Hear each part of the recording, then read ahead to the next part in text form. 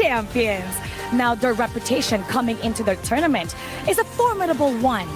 With that championship victory fresh in their mind and bringing along that confidence, they're considered to be one of the tough teams to beat here in the tournament.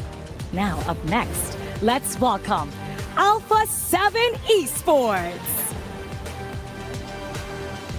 Niap, Danny, Fury, CR7, and Villa 1. Now, qualifying out of the Brazil Fall Championship, they shattered expectations. And also here at KWC at the Esports World Cup, where they went through Group B, taking out both Loops and Team Vitality before making it to this main stage. Who doesn't love an underdog story? Next up, though, on stage, it's Team Vitality. Tufts, Jean-Q, Neil, John, and 19. Team Vitality, a squad that knows how to fight through the fire. They may have finished third in the IKL, but they are turning heads here in the international stage. Now, they are the last remaining Indonesian team, and they carry the hope of a nation. They're still standing, and they're not done yet. Up next, we have OG Esports. Keke, Dao Dao, Wen, An, and Muchen. The phone rang for OG, and they picked up the last call to make it to KWC at the Esports World Cup. And boy, did they make an impact, going 2-0 in Group D. They definitely have aced their exams so far here. The question is, how far does that flawless run go now that we've made it to the main stage with 8 of the best in the business? These are our first 6 teams. Our next 2, however, will kick off our quarterfinals at KWC at the Esports World Cup 2025.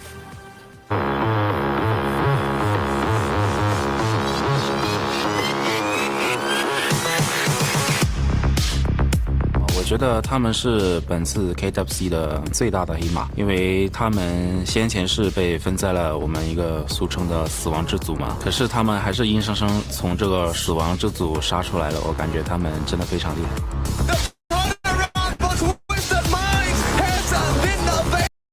from the pros and see how they maneuver, how they pilot those characters, and to really show off and maximize the effect of those characters. Since the beginning of Global Ban Pick, we've already said that the game completely just changed. It was the evolution of our game, because right now, 2 heroes, not enough. Yep. 3 heroes, not enough. 4, you're starting over there. 7, 8, or 9 is going to be the minimum that they need to master. For sure, you're gonna need to be a jack of all trades and master of all. Unlike a traditional MOBA where you see, the same few characters every now and then, you get to see the widest array of characters and strategies out in these best of 7s. The characters that you want to watch, if you can dream it, it's gonna be done, all right? It's gonna be shown on this stage. As I mentioned before the segment, there's so many different combos, and you really want to get all your friends, if you're trying to make a team, to build a community, well, this is the time to get them to watch how these players is going to do all those combos. It's going to be awesome. I'm telling you, in here, the players, you can sense it. Even though we're in the studio and right now there's a little bit of a distance between us and the arena, I'm telling you, I can sense the tension in here. I can feel how for all these players, this might be one of the most important games that they've ever played. I've been hearing a lot about secret weapons, strategies that they've held here for the playoffs, here where every match matters here, because losing means you're going home. And in these best of 7s, you're going to see all kinds of strategies, traditional and non-traditional. My favorite has to be Pei and Byron, okay? Because it's not just Pei and Byron. There are different things that you can combo with that. Because really, you can have a hyper carry farm lane. You can then even have Foods, as you saw, right? Of course, yeah. There's a farm lane as well. Just have a hyper carry jungle. There's so many different varieties that this combo can work with, Phil. And I want you, because you have been focusing on this specific strategy, why don't you talk more about it? It's one of the bread and butters here, but toss it back to Isaac here for now. Ladies and gentlemen, we are getting ready. As Dave just mentioned, there's different strategies. There's different compositions. There's like different heroes that can be played. And we're going to have to really look forward to what the players are going to choose. Phil, what do you think is going to be their first pick? I think there's a lot of first picks that can happen here. A lot of strategies, they think about going ahead and removing either the strongest picks initially, but in a best of 7, you can't remove them forever, right? So we're going to see more targeted bans come out, I would assume, and we're going to see all these strong picks be allowed open because you can only play them once anyway. The two teams have completely different playstyles. We mentioned this already. Paws like to go a little bit of rank master mode, yes, right? Like they want to pick combos. Even with Marco Polo and Yaria, right? The stuff that you're seeing in rank. People love that combo. That's how they grind rank points. But coming in here, when they go against Twisted Mind, this team is flexible. They pick on the spot. Whatever makes sense, whatever contests your lane to give us a little edge, they will do it. And that's what makes this team so strong and so unpredictable. When you think about Twisted Minds, you think about communication. What would be one word that you would use to describe Twisted Minds, Phil? If I had to describe Twisted Minds, I would say camaraderie. They do everything together. They win together, they lose together. You were mentioning the energy they bring. You can't even tell if they win or lose after a game. Absolutely. They're such good friends afterwards, and they love playing the game, and everyone here is here for the love of the game. Yep, in the group stage, Twisted Mind had a story of Hailan, right? Right after a loss, they came back. The first thing we heard from the stage, because we're so close to it, is like this guy saying, yo, did you see the play I made? The other guy, yeah, that was a great play, bro. You should do more of those. So like this team, it just make you confused. Like, oh, did I just win or did I just lose? What happened?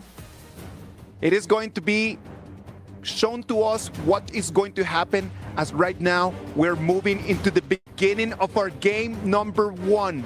The ban and pick is going to be the first phase, the first stage of this game. And you know what? We'll analyze the game after it comes back to us. I know that Saggy and Bland, they're ready to jump. Boys, take it from here. How's it going, everybody? We are going to be your casters for the game number 1 today. It is your boy, Blam, and with me is my co-caster for KWC. It is none other than Sagi. How are we feeling today, Sagi? Of course, we are stoked because we are finally pathing towards the playoffs. The last week, we have been putting stone after stone, blocks after blocks, and right now, we are coming to our first series of the playoffs. Paws Gaming versus Twisted Minds here, Vlad. Yeah, brick by brick, we're going to be seeing the first game composition come through here already. And obviously, we saw Dave and Phil talk about the party pick here onto the side of Paws Gaming. They're going to lock it in for themselves for game number uno. Ooh, game number uno. First strike coming in with the Fatih here. This pick, onto Snow, onto 90. They have had such an amazing performance, especially when it comes to jumping the backline onto this newly released hero.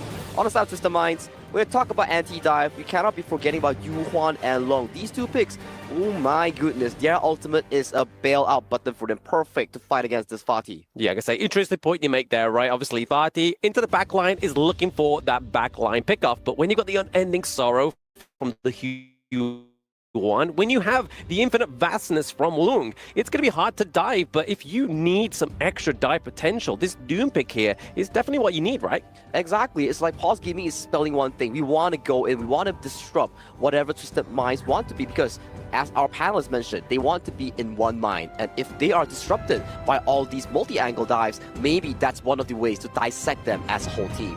Again, with this obviously dive potential here, you do need a little bit of zoning as well, right? I feel like this Lady Chen here for the side of Paws Gaming, Xiao Yang has picked this pick quite a few times already. Destructive Deluge is going to be a great means of zoning. Oh, that's definitely going to be the case here. And check out the bans real quick. Coming in game 1, we have the Dharma. This pick, man, Miracle Maker, Playmaker, Multi-Man Knockout has been banned as well from the side of Paws Gaming. Luna as well. We've seen this hero. So much mobility, so much ultimate refreshes. This hero can do it all. And if you check your screen right here, Byron as well. Why is this pick so prized? It's because of how strong it is in the early game. It can sustain lane. It can win lane, given the scenario it is given. So right now, this Byron has been locked in for Twisted Mind as well as we progress towards the second phase of the pick and ban. Yeah, pick and bans here, obviously very sort of support-centric over to the side of Twisted Minds, right? Obviously the Dolia being banned out because already locked in the Dune. The Ming here is going to be banned out because we know the Paws Gaming love the Ming and Lady Sun combo, right? So already Twisted Minds showing that they've done a little bit of homework here. And then final bit of ban here, they are looking to take away some more burst potential from the side of Twisted Minds. The Ganon Mo is on the ban bench. This is the beauty of global ban pick, right? Sometimes you don't have to fully push out all your prize picks. Yes. We talk about how expensive certain team compositions are. Imagine you pull out all the big guns, all the tier S heroes in game 1, but you manage to lose, or you manage to get a tough win.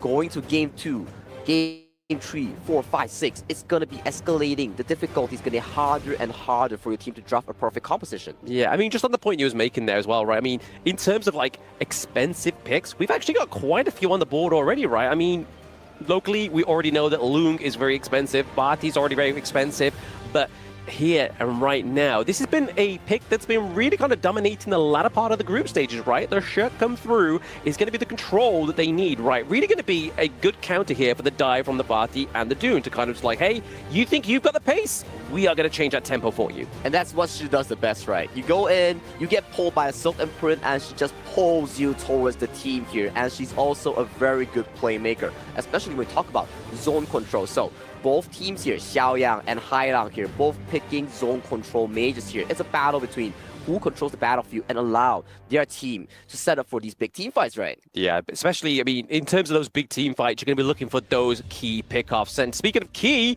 we was hearing it just before we switched over to us. As Dave was just like, hey, the Marco Polo Yaria is what they've been using to climb in ranked games, and Pause is like, hey, let's bring this combo out. A lot of CC, obviously pairing with the Fever Barrage Ultimate is going to be pretty scary here for the side of Twisted Minds, right? Especially when we talk about Yaria here. Why is Yaria so good in Marco Polo? Marco Polo, amazing mobility towards the mid game, so much kiting potential, you have so much playmaking with the ultimate, but you need to get yourself alive in all these situations here, and what's going to be better than that is a Yaria protecting this Marco Polo. But the thing is, Marco Polo Yaria, ooh, this duo, extremely weak in the early game. Will Twisted Minds be able to punish them for that? I mean, we could really only hope so, right? We see over, look at the Twisted Minds, they do have their late game ticket, right? They have the Loon come through, so you know that Twisted Minds, now that they picked up the Agudo, that's going to be a lot of resources down to the bot side of the map, right? They're really playing into, hopefully, Shanks being able to perform on this Loon and not get caught out by the side of Pause Gaming. And that is the task that Shanks have to really take on about. And we talked about the Agudo, right? When we see the team pick the Agudo, it spells one thing. You want to make sure that your tempo is fast. You want to be getting these side towers because the wild growth coming in from Agudo, you get so much critters and you can attack the tower without the minion wave. And that's the beauty of Agudo here. And we talk about this. Marco Polo Yaria, extremely weak in the early phase until the first or two items, like the Sparks Forge, like the Doomsday. Before that, if they keep breaking apart, that's going to be a big deal coming in for Pulse Gaming's draw. This is what we can only really hope for here for the side of Twisted Minds, right? That they have that dominant early game. But I don't think Pause is going to allow them to have that, right? But this is going to be the first draft of this best of 7. And already, like we spoke about, there's been some expensive picks and then others not too expensive. We see here the Marco Polo, the Aria. We haven't really been seeing this game number 1 for the group stage, but now we're in the best of 7 format. This is where we start to see that, okay, let's go for group 1. Like, game number 1, we go for some expensive picks and some not so expensive picks. But right now, getting into game number 1, this is going to be the kickoff of the playoffs of the KWC 2025. Pause Gaming going up against Twisted Minds. Let's go, ladies and gentlemen. This is gonna be an epic showdown between these two teams as we want to talk about some of the winning conditions here. Yeah. If you're Paul SG, you definitely have to be banking on Feng Jie and Qingling. Once these two picks come into fruition towards the mid game, you'll be seeing more of these sideline pressures coming from this duo. However, if you're Twisted Minds, you're gonna be banking on all your early picks here, making sure that you break this early game apart and you get the early game team fights going on for the side of your entire draft. Yeah, I mean, we could already see a little bit of rotation between the two lanes, right? Those side lanes are not going to be facing head-to-head with the marksman. They are looking to just kind of funnel and control the side of Pause Gaming at this point, and then obviously, as we look to the top side of the map, what's one good way of obviously taking down Barty in the early game is having some long range, right? Oh yeah, that's definitely the case, especially if you look at this case. It's pretty beneficial coming in from the side of the Marco Polo here. He gets the Fire Beak, he has a very smooth laning phase, making sure that, okay, we're sacrificing Snow onto the Clash League here, but our win condition, which is Feng Jie, that star player on this Marco Polo, gets a stress-free environment in the early game. Yeah, I mean, that's what you really want to create, right? When it is your star player, you want to create as little stress as possible. especially in such kind of high stress situations that we have right now onto the Gorge. I mean, not only just in the Gorge, but the tournament itself. The tournament itself, well said there, Blam. And just look at the mid side right now. There is so much pressure coming in from both teams here to really secure this mid priority. When we talk about mid priority, what is it about? It is about getting the push first and allowing your teammates to be able to push, to be able to gank the side lanes here. So whoever gets this mid control gets to move first. Yeah, I mean, that's the one scary thing about Twisted Mind's draft here as well, right? I mean, they got a low AoE. They've got to kind of try and acknowledge onto the side of Paws Gaming. They obviously have the Wild Growth. They have the stun come through here for City Boy on the Hue 1. So they're really looking for the potential CC and making sure they're not getting caught and taking like any unnecessary damage. Like we're seeing right here, the Silk Imprint comes through and serves Myosotis to the side of Twisted Minds. First blood going over to 90. Hylong coming in big with the Silk Imprint there. Yes, Myosotis, kind of a bit of an overaggression there. Thinks he has that passive to heal him up, but Hylong heading that Silk Imprint, pulling him towards the arms of Twisted Mind. That was beautifully played by Hylong. Very well played by Hylong. I mean, he's kind of like the guy at the party, right? You don't want to dance, and then he kind of does a little lasso, and then he goes around you, pulls you in, and then all of a sudden you're into the mix and you're dancing the tango. And that's exactly what they did to the side of Paws Game in there.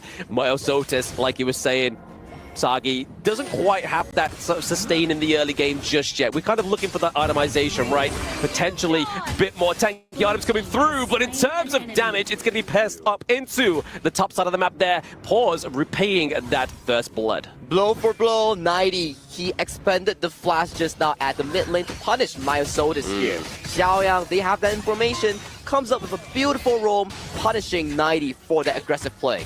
Yeah, again, this is how, like, real useful these common skills are, right? If you use that flash, it could be your deathbed, and Death Rope came through there to the top side of Twisted Minds. But right now, I see a little bit of a stalemate at this moment in time. Obviously, we do use the Agudo there for a ball coming through, just to get a bit of knock-up, maybe just trying to push away and lock down that balance into the mid lane. But we're coming to the first Tyrant of the series here, Blam. Usually we talk about, oh, early kills, not the greatest, not the best, but we talk about 4-minute mark. We want to see what the players, what the teams are prioritizing. Are we looking at fighting for the Tyrant? Are we looking for trading certain objectives on the map, like the buffs, like the towers here? As we slowly approach, the Tyrant has been spawned onto the map. Yeah, I mean, one of the clear indicators, obviously pressure down to the bot side of the map, but right now, Myosotis is just trying to kind of poke and prod both City Boy and Highland here, just try and make sure they look a little bit worse for wear as they try and go for this neutral objective fight. We do see, however, Bungjie in the sideline. Is he going to try and go with the Fever Barrage, but still doesn't quite have the confidence at this point in the game? Going over to Twisted Minds is the first Tyrant. Indeed it is, but I want to prize Paws Gaming as well. We talked about this, the Bungjie on his Marco Polo. He needs some time here, but City Boy here gets forced out the ultimate here.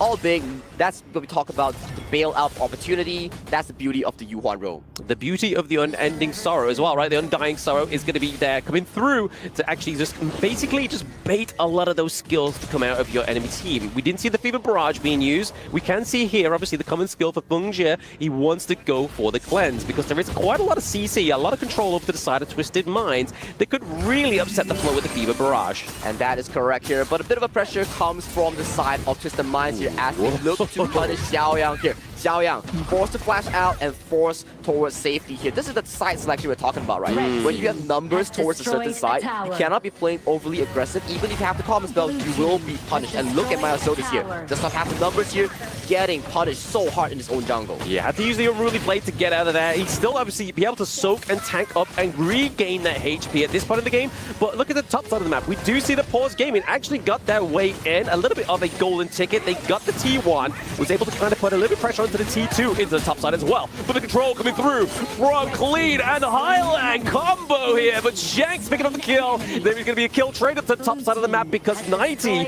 was doing his best to keep the T2 alive. Ooh, a 1-for-1 trade here, but Pause Gaming, you drop a kill, you get a tower top side as well. This is the potential of the Marco Polo Yari we're talking about. You don't stop them, you don't halt them in the early game, they are going to be such a menace in the side lane. And let's check out this replay real quick. So, Feng Jie finds 90, punished immediately by this Marco Polo. Yeah, I mean, he kind of flashed in a little bit too early there, then dashed out, and at that point, it was kind of like, it's taken too much damage. It's going to be a little bit of a kind of like, all right, FF, I need to go and just reassess back at base after that death takedown. But now we're starting to see the Pause Gaming again, a little bit more control onto the Gorge. They take the T1 down to the bot side as well. As the game progresses at this point, Feng Jie and Qingling is slowly becoming this side lane monster. Yeah. It's like a pseudo marksman that's roaming around the map. Roam and gun right now. Just look at bot side right now, 90. Once again, punished for his aggression. Yeah, punish for his aggression. That is going to be the takedown there. Snow coming through with a clean kill. Obviously, Furball doing quite a bit of damage, keeping him away from that second engage that we're starting to see brew there. Obviously, Miles Sotis coming from the back end of the Crimson Tyrant there, the Crimson buff, sorry. And then it was just kind of like, hey, no, Furball is going to do the pseudo tank job. And look at the members coming in from Twisted Mind here. They want to punish this mobile marksman coming in from Feng Jie. There's no one on the side of Paul that's coming for his rescue. And he overextends into the bottom side of the map, gets punished, fails out, double kill for the side of Twisted Minds. Yeah, but I mean, double kill for the potential T1 here. I mean, 90's really got a job on his hands as they obviously now, the cavalry arrives. They do lose the T1 into the middle of the map, which is going to be a not as good trade, right? I mean, yes, you get 2 kills, but what can Twisted Mind do a little bit more here? Oh, Twisted Mind gets the pull onto Myosotis here once again. Hailang pulls Myosotis in. This is the matchup between Hailang Shi and Myosotis. It makes the dude extremely awkward here, and Shanks wants to go for the Flaming Paw, but does not get the range. Yeah, I mean, they claim back the T1 down in the mid lane as well, right? That is going to be a good kind of switcheroo here for Twisted Minds. In terms of the goal lead, it's still only 1k. It's been very, very sort of like near and in between for both of these teams, but Pause Gaming, they put a lot of pressure into that top side of the map, right? So really, we're kind of already seeing a clear potential backdooring, right? When we get these kind of later neutral objectives, the Shadow Tyrant, the Shadow Overlord, there's going to be a lot of pressure at that top side of the map. That's exactly the case, but this Marco Polo and Yaria, it's a very good combo. It's like super good in the side lane. It provides so much healing and shielding for the marksman, but if you do overextend like what Feng Jie did, you're going to be punished as a 1v2 and you're going to be dropping 2 kills instead of 1. Yeah, they've got to be careful. They've got to be careful when obviously Yaria is on top of the Marco Polo. You've got to kind of make a case for that one within these dives into the bot side of the map. But right now, they're not really facing the consequences of that action, right? Exactly, and look at tempo right now. 9 minutes on the clock, 1 minute until the Shadow variant, the empowered Overlord, empowered Tyrant that's going to be spawned under the map. It's a 50-50 game between both these two teams. We haven't yet seen a full-blown team fight yet from both these two squads. Yeah, they're holding on, right? I mean, you can kind of see here, we saw that obviously Snow was pushing a bit of pressure up into the top side of the map, and then rightly so, down to the bot side, they had a minion wave crashing through for the side of Twisted Minds, so they're really kind of negating this sort of like 75-25 damage here for the side of Pause Gaming, but they are able to take that Overlord there. The pressure is definitely being neutralized here. Pressure is neutralized here, but Twisted Minds knows the map information here.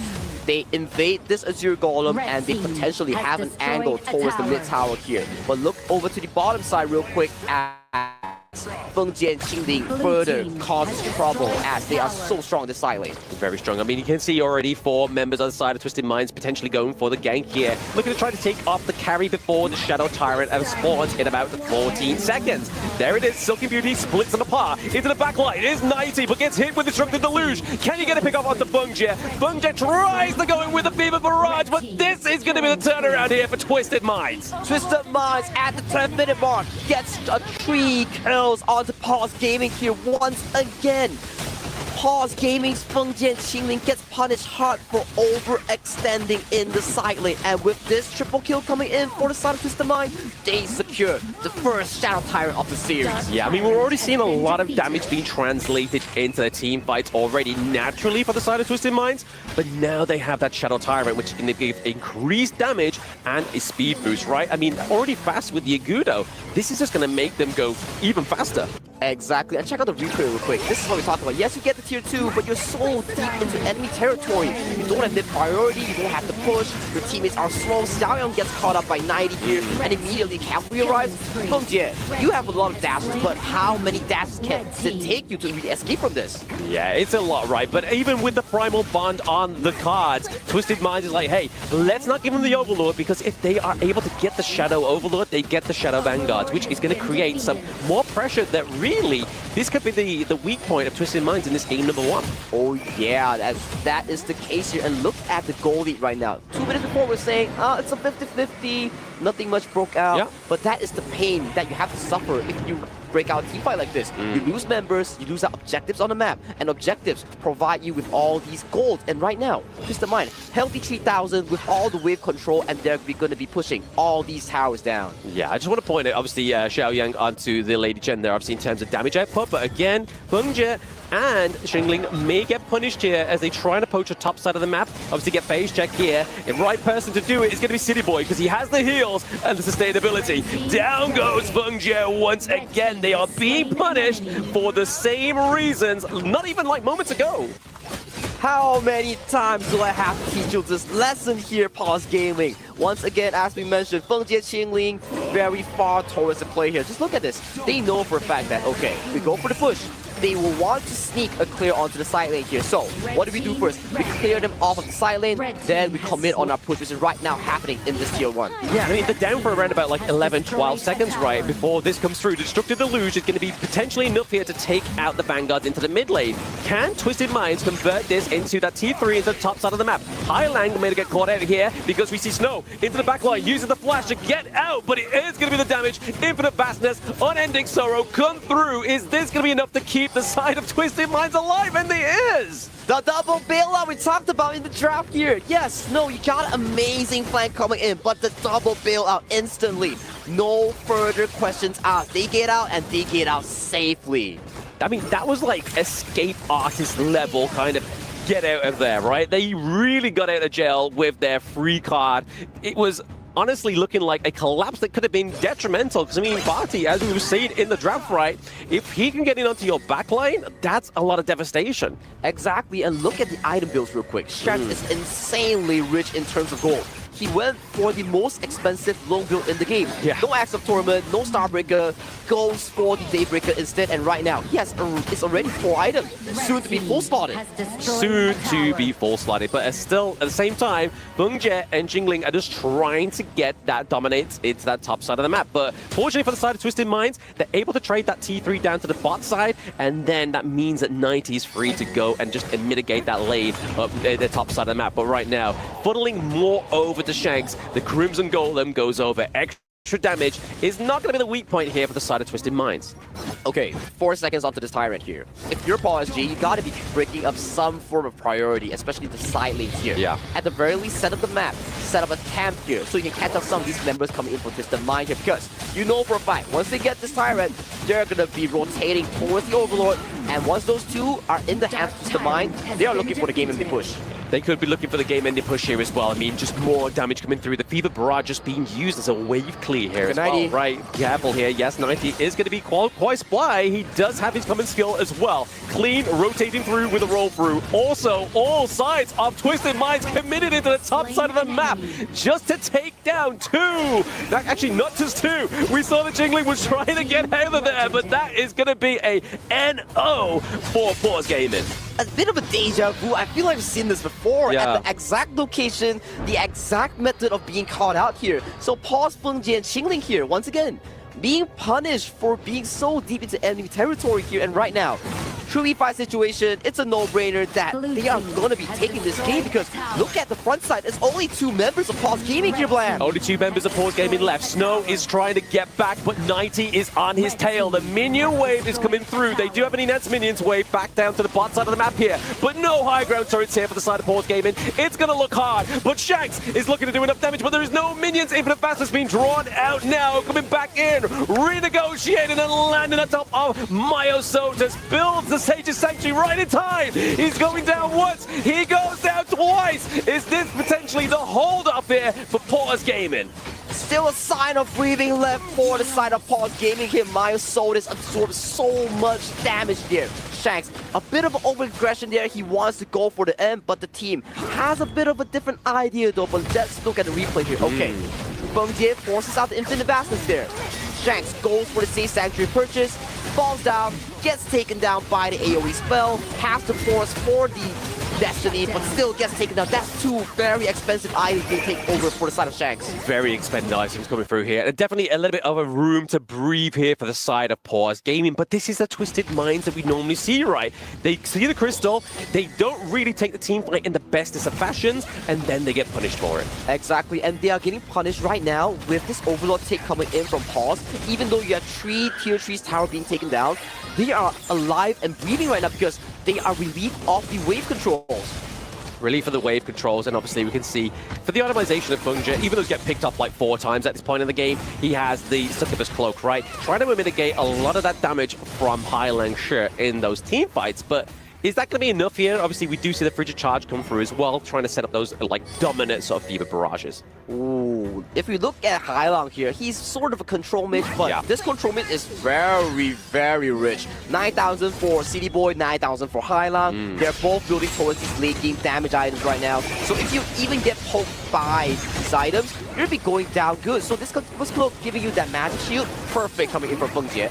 It's a lifeline, right? It's a lifeline against that magic damage. But right now, obviously, again, just creating more pressure to the top side of the map is gonna be Snow. And this is how he's been playing for the majority of the game. He's just looking to create some more pressure for the side of Pause Gaming. Twisted Mind City Boy taking a few blows there from Snow, but he's able to because he has the sustain. Exactly, and look at Snow right now, 3-0-1 coming in onto this spot team here. We talk about how prized this pick is. If he finds a perfect angle onto Shanks or City Boy, and they can chain the crowd control, they can't be using their bailouts, which is the ultimate. Yeah, I mean, right now, we're already seeing that one attempt for Snow down to the bot side to take that high ground turret. It's paying dividends here for Pause Gaming. They have the Vanguard down there. It's already split in part the side of Twisted Mind. You're already seeing that they're not clumped together as a unit right now. Exactly, and right now, Pause Gaming, they are looking onto the Shadow Tyrant. They have secured it. Are they going to put the gold button here because they have this extremely strong combat buff that's going to be on them for the next 90 seconds. Yeah, it's going to be a hard 90 seconds here for the side of Twisted Minds to play this, right? I mean, yes, they are ahead in terms of the gold, but I mean, how long is that going to actually sort of stick around, and how much is that going to benefit Twisted Minds going into this late game phase of Honored Kings, right? I mean, they're already pretty much 6 slotted. 6 slotted. Let's just look at the gold chart real quick. 16,000 coming in from Shanks. Coming in next will be Feng Jie and 90 here. So we are approaching the path that you mentioned here. More and more of these players are getting 6 slotted. 90 potentially caught out here as he's forced to walk away, and he has expended the Pure Sky to block that one single damage output. Yeah, I mean, this is what I wanted to point out earlier, is obviously the damage output from the Lady Gen, right? The Destructive Deluge is just so deadly within Honor of Kings. But right there, we just saw Snow. He did take a lot of Flaming Palms to the face. It did mean that he had to draw it back a little bit, but still creating that kind of pressure into the top side of the mat is going to be Feng Jie and Jingling. Furball just doing his job as pseudo tank.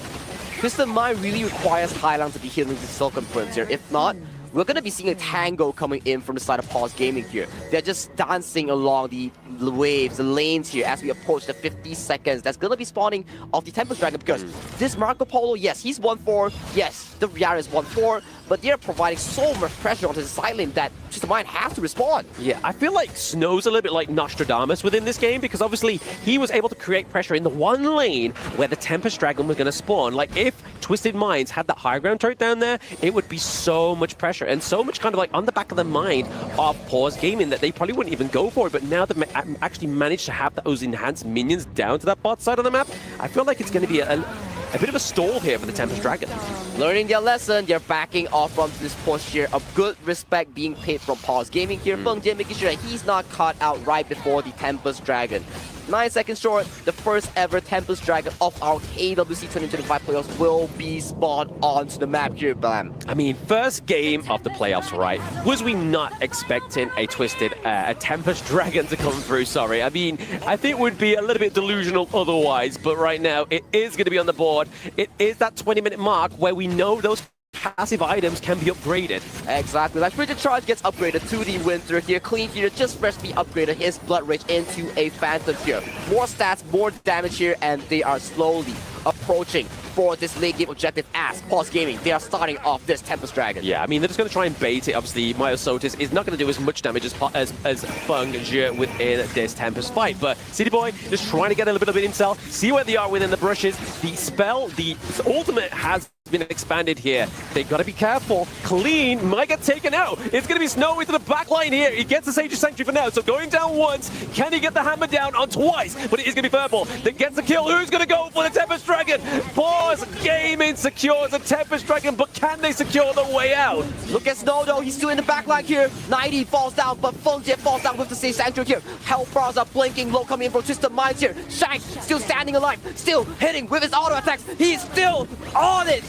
Goes in for the skies, comes down, flanking huge. Right now, the fight is going super close for both teams here. Both teams here. 90 is going to be the knight in shining armor. Can City Boy and 90 withstand this 2v1 against Myosotis? He has a Sage's Sanctuary. He's taken down City Boy, but can he take down another? The shielding comes through. He sidesteps the wind slash. They are going 1-to-1, toe-to-toe. Can they go brick for brick? 1v1 goes in, the shield comes in strong. Healing from the dude is just too crazy as of this point. The dragon is firing at 90 and he gets taken down as Pulse Gaming comes up huge with such a big team fight. The Tempest Dragon Vanguards did actually do the job. They were the ones to take down and get the hit onto 90, but 90, to his valiant efforts, was able to keep alive the Twisted Minds Clean, Highlang and Shanks to get back onto the gorge. So it's not written just in the stars yet for Pause Gaming in number 1, but this replay. You look at the replay here, Snow immediately flashing in to capitalize on the backline. The smite coming in from the side of Twisted Mind goes down and it's currently in the backline here. So on the front end, Pause Gaming gets the Tempest Dragon. As the fight further commences here, we see Snow further pondering at the backline here. And as of this point, all members are down and we see a 1v1 brawl between these two fighters into the mid lane. I mean, this is just giving me KMW Finals PTSD, right? Where we saw 90 go 3v1 and he was able to take down the side of OG. It was incredible, but it just wasn't enough against Pause Gaming as they go for the potential final assault. But still, due to that fight, a lot of the members do not have the Tempest Dragon buff right now. Only Myosotis has it, so it still does not form a game-winning push coming in from Pause Gaming, especially Marco Polo, not the best pusher here, but the pull comes in, forces out the Purify. Yeah, forces out the Purify, but obviously we weren't hoping that the Agudo Furball was going to land on top as well. It's a bit of a combo, but there it is. Snow just diving in, getting a bit of damage. Destructive Deluge is just going to be such a zone-in position at this one, but they've got to clear out these waves that are coming through into the side of Twisted Minds. With that attempt and that team fight coming from both teams here, another tier 3 goes down over to the hands of Pause Gaming here right now. All tier 3s from Pause Gaming, not there to be living. For the side of Twisted Minds, only one remains here. With control, it's gonna be neutralized for both teams here. However, we have to look at Snow. He's gonna be the key difference maker at 90. Whoever finds the flank onto the backline will secure the deal for their teammate. It does seem like that, right? I mean, we were seeing it in the BP at the very beginning. It's all about the access into the backline, and both of these teams have that, and they have portrayed so far that they can do it beautifully, but it's who is going to do it at the right time. Exactly, and we have to think about one thing. Shanks no longer have to say Sanctuary. One time it was at the crystal of the enemy team, and one time it was at this fight, which is 2 minutes ago.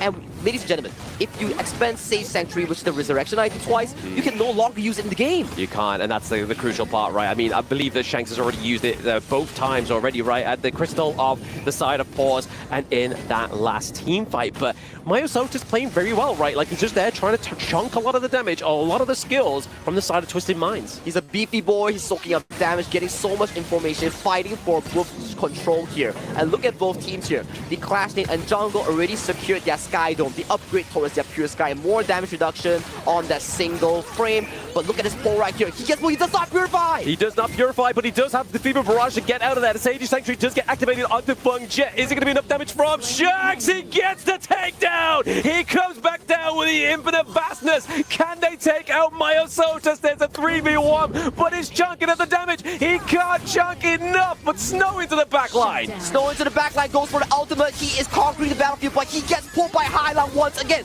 Swaps towards the Sage Sanctuary. He is still alive, yet to be expanded right now. Can we look for more opportunities, or will Twisted Minds close off this game with More kills! They're looking for more kills. There's only 2 members alive. We see that Xiao Yang is able to get that Sage's Sanctuary in the last moment, but he gets taken down as well. The boys in red are coming through. Minion wave here. We see Snow trying to go back to base, but we're seeing City Boy just grief him. And game number 1 is going to be Twisted Minds. Hailong with the crucial initiate pulling the Marco Polo. He had no purified. That top lane was the result of the display coming in from Hailong. Feng Jie once again punished for being over-aggressive. Punished for being over-aggressive. I mean, honestly, the Marco Polo and Yaria, it wasn't the kind of shining thing we was really hoping to see there within the BP, but it's more of a just kind of just like, hey, maybe it's going to be that kind of tactic of like, let's expand Shanks' Loom, because obviously his performance on that one was a great pick, but now, because it's the best of 7 and we have the global ban pick, he cannot have that anymore. Exactly, and like, this is the beauty of global ban pick I was talking about with the panelists and with the casters. There are certain ways you can just be expending all these heroes and you can pass it slowly but surely towards the game 2, towards the game 6, as that is how you expend the hero pool.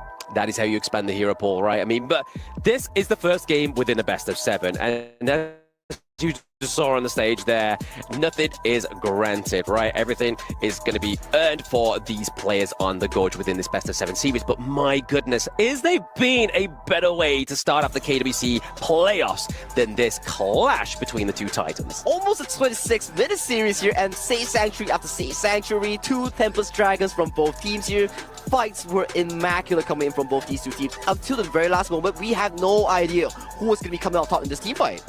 Yeah, exactly. Exactly beautiful there. But I mean, it's like Isaac was saying, right? It's like, is 3 heroes going to be enough? It's not enough. Is 4 heroes? It's not enough. But there is some few solid heroes left, but it still could not be enough. And right there, we're going to throw it back to the desk to see how they felt about that game number 1. You know what? Do you know what? Do you want to know how I feel? I feel speechless. That is exactly how I feel right now. It is how people at home is feeling.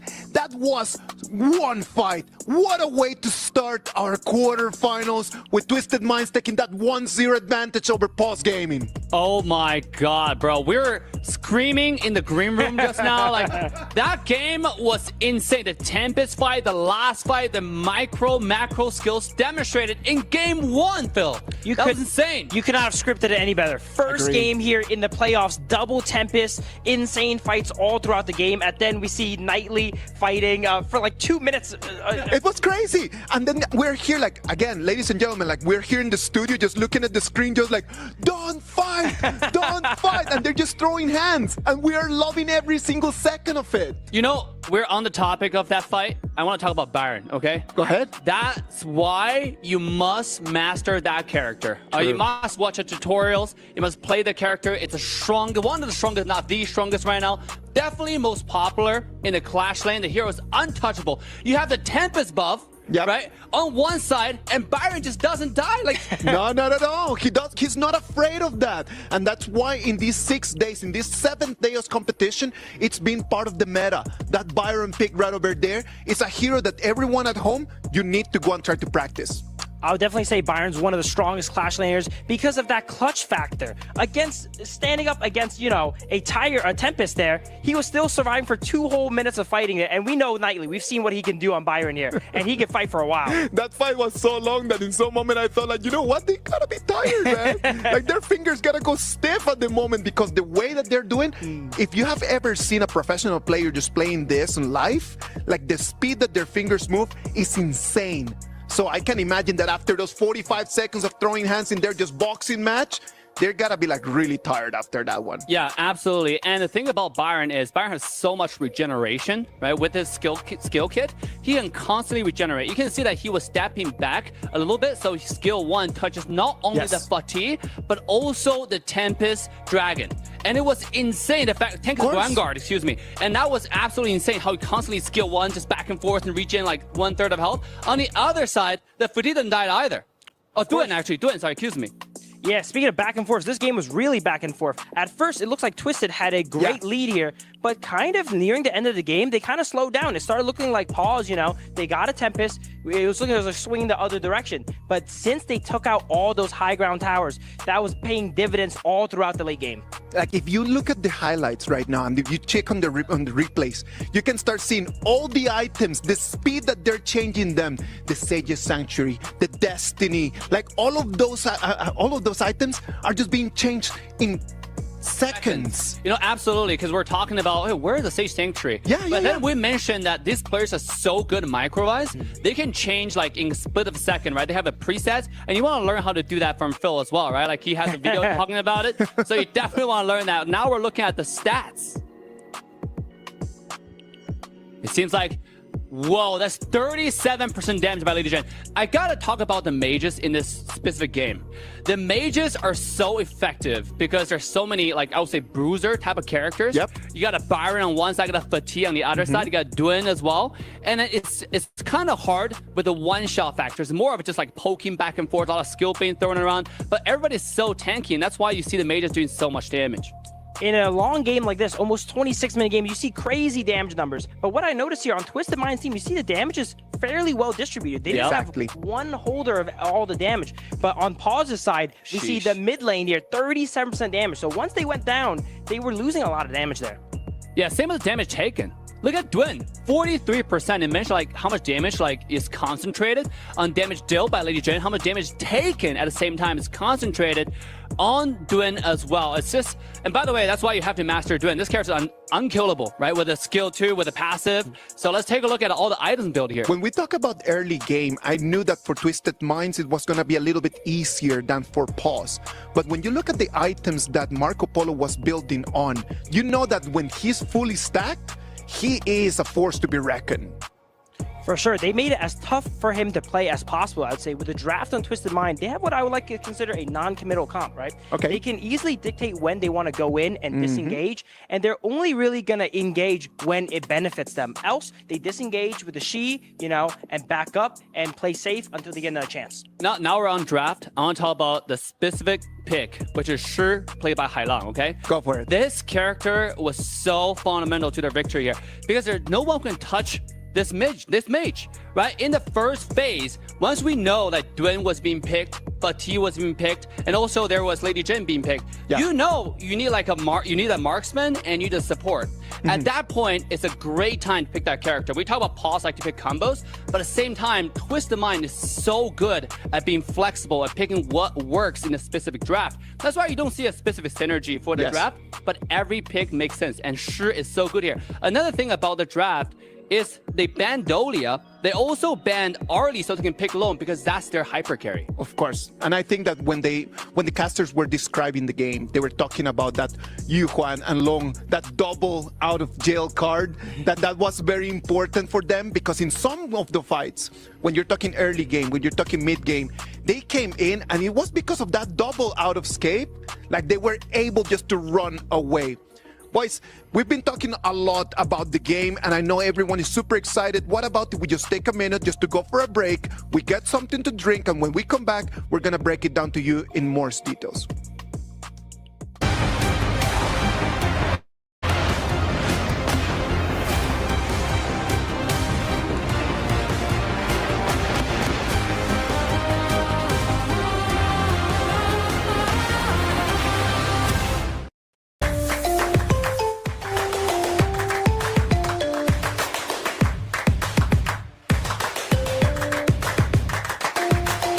Level up your gaming experience with over 8 billion playlists, only on Spotify, the official audio streaming partner for the 2025 Esports World Cup.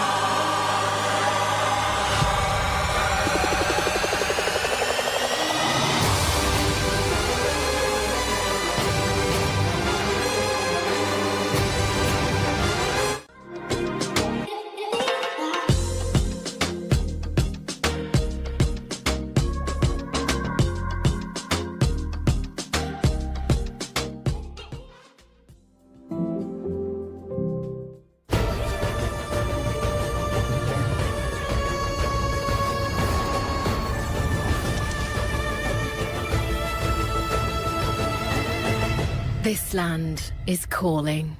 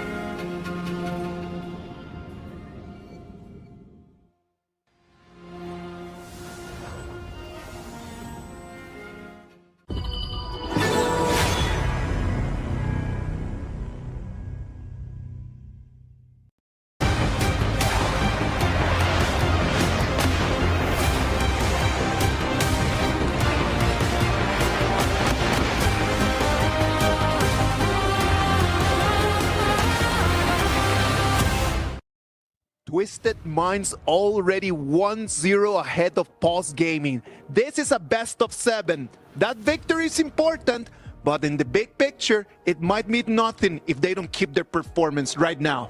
Absolutely. At the same time, they already used really strong picks like Byron in Game 1. And there's going to be so many more, right, for the other side in Game 2. This is going to be a game of stamina here. We're potentially going to see us go to Game 7, so strategies are going to be developing. I would say while Pause did lose, they didn't lose as many powerful picks as Twisted Mind did use. Well, they already, if we're going to jump into directly to the predictions. First round of BP, like first round of bans, they were very clear. The Luna, the Dharma, the Pei, and the Arlie. The 4 most meta picks in these last 6 days. Now, if they are to ban the Lung and they're going to ban the Fatih, they're going to have to allow two of those out there. Interesting thing to notice, Diadea is missing here. You know, it was not picked or banned here, so teams are potentially saving it for some compositions later on. It's interesting to know that Diadea can enable some weaker picks to be a higher level. So I'm going to predict Diadea pick here in the second game. It is 7 games, right? It's got to come at any moment because, as you just mentioned, Phil, it is one of those very strong support heroes. What do you think, Dave? I think Pulse need momentum, right? Twisted Mind definitely twisted some mind with that Tempest play. And then they need characters that can change the game, and they need something like Pei, for example. You know what? We're gonna jump into the first round of bans. As we see this first round of bans coming in, I am just wondering, are our ideas the same as the casters? Do they think that we're gonna be seeing a Luna, a Dharma, an Arlie, a Pei? Boys, what do you think? Saggy, Blam? Give me your thoughts. I'll tell you exactly what I think, Isaac. I think we're going to have a banger of a game number 2 regardless, right? But the Arlie, however, is not going to come through within this one. And obviously, predictably, as we were thinking, the Pause game in banning out the party, again, just being probably one of the most expensive picks on their draft of game number 1. And then the Dharma as well, so the Luna could come through here for Clean, right? Ooh, Luna or Clean's favorite pick is still up for grabs here. So far, Clean, his play has been a phenomenal pick, especially right now. They lock it in. They know how important for Clean to dictate the tempo and control the game within its grasp. Because why is Pei so good? So much mobility, able to travel the map, spikes extremely hard towards the mid game to really dictate the tempo. If you can get the Shadow Tyrant, it can control all these neutral objectives, you're gonna be a monster. An absolute monster, but I mean, the one counter we've been seeing for the Pei, obviously, we was going to talk about the Yukio there, but it's not going to come through, right? Obviously, Jin coming through here, big AoE, a lot of damage reflection for her kit, but then the Byron, obviously, Twisted Minds used it last game. They can't have the Byron and Pei combo that we heard the analyst desk boasting about earlier. So they're going to have to kind of look elsewhere, right? I mean, in terms of the Jing, we need a little bit more control on the side of Twisted Minds, right? I'm loving these two drafts, right? We talk about control coming from Twisted Minds. They're probably going to form a formation that is capable of playing with this Pei here. And we talk about control. What's better with it? Meyin with the knockups, Zhang Fei with the pushback. And for Pause Gaming here, I'm loving the draft. These two players from the side of Pause and Twisted Mind, assassin versus assassin matchup, a switch up from game 1's tank versus tank. Yeah, tank versus tank, but also the resources are going to be pretty much central around both the Pei and the Jing, right? Obviously, you're really going to be looking to see which out of Clean and Myosotis is going to be leading the resource game. But here we go. Speaking of control, some more AoE coming through here for the side of Pause Gaming. Winter is here. It's going to be a good piece of potential kit here for the side of Pause Gaming to actually try and turn the team fights into the favor of Pause. And we talk about this Princess Frost and Jing, right? Usually we see this team composition. We will see the mid lane farm being open entirely for this Jing to prosper and farm a lot. Make sure that this Jing gets a very smooth early to mid game and get to the item power spike sooner. This Princess Frost, even though it's a mage going to the mid lane, it will serve as this anchor, allowing the team as the second roamer to put it to funnel farm to the jungle to give more space and for Byron to win the lane even harder. Yeah, I mean, right now we are seeing, again, they like to do this on the side of Pause Gaming. They like to focus Hai Lang's hero pool. They've gone for the I Ching, they've gone for the Gan and Mo once more. Because, I mean, in terms of obviously damage, we need a little bit more consistency here for the side of Twisted Minds, right? Down to the bot side of the map, we need to see that farm lane pickup come through. But speaking of farm lanes, it's going to be the D-Ranger for Feng Zhe. The DRJ, this pick, one of the best blind picks here. Why is it a good blind pick? Very strong laning, available to be going for the tank build, extremely safe when coming in with these assassins here. He can protect himself, he can play along with his own tempo, right? He can build the Ominous, he can build the Blood Rage, he can build the Succubus Cloak, so it's a very safe pick. And one more thing, he's so good in the lane. Very good in the lane, but also his ultimate, right? I mean, that's going to be one of the key parts taking down the Zhang Fei, right? You use his ultimate, he gets that damage reduction onto whoever gets hit by the golden token. So once that comes through, you can start to see that Myosotis on the Jing will just come through and cut like mirrors do. And speaking of mirrors, we get in that Lady Gen for Hai Lang, as we saw, impressive amounts of damage in game number 1 for Pause Gaming. And that's all Flowborn Marksman here. So Flowborn Marksman being locked in for the side of Twisted Minds here, rounds up their composition. Pei and the Zhang Fei will be in charge of the early game, while the Flowborn Marksman onto Shanks will be in charge of the later stages of the game here. For Pause Gaming, they still can go for the Liang if they want to, but Liang Po, one of the best roams so far in this KWC, I think he has 80% win rate out of 10 games, is locked in for the side of Qingling. It's not just only that win rate as well, right? I mean, it's also one of City Boy's favorite picks. So Pause are like, hey, you've taken game number 1 of us. We're going to take your big boy off of you. But I mean, we were talking about this in the card to obviously the Boulevard, that City Boy likes to play those tanks, and obviously Hue 1. Hue 1 came through in game number 1. Now Zhang Fei comes through in game number 2. Is it going to become a little bit more of a problem if they get to game 4 and they're kind of just like, the deuces, bro? Like, who do we go for? Yeah, who do we go for? My draft is so down the drain, but that's the beauty. That's the amazing part about Global Ban Pick here. The games will not always be the same picks of heroes. It will always comes out interesting because it forces players and the coaching staff to adapt to certain situations and to adapt and evolve as the draft goes on, especially towards Game 6. Especially towards Game 6. It's going to be hard for both of these two teams, but I feel like they're just definitely more focused in the moment, right? This is game number 2. We still are so many games away for, unless obviously Pause Gaming just allow or they get demolished by Twisted Minds at a 4-0, which is probably not on my cards today here, Sagi. But as we're just waiting to get into the game here, in terms of the core for both of these teams, we're looking at obviously Clean, we're looking at Myosotis, but what's the other win conditions we could potentially see here for both of these teams? One thing's for sure, we have to see the early game tempo coming in from both these two teams here. Snow on this Byron, Feng Jie on this Diren will be the anchor to fight off the Pei that's going to be dominating the early game. But without further ado, ladies and gentlemen, this is game 2. My name is Sagi, alongside it is Blam. Blam, let's go. Let's go indeed. So Twisted Minds already having that momentum for game number 1 victory. Is it going to be enough then to get into game number 2 and just carry on that same winning strategy right now? But Clean was hiding in the brush there. Xingling was like, hey, bet I'm going to go and check it, because we're looking for, obviously, that level 1 invade, right? Trying to take some of the jungle camps away from your enemy's jungle. This is the important thing when you're playing against a Pei here. You know the fact that Pei has so much mobility in the early game. He's going for these invades, and you have to be standing at these bushes to make sure that your invade angle has been closed up. But Snow here gets poked a bit, but gets flashed out immediately. Gets out alive, gets taken down by Clean. I mean, we were looking for that invade into the jungle. Was we expecting a first blood to be the case? I mean, that's going to be a little bit of a juicy gold lead there going over for Twisted Minds, because with first blood, you get that Brucey bonus. But at the very least here, let's check out the replay here. Snow overextends a bit, gets the Storm Strike knockup, but gets punished immediately. And this is the strong point of Clean here onto this Pei. This hero, so much damage potential in the early game here. Just check out this normal combo here. You can alternate between human form where you're ranged, and when you're in the tiger form, the tiger stance, you have so much mobility. You can be leaping onto your enemies with no harm. With no harm indeed. I mean, definitely going to be the takedown there. What you're looking for is going to be in that tiger form. So those below, look below on the screen. If you're looking to pick up the Pei, that's how you play. But nonetheless, we're looking at this game right here. Obviously, game number 2. We're looking around about 400 gold lead between the Twisted Minds at this moment in time. Already just trying to slow down the early game aggression here for Twisted Minds. Xingling playing very well, kind of just baiting a lot of those skills over to the Lian Po. That's the job of a roamer. You want to be opening up the map, providing information. Who is at where, who has shown onto the map. And what better way to do it is Xingling onto this Lian Po, City Boy onto this Zhang Fei. They're fighting for the river control right now.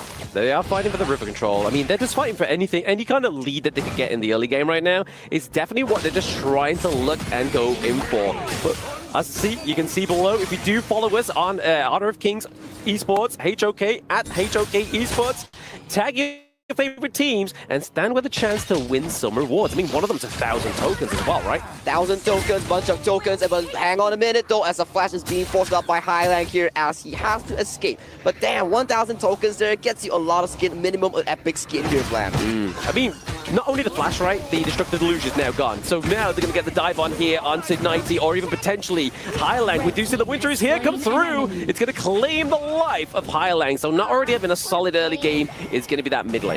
Once again, Paul SG. Yup, they fell first blood last game. Same situation again, they fight back hard, punishing Highland for not having the flash right here. For the side of Clean, he's doing an extremely good job to make sure that this Jane does not get out of control here, but as we talk about during the drafting phase, this mid wave for both these 2 mid lanes coming to this game, they're not going to be touching it. All this gold is going to be funneled towards the carry jungle. Yeah, exactly that, right? I mean, these mid lane mages, they don't need it. They just need to get to level 4, and get their ultimate like they both have, and then just use that as either great CC or just use it for, obviously, high lane to do a lot of damage into these potential team fights. But we're only just getting into the 4-minute mark. We are already 2 kills onto the board. A little bit more action-packed than the first game, but going into the wrong brush here. It's going to be 90. He gets hit with the Storm Strike. He gets hit with the Winters here as well. That was so beautiful coming in from Snow and Xiaoyang. The combo was orchestrated perfectly. Storm Strike knockup into the freezing prison, immediately locking up 90. We know Meyin has a lot of CC immunity, has a lot of mobility, but what are you going to do about that? We can't react at all. Yeah, I mean, when you get slowed, it's going to be hard for you to get out of those fights when you are Meyin, right? But already, Pause Gaming looking to put a little bit of pressure down into the bot side of the map, looking to try and secure that Tyrant. Again, this is going to be a lot of damage for the side of Pause Gaming. And this is the prize Tyrant, right? It allows you to be pushing out these plays even faster, gives that extra electric zap for your team, and look at Shanks right now. Winter is here, zones in off from the turret here, and pushing forward is the CD key, and that's what Pause Gaming is doing right now. They are trying to push forward here, but the Bright Light Burst is actually going to catch Feng Jie. Not only that, but Highland gets the knock up there as well. Could 90 get taken down here? He's able to get serious and get out alive, but right now, can Xingling do the same here? Both teams trading blow for blow here, but Twisted Mind comes out on top here. Feng Jie once again gets punished hard, and Beautiful stuff coming in from Highline. The Destructive Deluge Flash gets into his face here, and Fengjie, you do not have Flash, you get punished immediately. I mean, we were talking about this obviously in the pre-show. We've been talking about it a lot before, obviously, the playoffs. And between these two teams, the analyst desk called them out, right? Obviously, we're looking at Shanks, we're looking at Fengjie, and really, Twisted Minds are definitely focusing Fengjie within this game number 2, right? They don't want him to allow to get that kind of lead, get the itemization come through. Obviously, we see the Spark Forge Dagger now, which is going to be a little bit more pressure onto the side of Twisted Minds now that that Deringer has a little bit more better wave clear.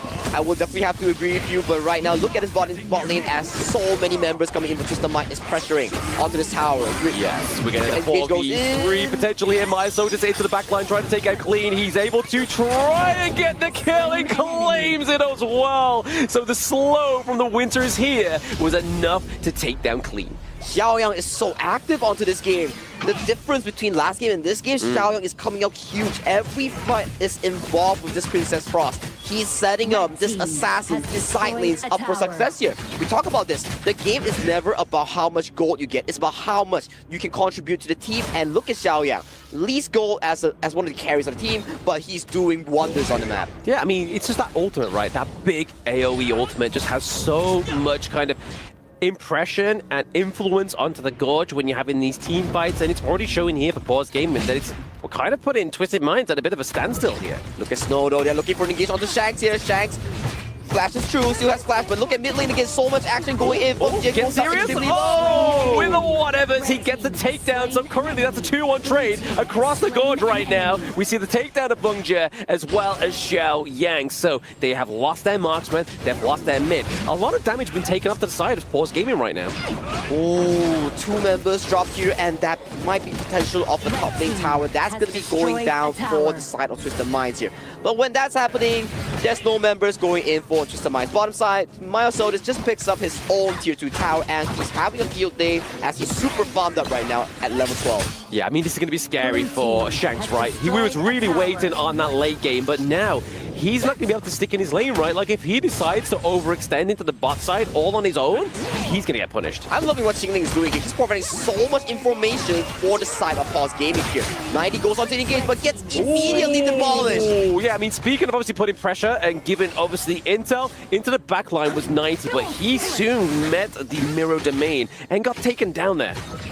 Wow, just look at this, Jay. The importance of funneling gold towards the jungle assassin here. I believe he's probably about 7,000 or 8,000 gold right now. Check out that goal lead right now, 7.3k goal lead against anyone on the side of his team. Look at Xiaoyang, sitting on 3.7k, only a Venomous Staff.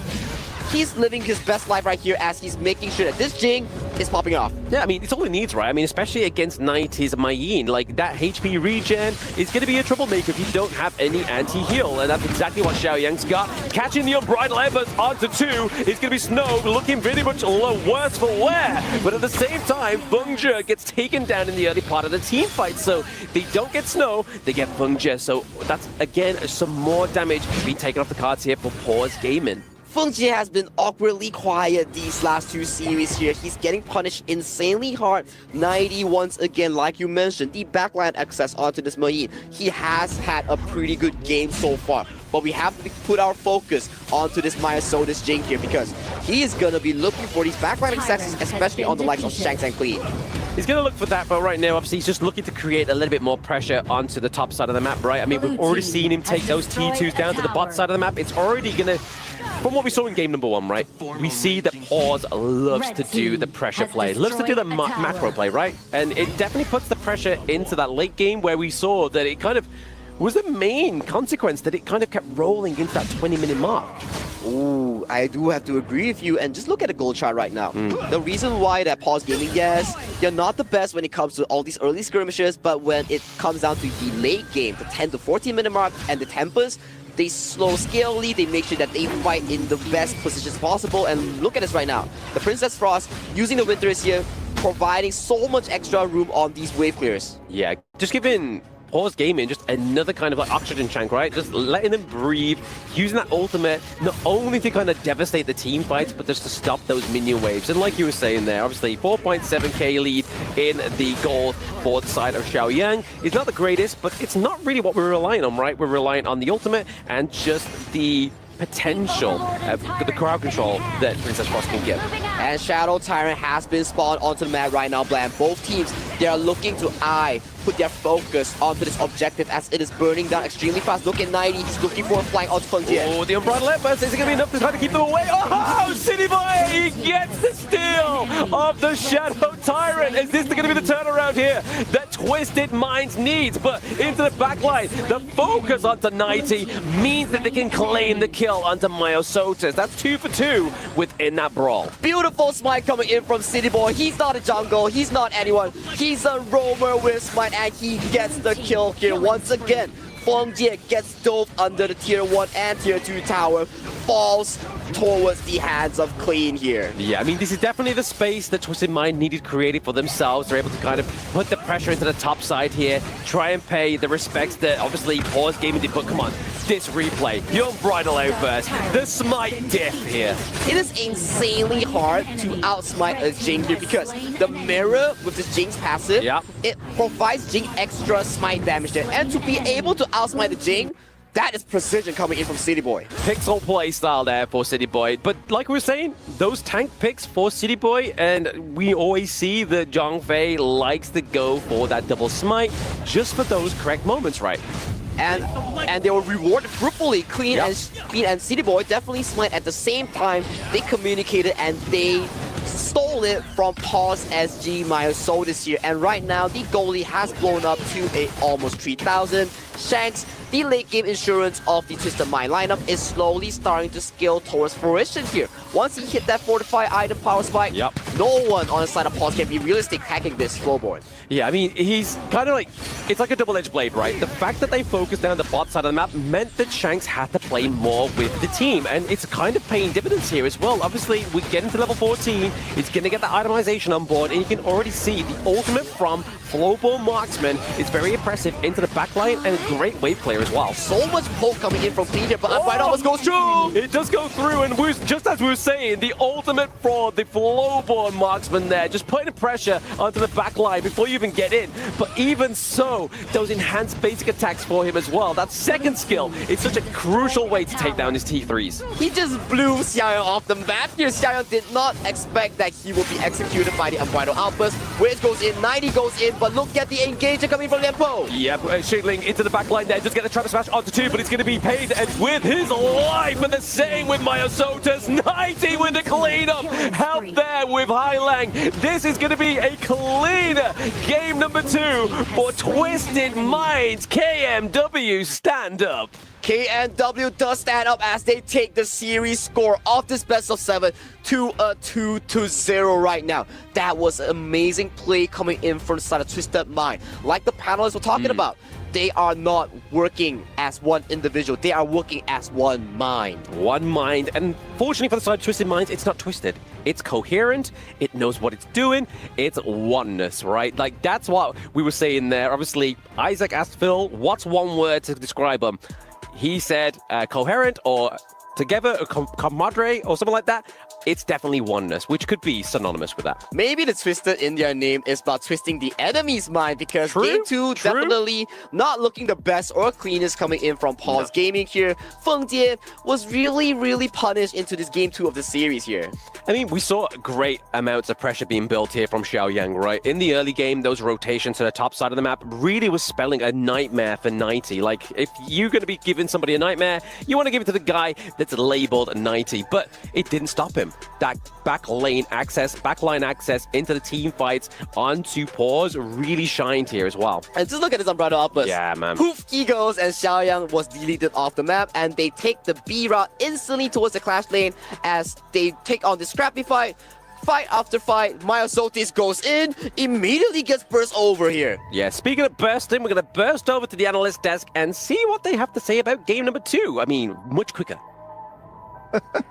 Thank you very much, Blam. Thank you very much. 2-0 already. Twisted Minds taking a very, very strong lead against Pulse Gaming. This was not an easy game. They had the composition to try to take the pace at the beginning. They did not have it. But then the battles in the mid lane, that was amazing for them to actually be able to snatch that leaderboard. Dude, I love the momentum going for Twisted Mind right now, okay? After game 1 victory, they're snowballing this entire series. Last game's draft, it's kind of hard to summarize exactly what composition they're going for, but it feels like they're just winning rain game right now. Like every person is popping off and they're showing skills. Yeah, once again, Twisted Mind's known for picking best in slot, and they have a lot of best in slot picks there. They get the pay, and they actually use it. Really early into the game here, he couldn't really find his footing, but once he did get it, they ran away with it. I'm telling you, it's been such a great way just to start this quarterfinals. It's been just amazing just to see how the players are trying their very best. Twisted Minds come in, they wanted to have like the early game. They wanted to have that pay pick. We knew that pay was going to be allowed in here, and they knew exactly what to do with it. We were mentioning that Fengjie is going to be crucial to Paul's victory here. And I think in these first 2 games, he didn't quite respect, Twisted Mind there. He walked up a little bit too aggressively, and their compositions is built to shut him down. They know he's the weapon of Paul's Gaming. I agree with you, Phil, in that. Like, the truth is that Fengjie in these 2 games, it has not had the presence that we actually wanted him to have. Like, we wanted Fengjie to be a little bit more present in the first game with that Marco Polo pick. Yeah, of course, it started the very late game, but in this game, I don't know, that DNGF did not feel like it was really commanding the lane. No, I got to give credit to Shanks. Absolutely, Fengjie was not having the greatest game. Yeah. But another thing, it has a credit goes to the opposition, right? Because there's a lot of poke coming from Flowborn, and that's what this character is so good about. And you want to learn, by the way, Flowborn is definitely a revolutionary character in Honor of Kings. If you haven't played this character, this is the time. There are already tank and marksman classes available, and this is you're seeing a master class for marksman. I knew at the beginning that I mentioned that Shanks might be the weaker end of that link, right? I talked about that. I talked about the chain. I talked about the composition. I knew that Shanks, for me, was going to be the opening. And on the other side, Shanks has proved me wrong, man. And whenever that I'm wrong, I got to admit it. And Shanks in these 2 games have really been the top dog. Shanks and Highland, great dual carry, both dropping about 25% damage each, but clear with the pay there, while his early game was not as quick as we usually see with pay. Once he got moving, he never slowed down, and they actually took a really early win. We didn't even expect them to win at 12 minutes. They got a few catches. Liang Po went down, and they were able to break open the game at 12 minutes. Dude, I gotta say, this looks familiar to the previous game stats, right? You got an even out distribution for Twisted Mind, and you got a concentrated damage output and taken for Pulse Gaming. I mean, this gotta be something Pulse work on next. Probably this is also their strength, because we know they work towards Fengjie, right? But I think Twisted Mind have find a solution, because everybody's leveling up. They're stepping up their games right now. I believe that Twisted Mind's playing well, but at the same time, there's one element that I do not like a lot from their mid game. I think that when they get hit the mid game, when we're around the 7-8 minutes mark, it feels like they rush it a little bit, and then they start losing fights, they start jumping in too early, and that allowed Pulse Gaming just to really like neutralize the pace that was coming in from Pay. They're definitely prone to giving back a lead a little bit. As we see in the first game, they had a massive lead, and then they kind of gave it back. But because during that time, they went ahead and they got the high grounds, they were able to keep the game going and reclaim it back. And that was able to carry that momentum into the second game, too. I think if they went ahead and lost game 1 from that shift, it would have went a lot differently in game 2, I think.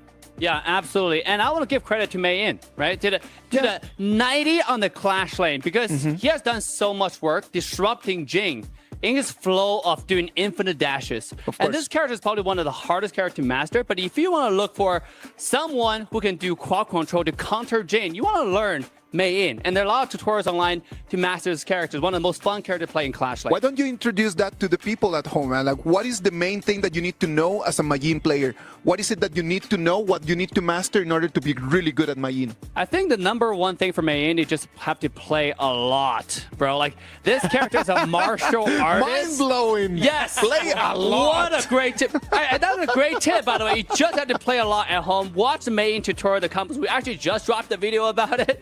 you definitely want to watch how to combine different skill sets, the fist, the kick, and this way you can do infinite CCs. This guy has so much CCs. If you capture you once, he will capture you twice. And that's what makes Jinx so hard to play in this game. Now, I have a question about my Yin. Do I need to move really quickly? Do I need my fingers to really move quickly? Because my fingers cannot move at the speed that they are moving. Like, we're showing you right now in slow-mo about how they're doing the main mechanics. Like, look at that. That's the real pace. Real time is crazy. Hold up. You thought that was real time? No, I'm telling you, it is lightning. Yeah, this guy switch items so fast, Phil. And you're definitely going to need some fast fingers. Look at that. Wow, look at that. To play these characters here at the highest level here. As Dave was mentioning, Mei Yin, any character practice makes perfect, right? But Mei Yin, you definitely need a little bit extra games on. Now, Dave, I know that you played semi-professionally this game and you played to the top level as well. Talk to me. How difficult it is to really move that fast? I mean, it all comes down to proficiency. For example, item swap, right? There's a specific way of how you do it and how you do it properly. It's like any sports. You want to get your poses correctly and then just practice over and over and over again until you have muscle memory. Okay, I click here, here, here, and that's how I get those items. Because when you watch a top player play from the global region, that's what you saw. It means you barely see them open up the shop and somehow the items already swapped. And that's because they memorize it in the back of their head. For a lot of people at home, like, what they're looking is that they're always just kind of like comparing gold with all the other people. And I understand that they are comparing that gold so they can understand the jungle pathing and then just exactly knowing when the items are coming in, not only for them, but for their opponents, right? It's very important to play around your power spikes and attack the enemy before they get theirs, And once you have a character like Pei, when we talk about gold, it's all about the gold differentials, right? Because Pei is going to be constantly invading. You saw that in the early game. They got the first blood. They're catching the enemy clash lane. And I think that when you play a character like that, and when you play Honor of King in general, you have to learn how to make money, bro. You have to learn how to farm around. Right? Gold is really, really important. If you have 3,000 gold ahead of your opposition, the corresponding laners that in your position, you will destroy no matter what. Sometimes you can 1v2, 1v3, and that's the power of gold. Dave, Phil, already 2-0 for Twisted Minds. What is going on with Pulse Gaming? Like, we need to start just really starting to analyze what is going on with Pulse Gaming, or is it Twisted Minds that is just too strong for them? Phil, what's your take? As I was mentioning earlier with Pulse Gaming, they really play around Fengjie, and since he can't really get online in any of these games, Twisted Minds are drafting compositions that are making it hard for him to go ahead and play, and because of that, he's not able to get online, he's not able to get ahead, and when he goes down, so does the ship.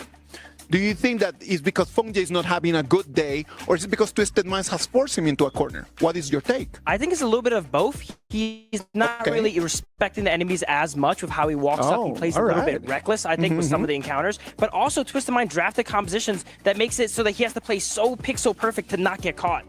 Dave, do you have the same take, or would you say that is something different? Bro, I gotta play the devil's advocate here, okay? Go for it. I think that, we all want to root for the underdog, but I think a Twisted Mind got it in the bag, all right? Because they have the momentum right now, and then obviously their name is Twisted Mind, bro. Like, they're ready. And the first two games, if anything they have demonstrated, they are the natural predator, the natural counter for someone like Pulse Gaming. Pulse Gaming played by the book, right? They have the combos mastered. They have the strategies. Where you have the Twisted Mind, they just go all over the place, right? They can pick whatever that counters you based on your choice of action. They have the swag as well. Exactly. You know what? Like, when you see the reactions, you can see like the way that they're enjoying the game. And that kind of mentality in these very high stress moments, it actually got to pay up. Oh, when Twisted Minds wins, you know they win. They make sure you absolutely know it here. They're definitely twisting the minds a bit on pause here. I feel like they're really not on their game today. And also, I gotta say, for Twisted Mind, they're showing a different side of their draft. They're showing like a 200 IQ draft right now. Like we mentioned in game one, how they banned Dolia, banned some of the combos for their opposition, right? Dolia and Duen. Okay, you pick Duen, I'll take that out. I'll pick Shi to contra you, right? On the other side, in game two, they've shown a flexible pick. Okay, you pick Ginger, let's pick Poke. Let's pick Lady Jen and Flowborn to counter that. So this is a team about flexibility, about different choices and options. And I want to see game three, what they have in store for us. I am really looking forward for game 3. I know that right now, the Amazon Arena, the tension in there, the feeling, it's gonna be so exciting. I am actually looking forward for this BP to start. Because I'm going to tell you something. I think I'm just going to make a little run just to the Amazon Arena, check on it, check how it's going on, and then I'm going to be running back right over here. I want to go and see that trophy. That trophy in the middle of the stage is the reason why these teams are practicing every day. They tried their very best in order to be closer to that. Twisted Minds with that 2-0 lead in a best of 7, they come into Game 3 wanting to make this a clean sweep. But you know what? Is it going to be a clean sweep? Is it going to be a Twisted Minds win? Or is it going to be a Pulse Gaming win? The people that can tell us a little bit more about that are Blam and Saggy. Blam, Saggy, take it from here. Thank you very much there, Isaac. I mean, showing your preference there for the Amazon Arena rather than the boys in the casting booth. We're literally around the corner. Come and run and give us a hug. Give us some love as we give you the Game 3 BP between Pause Gaming and Twisted Minds. Already seen very familiar bands. Ooh, familiar bands, and that's a very familiar pick as well. As Pause Gaming are like, okay, Fengjie, you got a very sloppy 1-2 game. You were really focused coming in from Twisted Minds team composition. So, this game, we are going to treat you as the president, as the prime protector that we have to protect, this sole DPS here. We see this lady soon. We're going to be expecting the Ming that's going to be shortly picked up. I mean, we've saw it plenty of times for Pause Gaming, right? It's got to come through. I mean, you're not going to see Twisted Minds be like, yeah, you know what, we're going to bait away that. I mean, they've gone for a really good combo here.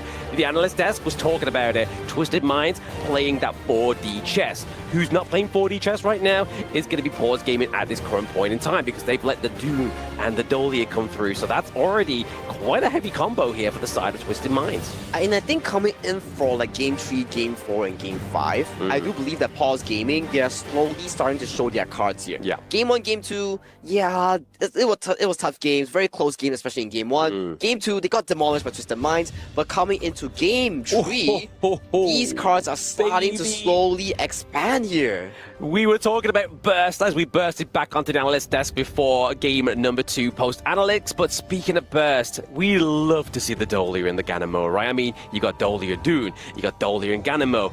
Dune's going to be able to give that kind of range that Ganamo needs, and then Dolia can give over that 2 times freshly forged blades, and that's going to come through and do a lot of burst damage. So if you can catch Fengjie, which they've been able to do in the past few games on this lady soon, it's going to be a hard one for them.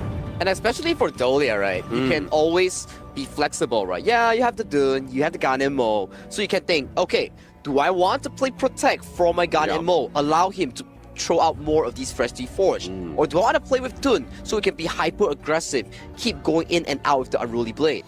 You got to be questionable, right? I mean, it just depends on like where they are and where they're situated within the game. And number 3, right? Like, are they ahead? They're more than likely going to give the Dolia refresh over to Dune, so he's able to just do a lot of kind of engage, create a lot of space for both Shanks and Hyling within these matchups. But what they need to do on the side of Pause Gaming is obviously create a little bit more access into the backline, right? Obviously, they do have the Mayim this time around, so Snow is going to get his go on this great pick. But realistically, we're going to be looking for potentially maybe some more backline access in the form of maybe a jungle pick, right?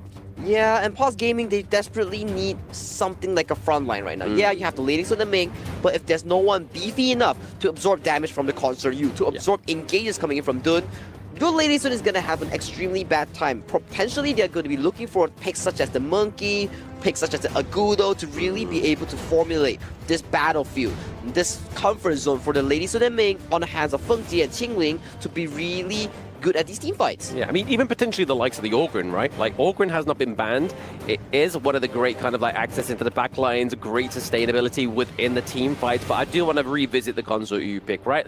This is one of my mains. I love this pick, and I love it when the players against me in ranks go with the Ming combo, because you can have access with that Oak Ball, and it just absolutely tears them apart in the early game, but there it is, the Orgrin pickup.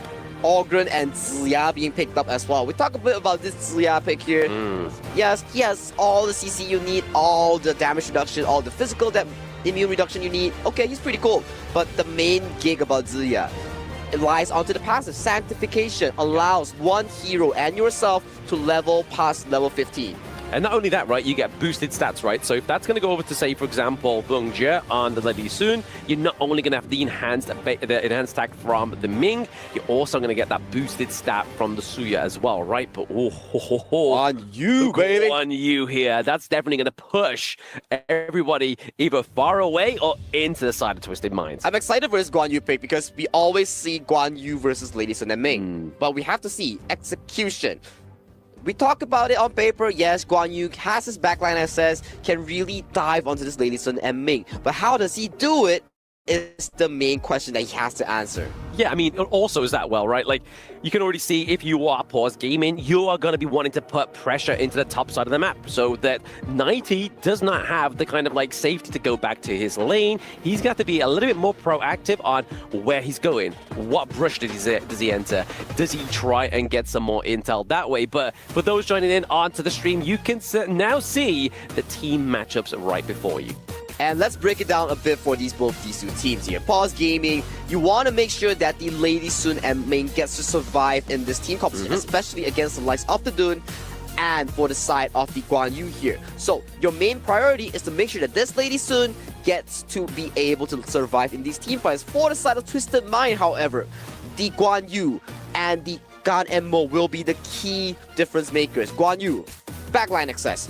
Gan and Mo, backline access in the forms of long-range bursts. Yeah, I mean, if you're Pause Gaming, you're really wanting to take the Ganemo and the Consort U off of the board early, right? Like, if you go into a team fight and those two are down, your damage, like, output for the side of Twisted Minds is gone. So really, I feel like that's kind of like the team fight winning potential here for Pause Gaming. But all questions will be answered, very soon as we get into game number 3 here. Pause Gaming going against Twisted Minds. Could Twisted Minds take that 3-0, or can we get a bit of an answer here from Pause? Come on, Pause Gaming, you gotta be getting some form of momentum here. As we see early on towards this game, Maya Solis decides to start from the Clash lane, and now, with the help of Snow, they go with the jungle, and they're looking to fast clear this jungle immediately. Yeah, just obviously give a little bit of aid over to the Ogryn there, just kind of give him a guiding hand onto the Gorge as such. But right now, obviously, seeing the tip attack here, we do see the light up your cheer, so pause up,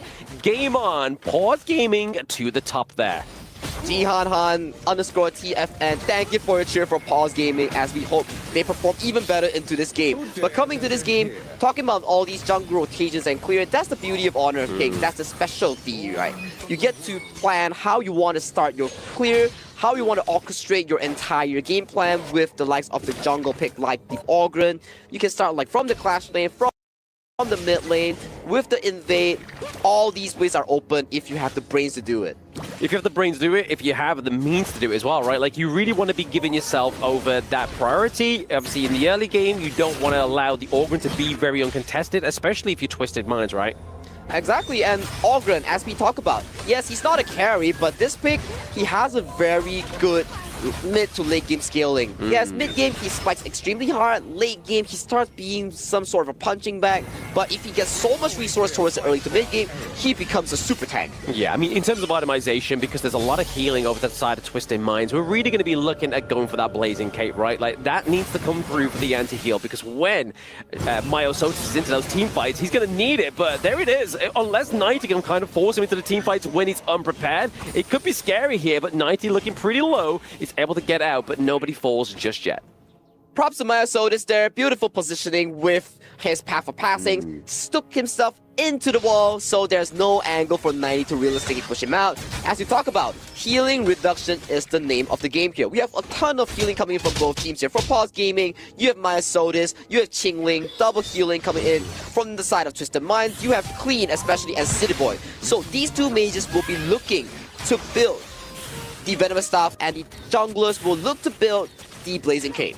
Yeah, I mean, right now, you can already see what Pause Gaming is looking to go for, right? They've gone for the same kind of approach within game 1 and game number 2, but look at game number 3, right? I mean, this is pre-4-minute mark. The shielding on the turrets is still available, and Pause has already done a lot of devastating damage down to the bot side, so once that 4th minute comes up, they can just roll through, take that down with ease. Oh yeah, and look at the goalie right now for the side of Pause Gaming here. Short of 3 minutes, 600 healthy goalie already thanks to the laning phase here, so that's a small dub coming in from Pause Gaming here. But as you mentioned here, 4 minutes, the first time around, we might see a full-blown out fight by both these two teams as they really want to cement themselves with the strong early game that they are drafting right now. Yeah, they definitely need it. They need that neutral objective, that boost in damage to come through for either of these teams. And the goalie, for once, in the early game is going up with the Pause, right? Like, that's definitely maybe the winds of change shifting here for Pause.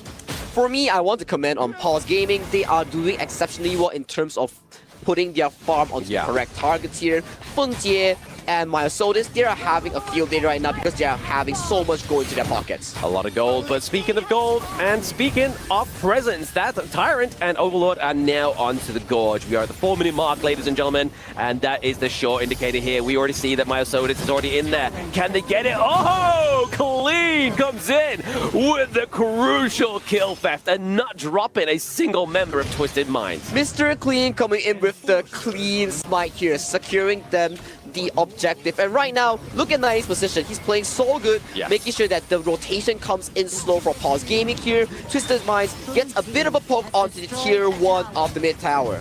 Yeah, I mean, they weren't able to get the T1 in the mid tower, but down to the bot side, Pause, like we were saying like moments ago, that's exactly where it was. But where it was the ultimate shell straight onto Hailang's face. Ooh, Feng Jie with the ultimate flash here. The shell immediately towards Shanks' face. Knows for a fact that, hey, Shanks, you do not have the spell 2. The Winds of Blessing here, just look at it. It has been expended here. He knows it's extremely low. Ultimate flash snipes Shanks. Yeah, straight to the face. I mean, that's definitely what you want to be when you are Twisted Minds. Already looking like a dominant early game this far. Yes, they lost the Tyrant, but that was kind of like the dare to fight, right? They was like, you know what? We've lost one objective. We need to go for that T1 in the mid lane. But dare to fight is going to be your CD key to get you some Honor Pass experience. Check out your community tab at your settings. Click the CD key and you can redeem that and get some free goodies here. And Myosodis, my friend here, dropping a bit low, has to burn the ultimate as he escapes from danger. Yeah, I mean, we talked about refresh and redeem, but it was going to be the Unruly Blade that gets redeemed onto the side of Twisted Minds, right? But already we're seeing here that that gold lead is slipping away. Wow, 6 minutes in with almost a 3,000 gold lead here. Pause Gaming, as we talked about in draft, they're coming in game 3 with more comfort drops. Game 1, game 2, they were experimenting, thinking that, okay, can we realistically fight Twisted Mind with our weaker drafts? Coming to game 3, full guns blazing with their comfort. Feng Jie onto the Lady Sun, Qingling onto the Ming, and they are performing so well. Performing very well. I mean, yes, they got 2 kills onto the board as well. It's not like they've gone kind of like crazy with the kills, right? They're definitely just putting the pressure into these lanes, but they're setting it up so nicely. Like the mid lane, that got taken down thanks to a team fight, and obviously same goes down to the bot side of the map. But speaking of team fights here, we are getting a lot of damage onto Clean already. He's been able to get out with very little health. So we're seeing that the damage is already too much for the side of Twisted Minds, but it is going to be the damage from Console U. Shanks getting the kill onto Myosodis. Myosodis there, a bit of an over-aggression as he takes too much tower damage. Ooh, the Blades here securing the Crimson Golem from the side of Hailang. And with that, ladies and gentlemen, that screen that we saw Venom Staff has been purchased as well. A very important item to really reduce healing, especially from Myosodis and Queen on the jungle battle tanks. Yeah, I mean, it's definitely going to be the difference maker within these team fights, because it's already making a bit of a difference here for Pause, especially being able to run down Clean at this point in time. But now the Twisted Mind starts to build the likes of the Venomous Staff. It's going to become a more of an apparent issue for Pause, but still, back goal lead. Even though they took the face, they took the GPM for Myosodis off the board for a brief moment. They're still ahead by around about 3k gold. And look at the gold that's been funneled to Feng Jie right now. 6.3k against these 4.8k that Shang is holding right now. So much resources. We just saw on our screens. Crimson, Azure, everything going over to Feng Jie's pocket right now. Speaking of pockets, I mean, they were able to claim the Azure Golem there from the side of Twisted Minds, and look at the claim 90 as well. Oh, okay. Oh, the Rolling Raid came through. It was going to be the clean hit that was going to get 90 there, but they take the T2 as well. So Pause, pull it in that pressure on thick.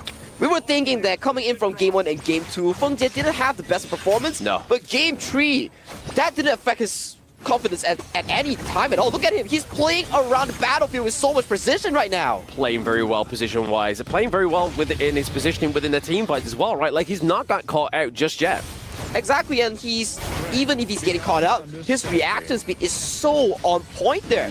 One small second of a difference there, he would be caught out immediately. Get caught out immediately. Could be the case there for Fengjie, but he gets right out of the team fight. He gets the T2. He's like, guys, I've done my job. I'm going to go and get the next one. So this is, like you were saying, Sagi, a definitely different version of Fengjie that we're getting right now. He's playing very aggressive, not only in the team fights, but in the macro playstyle, securing T2s left, right, and center. And talk about securing, Xiaoyang has secured level 15, and you know for a fact that the passive of the Ziya goes onto the main boy, the primary carry, which is Fengjie right now. He has been blessed, and he can level over level 15.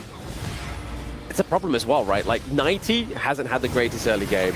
Guan Yu being punished in the early game meant that his lane gets taken down, doesn't able to get through.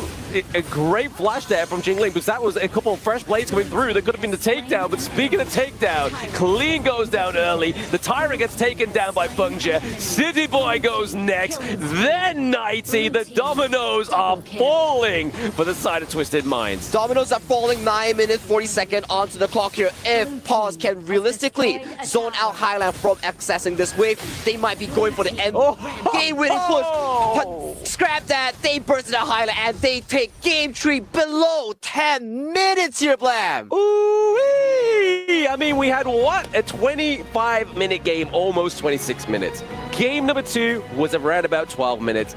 This one is 10 minutes, not a single Shadow, Overlord, or Tyrant bless the Gorge. And this is the quickest game so far within the playoffs. Talking about comfort here, Blam. Pause Gaming, they were like, game 1, game 2, testing grounds. All right, game 3, boys, we gotta get serious. Bring out our comfort draft, the Lady Sun, the Ming, and they really powered up big. They powered up big, but I mean, it's going back to the same story that we were visiting in game number 1, right? It's after game number 1, we knew that Shanks' picks is slowly going to start to become a little bit more accessible. He only died twice, but didn't really have the impact that was really hoping for with his Consort U. Same with 90 on the Guan Yu as well. But let's check out more feedback from our amazing analyst deck. Analyst deck, take it away. Thank you very much, Sagi. It was a short one. That was quick. Not even 10 minutes. And then we are right now 2-1 for Twisted Minds. Pause Gaming. Kind of like making a statement in there, isn't it, Phil? For sure. We were having talks that, wow, maybe potentially Twisted can take this 4-0 because we saw the momentum shifting that way. Pause Gaming shut those talks off instantly, under 10-minute game. No, I think Isaac was onto something when he said this is going to be a 2-1 after the draft finished. And his prediction was absolutely correct, right? Like, of course, the draft has spoken for itself. The Lady Sun plus Ming combo was insane. The problem in here is this, and then this is just for everyone at home, just to understand how do we read the BP. So number 1, we read the bans, and then after we know the bans, exactly the same set of bans as they had in game 1. Luna, Dharma, Pei, and Arlie. Same things out. Now, first pick for Pause is Lady Sun. It goes to the other side, and they reply with the Dun and Dolia. Immediately allows the Ming and Lady Sun. You know that Fengjie is going to be unstoppable. Unstoppable completely. That was the first part of it. The second part of it comes down to, okay, they have Ziya, they have Ogren. They have very strong heroes that can not only deal damage, but they can slow down. And in the moment that I saw the Guan Yu pick on the other side, I know that Twisted Minds is playing to 7 games. You cannot win every single one of them. Nobody plays to lose. This is super important. But a lot of times, you cannot play every single game with your most expensive, most costly heroes. Absolutely. And I think Pause Gaming, they were a little bit kind of frustrated in that draft. We've seen these first 2 games, they strategize around giving Fengjie the later option picks, so he picked the best tools for the job. But they're realizing here, game 3, they're never going to give us those tools. We're just going to go ahead and lock in the Lady Sun and the Ming early, and whatever we get, we'll play against it. That's their signature combo. Phil, I'm going to re-emphasize that part. Like, it's a best of 7. It is not best of 3. It's not best of 5. You need to think about, how do I win 4 4 games. If I cannot win 4-0, and I know that sometimes I'm not going to be victorious, what do I give to the other side? And they decided just to take this one to the chin, and Pulse Gaming just won the whole game from the BP, Dave. No, absolutely. Guan Yu, we thought it was a good pick because there's not so much CC that can stop him. But Mei Yin showed us something completely different, Agreed. right? Yeah. Snow for sure outplayed in this game. And as you mentioned, I think Twisted Mind have something in mind for strategy-wise. Not use all the best of the best characters. At the same time, we got to give credit to Pulse. They banned Elaine away. So to make sure that you don't have the Dolia Elaine combo to dive onto Lady Sun. So, I mean, this is... So I think both sides have drafted pretty well, but Pulse definitely stepped it up in this specific game. I want to say that this has been 3 games already, and we have seen every single game a different characteristic. In the first game, it was about throwing hands. Just throw hands, punches. Whoever that hits the hardest is going to win. Amazing. Second one, it was a matter of pace. It was a matter of just understanding the early game and then just winning into the one fight that was important and just push through. And you know what? This third game was a matter of understanding we're not playing best of 3, we're not playing best of 5, we're playing best of 7. And I gotta highlight the Lady Swim plus Ming combo. If you're new to Honor of Kings, and a lot of you guys watching, try this out, okay? Ming can enhance Lady Swim so much. You saw in the base, in the fountain, he one-shot a gunmo in the fountain. That's Boom! One auto attack, one skill 2, one auto attack, it's over, okay? This combo has been like the most OG combo in Honor of Kings, and it still is really effective right now. And this is why Pulse Gaming is so fun to watch. They have these combos that you can go out on your own, grab a friend and try, and it will succeed. It will succeed in tournament, and it will succeed in your ranked games. A great composition, Lady Sun plus Ming. It is already gone for Pulse Gaming, and that's going to be an option that Twisted Minds might want to think about if they want to put City Boy and Shanks on that. Yeah, and I also gotta give credit to the mid lane, to the Ziya pick, right? This is a support mage, actually. So if you think about it, look at the stats just now. There were about like 40% damage alone from Lady Sun, right? Because every single damage, every single farm is funneled onto Fengjie. So let's take a look at global ban pick. What a graphic. Yeah, I think Twisted Minds here, as Isaac kind of alluded to here, had a pretty economical draft. No one plays to lose, but they're saying, hey, if we cannot win every game, let's go ahead and draft a composition where we have a shot, but we're not going to put all our eggs in one basket here. We know we're against Pulse Gaming's signature composition here. If there was a game to try out the more, you know, unconventional combinations here and use these more unconventional picks, this would be the one. I'm telling you, right now, as we just saw right over there, what has been banned, what has been picked, there's still a lot of meta heroes that are out there. You cannot just keep the same heroes in the ban all the time. I'm telling you, they need to be able to come out and show us a little bit of what the people are wanting to see at home. I really want to touch base on, again, Idea. It seems like both teams have a gentleman's agreement, guys. We're not going to pick it. We're not going to ban it. No one likes her. Let's just forget about her, okay, and we go on with our drafts. By the way, Idea is one of the strongest support, especially when you pair that with Ogron. And this is the tool that's available for Twisted Mind in the next series, right? You also got some great combos. Like, for example, Liang and Zhao Jun, that's another combo that they have up in their sleeves. You also have some Mozi, Shouyue, the poke combo that they can utilize as well. So there are different options, like you said, Isaac, that they're saving up for the next few games to win this entire series. This is the beauty about best of 7. For everyone who's living their first best of 7, welcome to Real Honor of Kings. What about if we go and take a little break? We're going to come back right after this short break with game number 4.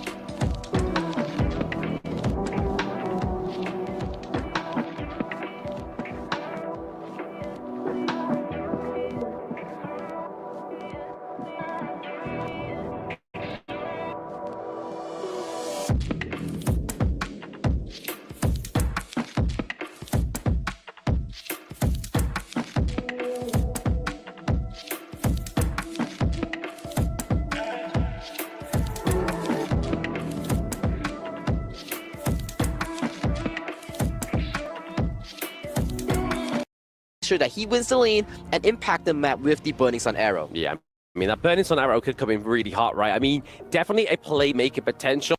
Play alone was really down to the domino effect because all the plays here was really required down to a bare minimum. You really needed both these two teams here to really play their combo to a perfection. And perfection was Snow and Xiaoyang here. Their synergy was immaculate.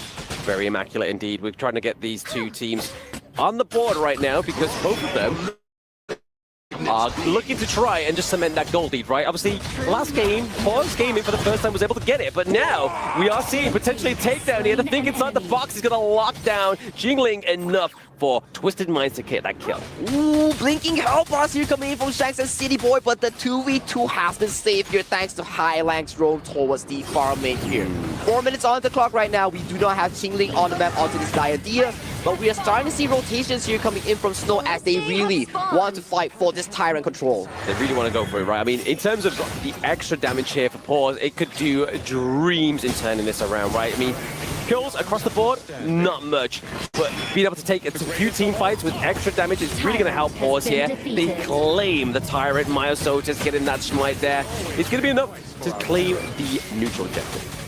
Good news for Pulse fans as they really secured this Tyrant that they really need for this early game right now. And look at the rotations here coming in from Pulse Gaming. They want to be able to poke down this bottom tower. The blast does miss, and Xiaoyang here doing a very good job in escalating the situation, making sure that Fengjie and Qingling gets out very safe. Yeah, let's try to put a bit of pressure down to the bot side of the map because that's really where the side of Pause Gaming could really look for a bit of a early game win potential here. Just put a lot of pressure onto Shanks, could definitely disrupt, obviously, getting that lead. And look at the side of Fengjie's build. He's not going for the tank build, the on-hit build that relies you to go on the likes of the, hold on a minute, Cannon Blast does hit and it connects onto the Mozi here. A shake of an ultimate and a spell here coming in from both teams here. But going back to the build here, Fengjie is not going for the on-hit semi-tank build onto the Hou Yi.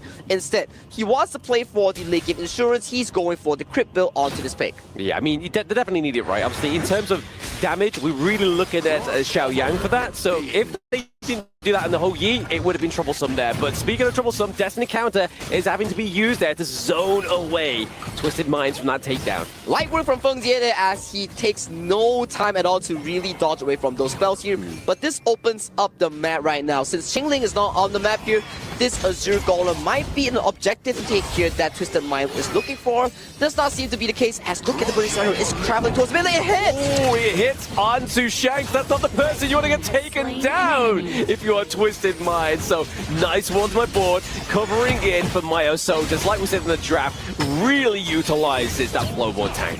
What an amazing amazing ultimate coming in from the Hou Yi there. I think the ultimate also traveled into the bush, and Shanks could not see the ultimate animation because he couldn't react with his spell to Maple Dance. Yeah, because that normally counts as a projectile, right? So that could have been the way that they could have countered it, but it was just a little bit too soon for the side of Twisted Minds to even react. But right now, Fengjie is level 10 and Shanks is level 8, so that's already a clear disparity in the XP. That is a beautiful play, and it's also a painful death for Shanks, because if you're Arlie, you cannot be dying in the mid-game against a Hou Yi, because in the mid-game, when Arlie secures that Doomsday that you see on the screen, it's when she's the strongest, and there will be the timing where she gets the Crimson and starts scaling towards the map. But due to that death there, the Crimson goes over to Fengjie, and the tempo goes over to Pulse Gaming right now.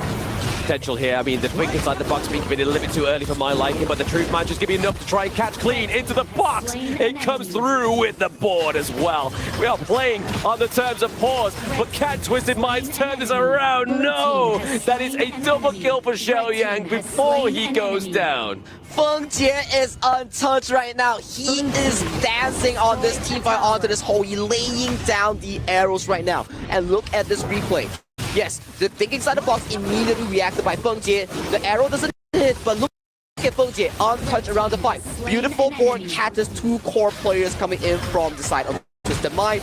Yes, he trades by Xiaoyang though, but that's another 3 kills going over to the side of Pause Gaming. Yeah, I mean, they got the 3 kills. We saw that Twisted Mind was able to get the T1, but soon that turned around here for Pause Gaming, getting the T1 back in return for themselves. Trying to find a little bit more from the side of Twisted Minds, maybe potentially taking this Crimson Golem. And if you look at Fengjie, right, when he's standing and not moving, it's not because he's lagging, guys. It's because he's aiming his Burning Sun arrow. He's looking for a target to be landing. But look at Snow, though. He's lurking behind enemy lines. He may be looking for a fight here.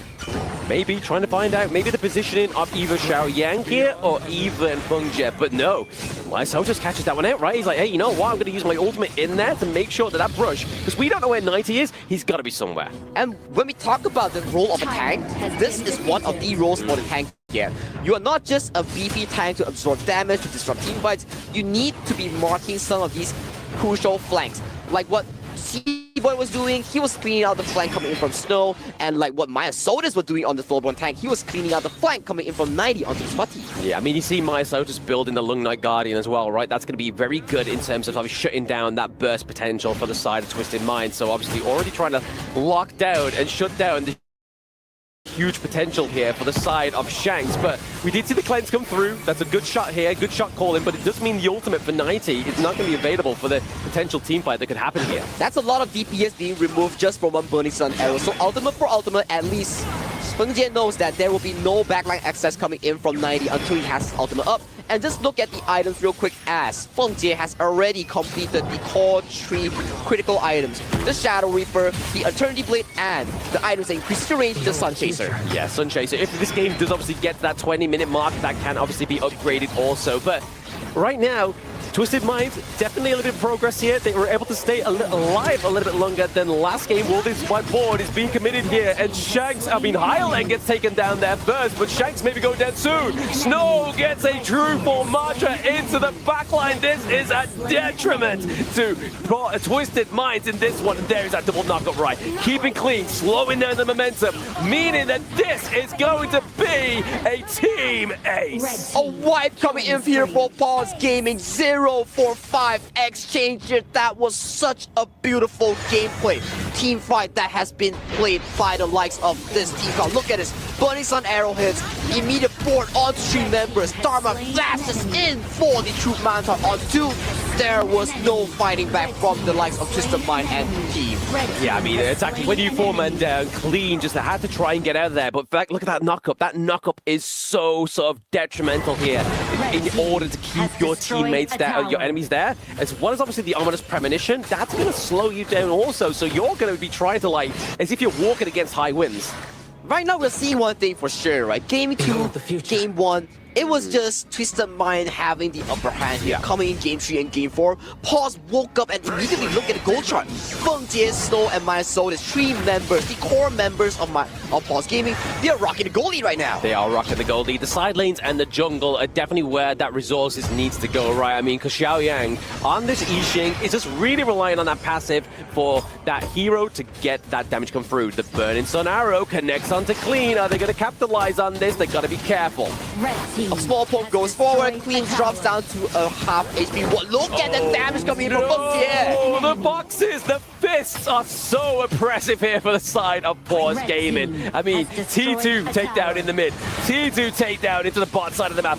They're looking for some more. They are not able to be tanking these arrows coming in from Feng Jie. The arrows coming, damage coming, and look at that, another arrow. But that's what we talked about, the R-League. If he can see it, he can react to it. So, props to Shanks. They at least slow down the engage coming in from the side of Pause Gaming. But still, beautiful stuff here coming in from Pause Gaming. How they orchestrate the fight. Start with the arrow. If the arrow connects, we see a board. A board locks a few. Then we see Snow coming in for the punches. Yeah, it's just control upon control upon control. And then it's just down to Xiaoyang and Feng Jie to do the damage. And they are doing it so well. 417 KDA here for Xiaoyang. And then 206 for the side of Feng Jie. So just playing, using those Burning Sun arrows to set up those team fights so beautifully. And his build is so good when it skews towards the late game. He shreds tanks like they are paper right now. Clean and naive, unless they can fight a backline engage. If not, Feng just is going to be shooting down all these arrows here. Yeah, exactly. I mean, that's a good thing about Hou Yi, right? Like, he is just there. He promotes just smashing the heck out of your basic attack button, right? Like, you're just tapping the way out that. Obviously, the slow from the second skill as well. Really oppressive for the side of Pause. But we have minion waves crashing in. Can we get some T3s? Can we get some T3s here as Feng Jie? The arrow doesn't connect, but he is haunting down this tier 3. Top tier 3 goes down. The sole surviving tier 3 of the mid lane is the final tier 3 of Twisted Mind in this game 4. Yeah, I mean, they got to be careful right here. The way that Twisted Mind plays this defense is absolutely crucial for them staying alive in this game number 4, because we have Vanguards coming through. It's going to be hard to defend the base as well as that high ground turret. Exactly, they will have to put their focus onto the Shadow Vanguard that's crashing towards the top side. So this mid lane will have to go down, and look at the engage, it's escalating right now. It's escalating because that board is now onto the gorge, and onto the gorge, into the backline is 90. Can he be the saving grace with that ultimate? He gets 1, he gets 2, but still, it's Twisted Minds that is going down. Pause with the Vanguard, come back from 2-0 to 2-2. Game 4, ladies and gentlemen, and that is Pause Gaming here, Blam. They pulled back the series, like you mentioned, to a 2-2. We thought about it like, oh, Game 1, Game 2, it was really tough for Feng Jie. Could he come? Just going to be on solo. I don't think just missed it. They wanted to just go 3-1. They saw that they could actually just put Feng Jie in a corner. They wanted to seal the deal and just get the match point. And sadly for them, stuff about that, but I'm sure you guys have a strategy to you need to laugh. This is a game. It might be able just to get him what he needs. Maybe what he needs right now is just going to be a hero that is going to make him smile. Who that hero is going to be, I don't know. I know that Sagi and Blam have a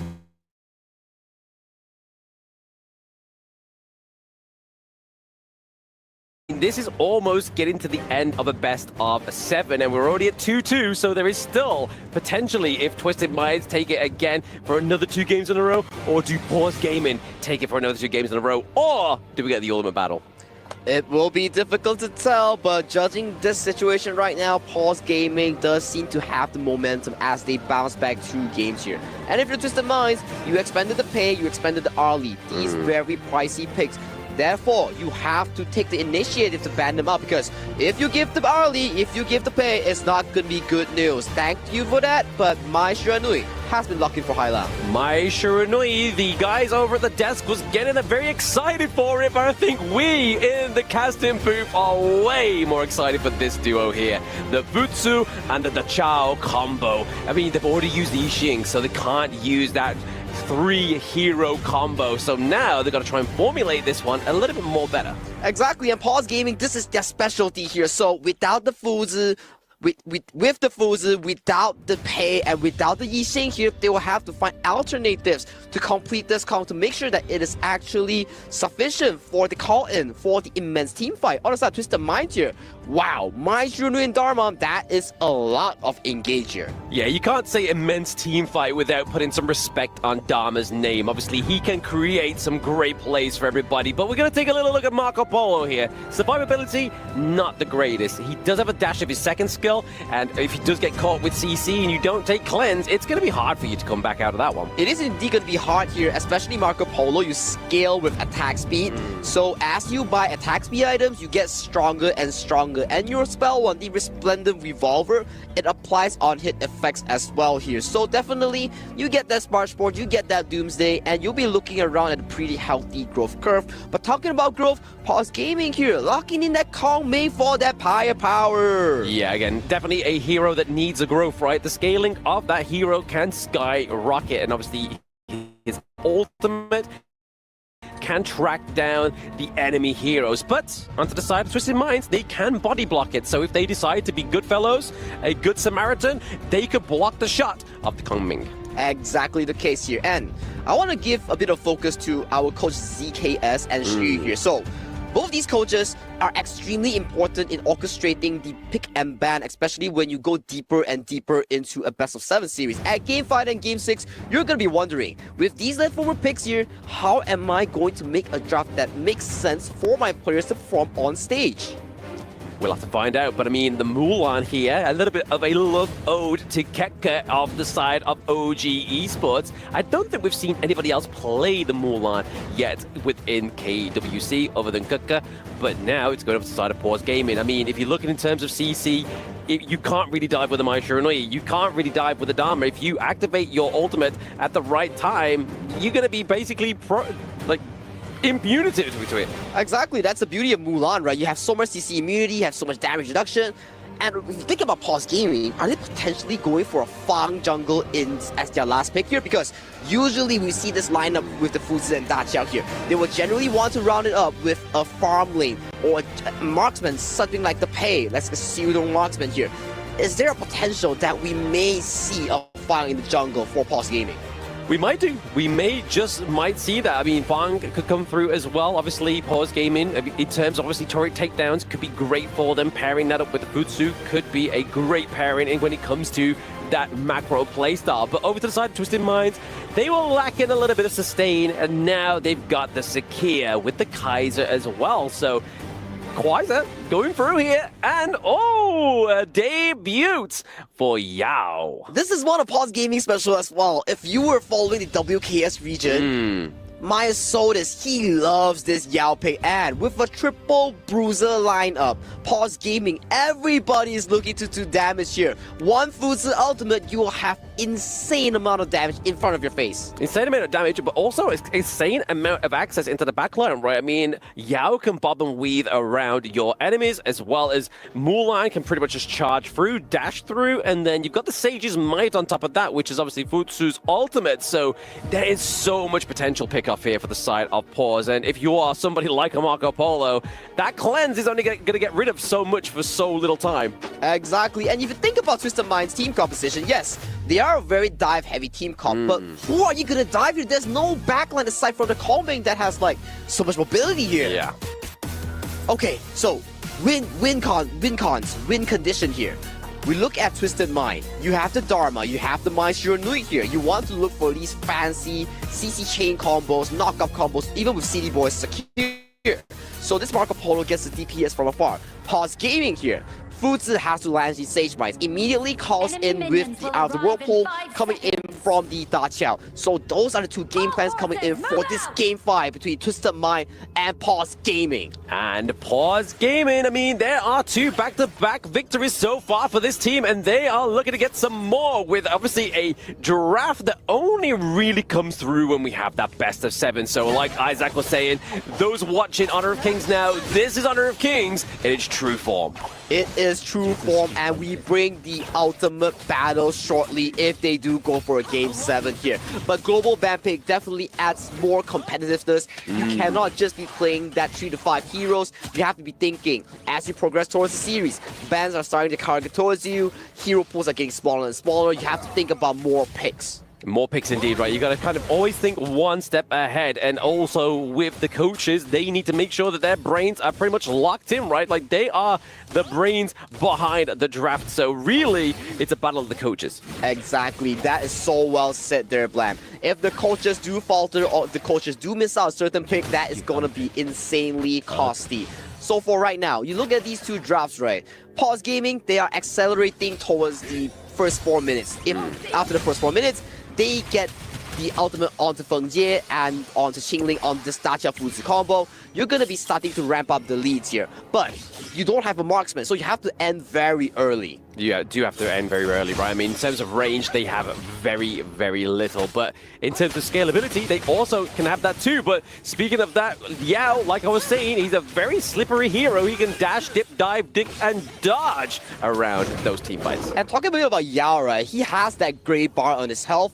It slowly takes his HP. So if he uses ultimate, he can definitely refresh the HP bar, removing that DPS that's going to be taking his HP. And 90 here takes a bit of a poke, almost falls down. So a lot of the focus here are ganking towards 90 here, making sure that he does not have a good time. Yeah, nobody to body block that winning strategy, right? And that's going to hurt 90 in this early game. I mean, yes, he's level 4, but he's still not going to be able to kind of take too many of those shots, right? Like, in terms of magic defense, he's not going to have a lot right now. Oh yeah, especially Dharma, he stacks the physical defense more than the magical defense. So that's something that he has to look out, especially if you are Twisted Mind. You have to shut down this calming because that is their late game insurance coming in from Pause Gaming. Yeah, you got to try and find a way on top of that, right? I mean, is it going to be a pick-off for City Boy, camping the bushes to get the Mulberry power? But speaking of pick-off here, we are getting a bit of an aid by the whole of Twisted Minds. That's a 3-1 gank, and that is 90 getting the first blood. The fish just reeled in and he was baited successfully here. So a bit of a punish coming in from Snow for not respecting the map, and he was indeed punished and he was sent back to the fountain here. So if we look a bit onto the Yao pick here, he offers so much backline access, so much mobility as we talk about, and he's also going for this pseudo tank build as we see the Hunter's Axe has been picked up. Yeah, I mean, they kind of need it, right? They need to go in with a little bit more defense onto the Yao rather than completely relying on that attack damage, because if they don't, they're really just like hoping that the burst is going to be enough damage to get these team fights out of the way. But in terms of sustain, they don't really have too much sustain, whereas obviously the side of Twisted Minds have City Boy. Yeah, exactly. City Boy with the Fireflies. It provides so much healing. Two-man knockup into the Invisible Warrior. Triple man knockup with the Mulberry power into the back lane. Qingling maybe going to take it down. He does. Highland comes in with the Kachusans. But that is going to be a 1-1 trade for the supports. That was what I'm talking about, right? You get the ultimate onto Feng Jie here. Even if you're City Boy, you're secure, you get to fly around, fly towards bushes, dip around. But if you're binded by the Sage Might, you cannot go anywhere. You can't go anywhere, and you basically just got to try and admit defeat, or at least sustain. But speaking of admit defeat, Bonja gets taken down here as well. Shanks looking to push this T1 as they are potentially starting that neutral objective. Twisted Mind is playing an insanely good game here to mitigate the Feng Jie and Qingling dynamic here. You want the combo to be always with each other, but they're breaking it apart. And once they're broken apart, this Fuzi in the early game, he does not have enough cooldown reduction to spam his intuition that gives him the damage reduction, so they punish him cleanly. Punished him clearly, but speaking of clean, we are seeing a bit of a dive there onto Qingling, but he's just basically just soaking those skills, right? Like, he's like, right, at least they got him, at least they phase checked him, and they weren't getting hit by those leaping Koi Tides. I agree, but Hailang getting that Purify out of Qingling here, the next time that happens, they might CC chain him to a 4, and he might not be even able to cast his ultimate. So that's something for Pause Gaming to look on about, and that's something for Twisted Mind to be punishing. Yeah, I mean, they've got to have it in the back of their mind, right? I mean, there is so much at risk within this game, because this now kind of puts whoever wins this one, puts them at that 3-2. So they've got to try and make sure that they've got in the back of their mind the actual depth of this game. Right now, trading the T1s across the gorge here, just trying to sort of mitigate any kind of lead. We're getting a bit of an emergence to teleport down here to the bot side of the map. 90 does try and go in just to clear out the minion wave, successfully does so. Successfully backs up, but Clean here looking at his position though. But the match really gets caught. Gonna be clean, but then enters everybody with the Eye of the Whirlpool. Down to the bot side of the map there, taking out Highland, which is a lot of damage. More brute power being used to keep clean alive, and Shanks getting his T1. The T1 goes down, but that's not a good trade coming in from Pulse SG, as the tier 1 is so important. Right now, they're knocking onto their Crimson Golden right now. The entire top side has been fumbled by Pulse Gaming. Yeah, they gotta be careful. They gotta be careful, because that's something that could slip away here. But CC Immune is gonna save Snow for now. But can Myosotis and Snow try and take down 90? It's too dark, and coming through is clean. Can they try and lock down Myosotis? The flash with the Mulberry power is gonna be enough.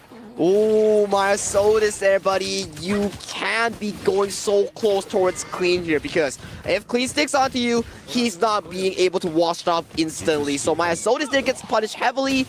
And City Boy, gotta give props to him. That flash mobile power was on point. It was exactly where it needed to be, right? Like, if that was like aimed ever so slightly to the left or the right, it wouldn't have had that impact, and it wouldn't have been that crucial. And right now, you're already seeing that we are having about a 2k gold lead here for Twisted Minds. In terms of the lane separations, going over the Shanks here is the clear disparity.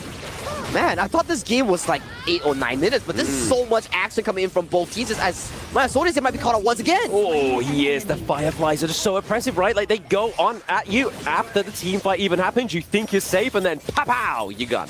That's the beauty of Sakura, right? So much early game damage, so much mobility, gets to set you up for all these plays. And that's why Sakura is a very prized pick into the early and mid phase, because of how much damage he can deal and how much healing he can provide. And look at the control here coming from Just the Mind. They know for the fact that they have the early lead. They're riding on this Marco Polo train. They're zoning such a big gap out of the jungle of Pulse Gaming. A great display for Twisted Minds, right? I mean, they definitely needed to get their head back in the game after that two victories, defeats back-to-back. But now, it's all in their case, right? They have the momentum going in this game number 5. They just have to keep it. The foot on the gas. The foot on the gas needs to be there.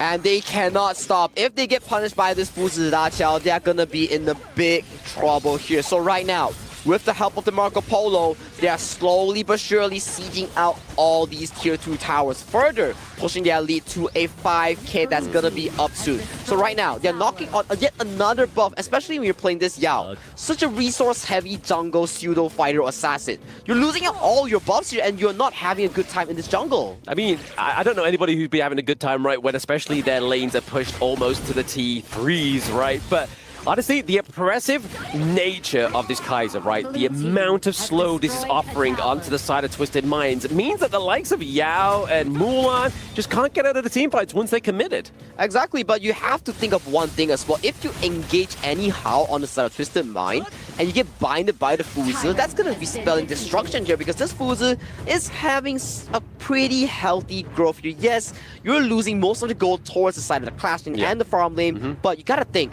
how are we going to approach the tier 3 towers, the high ground here? Because Marco Polo, unlike other traditional marksmen, he's not a pretty good pusher. No, he's not a great pusher, but I mean, he's doing good at the moment. He's doing good at the moment. Speaking of good, we are looking for a good execute out of here for Jingling, but the Eye of the Whirlpool means that Bung Jet can come through, forcing the dash and the flash, but it is going to be clean on top of both, and then the Fever Barrage into the backline. The winning strategy is not winning this team fight here for Paws.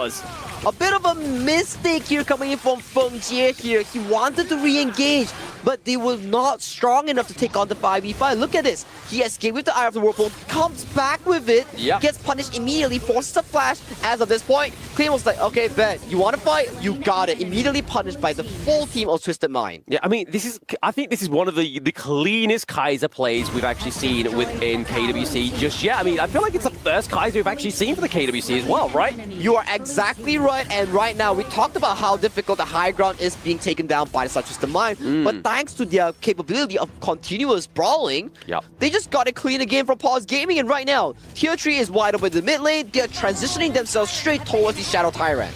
They are transitioning themselves to that neutral objective. Again, this is just meaning the preferential for the Tyrant at this point is because they have such a great lead, right? They have the wave clear into the mid lane. They're just looking for more firepower, and they've just secured it.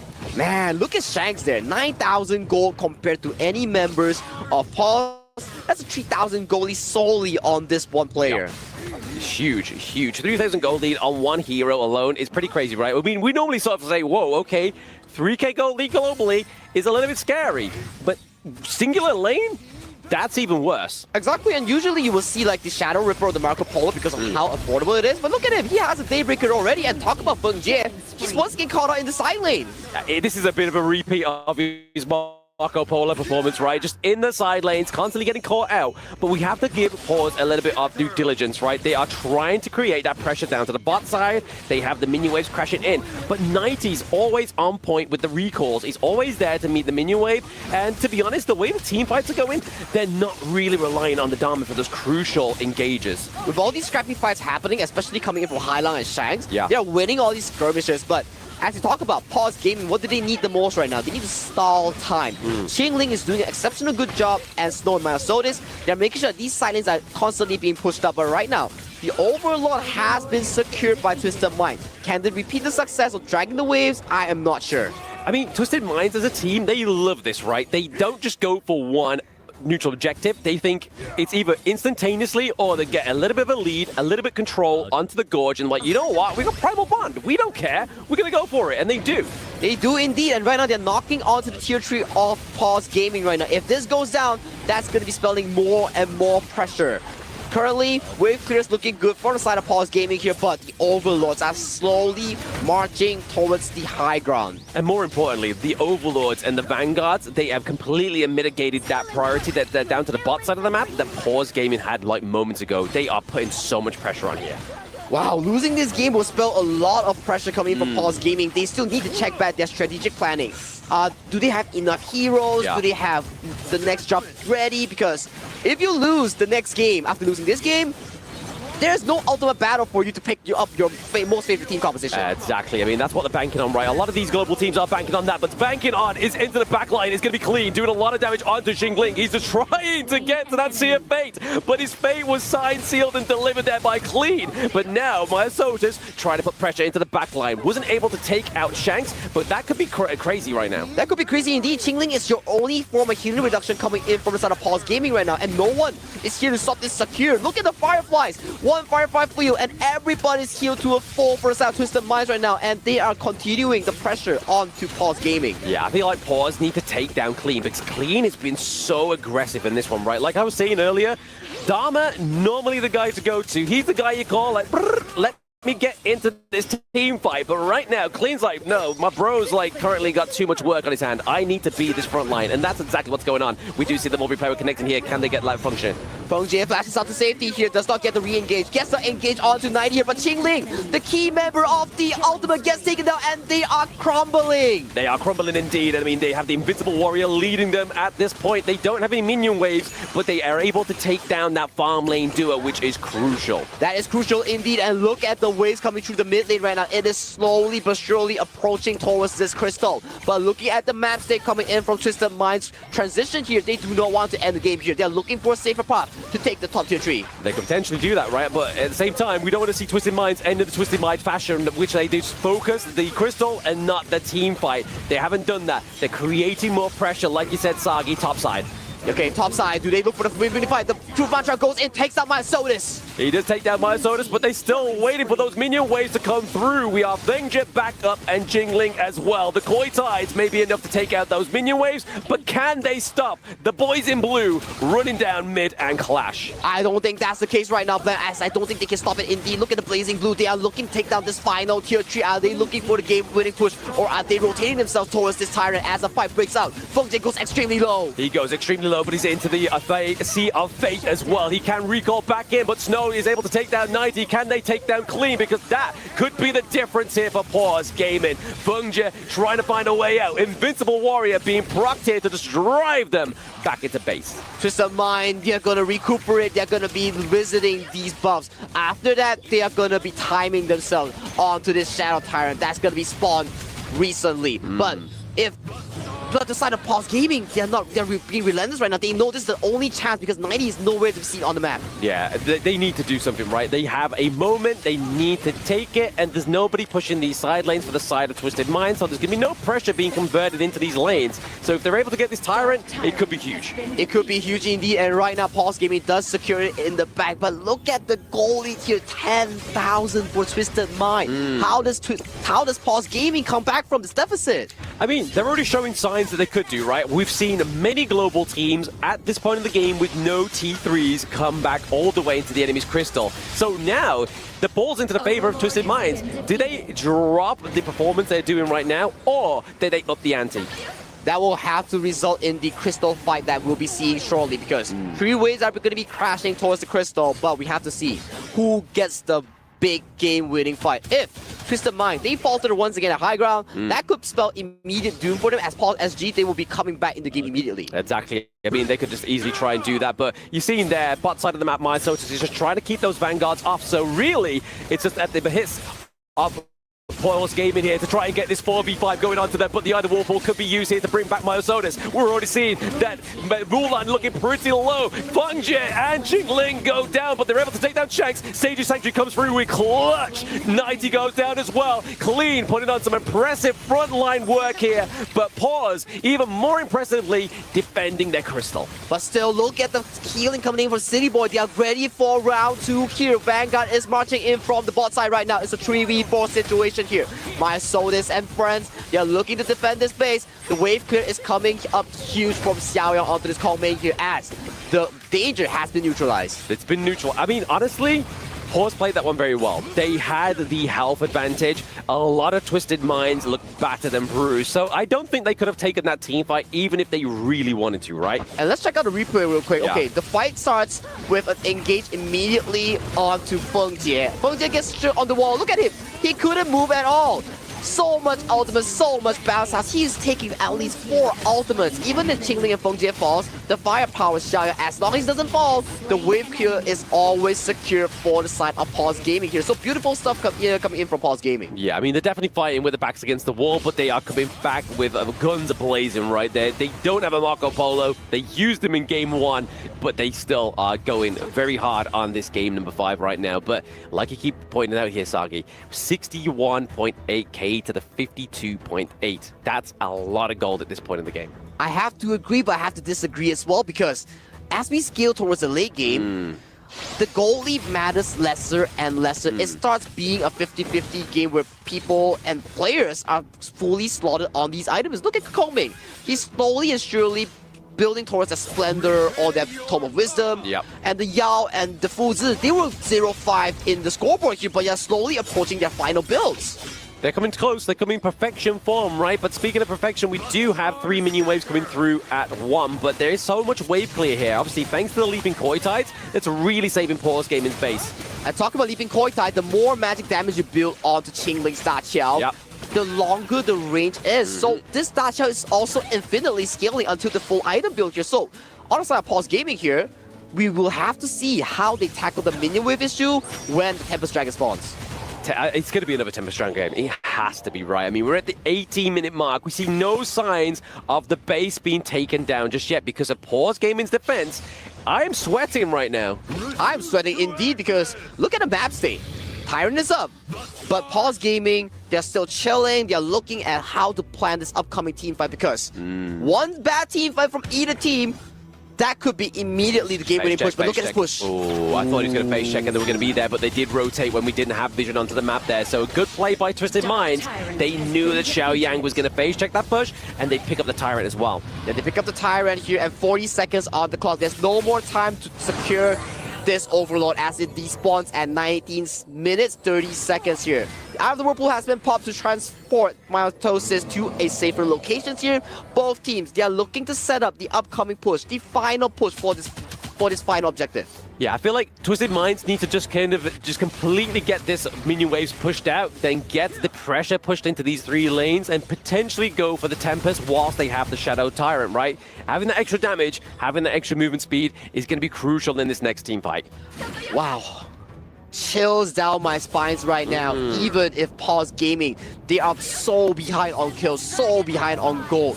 Their resilience is what is putting them onto the board of this Heroes Gorge right now in this Game 5. Yeah, I mean, this is typically a team, Twisted Minds is typically a team that has not played a best of 7 in the international competition. And they are normally, this would be match point at best of 5, right? So they still potentially got quite a few games left, but they are showing no signs of stopping. 20-minute match on the board, on the Gorge in this best of 7 once again. Exactly, and look at the bottom whiff that's being orchestrated by the side of Pulse right now. Oh, but look at Xiaoyang, he gets caught out! Xiaoyang gets caught out. This could be trouble for them. They were waiting for that pickup, and they get it, but they also lose Shanks and City Boy. We are seeing Myosotis and Snow going hand to hand, but Myosotis gets taken down as well. They don't have a smite. That is scary. That is scary, and this is the pickup potential coming in from the Maestro and Dharma here. The late game firepower coming in from Xiaoyang. He was immediately mitigated from the team fight, and immediately it blew up. But Pause Gaming, the resilience, getting 2 kills back onto Shanks City Boy, that is what it mattered. And look at the re-engage coming in from Qingling. He knows if he can teleport back, he can send a whole team here. But Snow! He gets deleted! Yeah, the other Whirlpool gets put down, but I mean, who's he going to really recall, right? I mean, it was a little bit too late or early for Xiaoyang to come back, and now it just means that this Tempest Dragon could easily go over to Twisted Minds. And Pause Gaming knows that. They have to wipe out these minions in the side lanes. It feels like Qingling pulled a prank onto Snow. It's like, oh, I'm going in. Oh, I'm going out. Oh, I left you there. Sorry, buddy, I can't bury you out again. So a little bit of an accident here coming in from Pause Gaming here. It may be the stage nerfs here, but the Tempest Dragon has been secured by the side of Twisted Minds here right now. They have a minion towards mid lane, and Snow has 10 seconds on the board. They've got to be careful here, Pause Gaming. They have defended their crystal so many times, but now it's more detrimental than ever. The Morbury Power Flash does actually miss onto Xiaoyang, so they haven't quite got the pickup of that hero just yet. The other Whirlpool is sitting at the crystal. Do they go for the base fight? It is going to be the Troop Marcher, and it's going to be game number 5, going over to Twisted Minds. They said no game treat. Fool me once, shame on me. Fool me twice, shame on me again. Their third game, they come up clutch and they secure a clean early to mid game as they close off this game and bring it to a game 6 with a 3-2 scoreline. 3-2 scoreline, and Twisted Minds could be on match point here, Sag. Out, allowing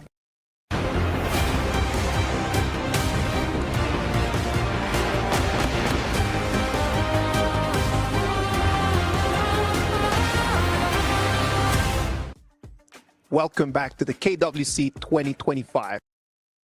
We're going to be seeing City Boy's Liam Pope, because I mean, he hasn't played it yet. This would be the crucial moment to bring it out, right? And I mean, if you pair that with the likes of the Charlotte, that is some great initiation into team fights, right? That is indeed the case. Good backline SS, very good follow-up coming in from the Charlotte here. So that is definitely something that Twisted Minds can be drafting, especially City Boy. Yep. He has such a phenomenal Liampo in the group stage.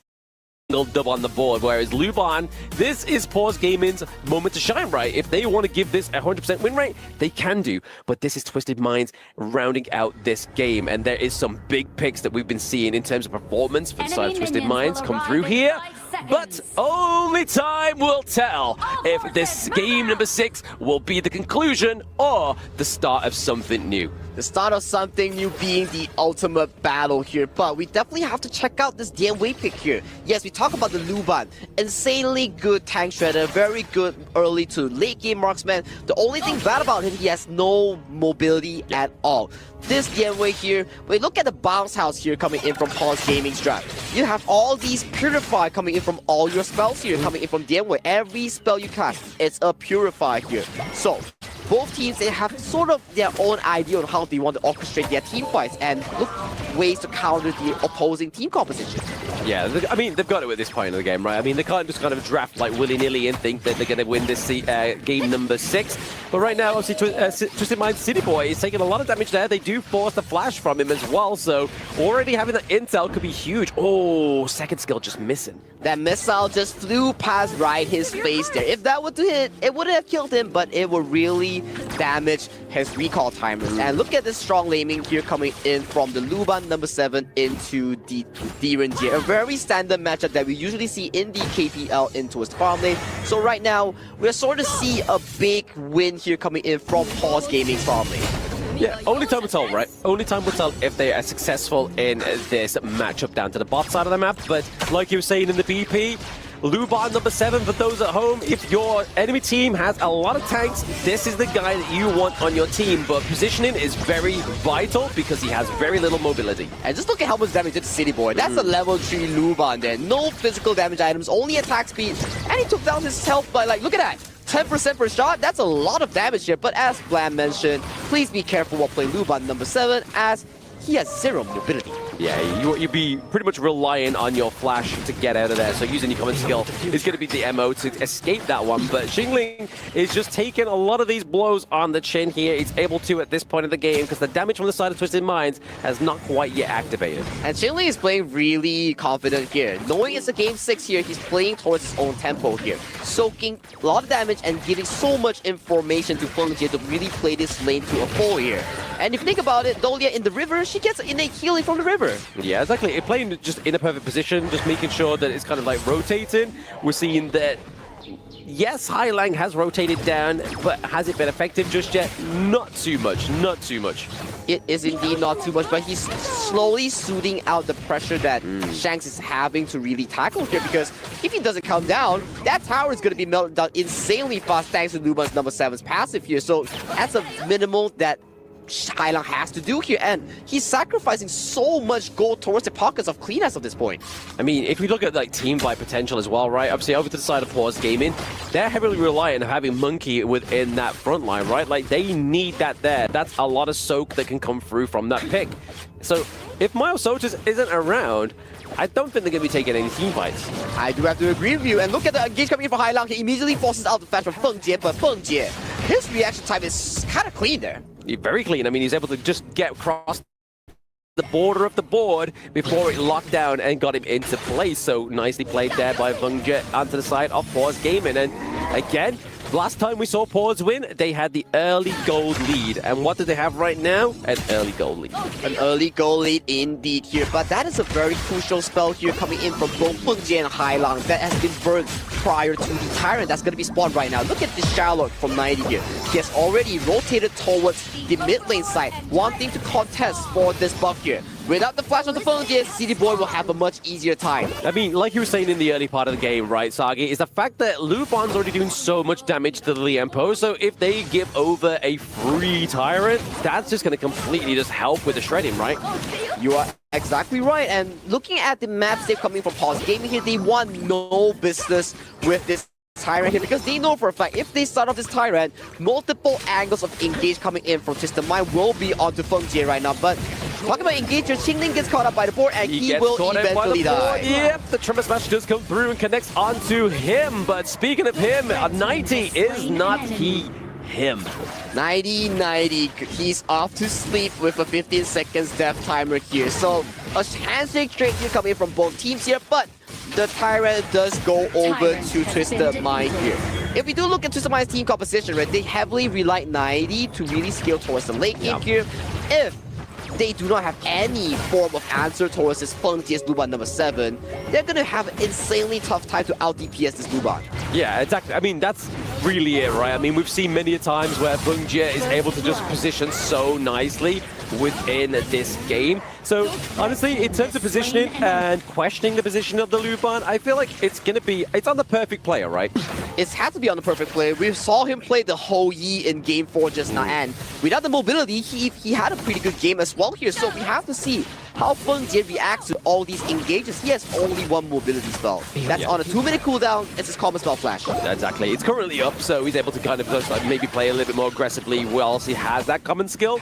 But right now, in terms of sustainability onto the side of Twisted Minds, other than obviously the HP regen from obviously Charlotte, it's looking pretty scarce, right? It's like they have a full-in commit build where they have to just go into a team fight and commit. They have to commit. The board has to be laid down. It has to catch Feng Jie onto this Luban number 7. Yeah. If he doesn't get caught out, it's going to be self-doomed. But enough onto Feng Jie. This, look at this 1v1 once again.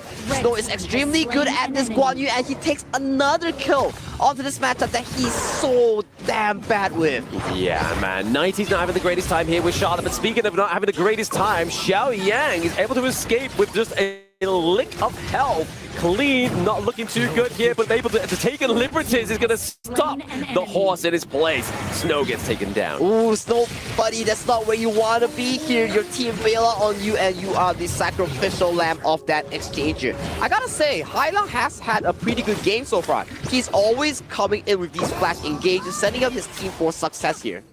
Setting them up for success, exactly that. But I mean, if we look at it, Snow, yes, he died, but he was able to create the time and space to keep that minion wave crashing through into that top T1. So it's already looking like a bit of pressure here being created onto the side of Paws that they definitely need in this early game. And look at the board that has been casted off real quick. The jungle mass soldiers gets locked, and City Boy goes in for the engage. Yes, City Boy into the backline there, just trying to disrupt the flow of Feng Jie onto the Luban. But unfortunately, no kills for the side of Twisted Minds. They were able to take that first turret, however. And look at Xiao Yang, he's dancing along the knife's edge right now. He's extremely low, but he fends off the tower against the push here. So, Xiao Yang knowing his limits, making sure that his tower is safe here, making the game a stalemate at 8 minutes. Previously, as of this point, one side would have completely exploded and the goalie will have been immense with both teams here, but this is an awfully medium and neutral game so far. I mean, through it all, obviously, Twisted Minds, they've got the T1 into top side, and they got a few kills, but they're still not ahead with their gold, right? The Tremor Smash, is it going to connect? Oh, Feng Jie! Not only the Leap of Fury, as well as the Tremor Smash, that felt personal, and even more personal, we get a takedown of Chin Lin. City Boy again showing off his Lian Paul's prowess here. First strand flash to find the correct angle onto Feng Jie, forcing out the flash, connecting with the Tribal Smash, making sure that Clean is able to follow up this. And right now, we talk about this mid-game. Yeah. Kind of quiet, but City Boy breaks it apart. He breaks it apart. And speaking of breaking apart, the T1 down to the bot side of the map gets breaking apart by the Winions as they are able to claim a second objective for the boys of Twisted Minds. Definitely puts them into a more favorable slot in terms of being ahead with the gold lead, but it's still so slim. It's literally, like you said, Sagi, it's on the knife edge. It is in the knife edge right now, but I really want to see how City Boy orchestrate all these big engages, because one engage like that, he secured himself 2 kills and he's having a field day right now. So far, City Boy has been one of the most impressive Lian Po players so far coming in from the group stage to the stage. Yeah, I think this is why we were waiting for it to come in game number 6, right? This is game point potentially here. Leap of Fury onto the backline. Feng Jie not looking too happy. He gets caught inside the box. That is a takedown. That's a lot of damage from the side of Port's Gaming, already been taken off. But Hailang as well gets traded here, but can they get more? Dream Roam comes through defensive. He's looking to charge through. He's not going to quite be able to get it. And then Myosotis gets the kill onto City Boy, but can Snow make a difference here? The takedown of Shanks could be the opening here for Paws. Snow comes in clutch, but he's standing still. You see what is going on with Snow here as he falls down towards Myosotis. A 5-4-3 exchange in favor of Paws Gaming. Yeah, I mean, ultimately, that goes in the favor of Paws, right? Like, even though Twisted Minds started off that one pretty clean, Hailang kind of got punished there for his positioning, right? That's the danger coming in from the Guan Yu, right? Let's take a look at the replay here. So, while Feng Jie was getting caught out, Snow immediately got access to the backline, takes down Hailang. Look at his positioning here. He's lurking. He's finding an opportunity at the backline. Once he finds it, he finds Shank at first, pops his Razor Cavalry, executes Shank, and he played the last fight beautifully until his demise at the point. Yeah, unfortunately there, obviously for Snow, he did get stopped there, and obviously it was a takedown overall of the team of Twisted Minds. And the T2, in the top side of the map does get taken down as well, however, so it's still already cementing that gold lead for Paws Gaming. But we're really starting to see here Myosotis on the monkey, right? Like, he was at so low health so many times within that team fight and still kept going in for more, just spamming that first skill, keeping that shield up.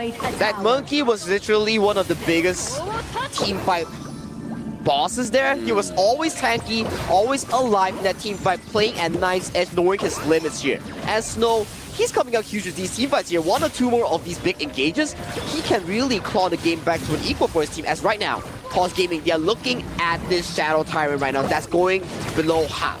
Yeah, Clean's like, do we contest it? Do we? Oh! He goes in with a leap of fury, gets a crucial kill. Pep, can he get any more? But the damage going through for the side of Pawn is too much. City Boy gets the Trumpet Smash onto Fungia, but they need the damage, and there it is, delivered, signed, sealed, and delivered there by 90. But can they now get out? That is the important question, and the answer is going to be answered very soon. 90's trying to dip the dash out of there, but it's going to be looking at the Kachusa. Trying to go in. He gets taken down. Shanks, however, gets met here by Myosotis. Oh, Myosotis here gets the spine onto Shanks here. There's extra movement speed, but Myosotis does not get the execution onto Shanks here. But Shanks, that is the splash that you expended against a monkey here. As we can see, Myosotis on this monkey is gradually getting more and more tanky. And just look at this clean steal here. Yeah, absolutely beautiful. And this fight was orchestrated beautifully coming in from Pulse Gaming, making sure that Fungia was alive. But look at 90 here, slicing through the backline here, making sure that Fungia does not get out alive. City Boy here does get out alive here, and 90 here, he knows that he cannot escape here, does fall to the slash here. Yeah, just a little bit unfortunate there for obviously Twisted Minds, but definitely the turnaround that Paws really needed in that one, because obviously Fungi being taken down. The Overlord does get taken here as well over to the side of Paws Gaming, thanks to Xiao Yang, but right now, it's getting very fine with obviously that gold lead. Still around about 100 gold lead difference, right? Like, we're still just in that percentile. It is not a big difference, and this is one of the closest games so far we have is this series here. Both teams are neck to neck, and look at the damage now coming in from Clean.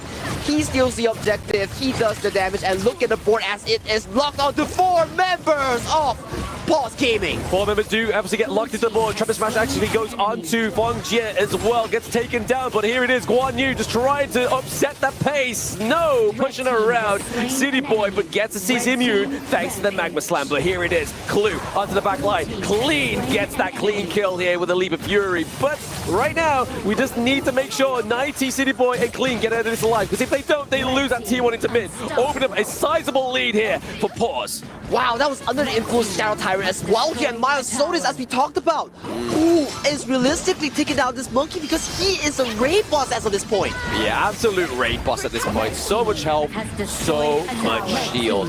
And honestly, the damage really coming through here is Clean. And Shanks actually not having the best game here on this D-Ranger. Well, you have still on this Razor Cavalry Guan Yu that's constantly charging at you. I don't kind of blame him, because if we look at it, Feng Jie, he's sort of like a living bait here. Yeah. Fights engage onto him, but he dies, but immediately Pulse Gaming starts winning team fights. Yeah, I mean, they always kind of position him towards the back part of the team fight, commit a lot of resources to get him, and then at that point, they've already used all the resources to get in there. It's the getting out part that they need fuel for. So the next rotation around the moon, around that team fight, is where we're seeing Twisted Minds really struggle here.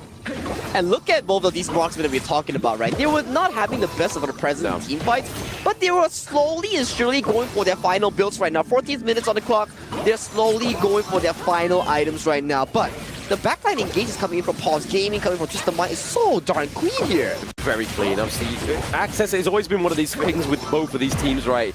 They have no trouble getting into the backline, but it's like I said, they have trouble getting out. They have trouble getting out, and this is the one thing that they have to take note.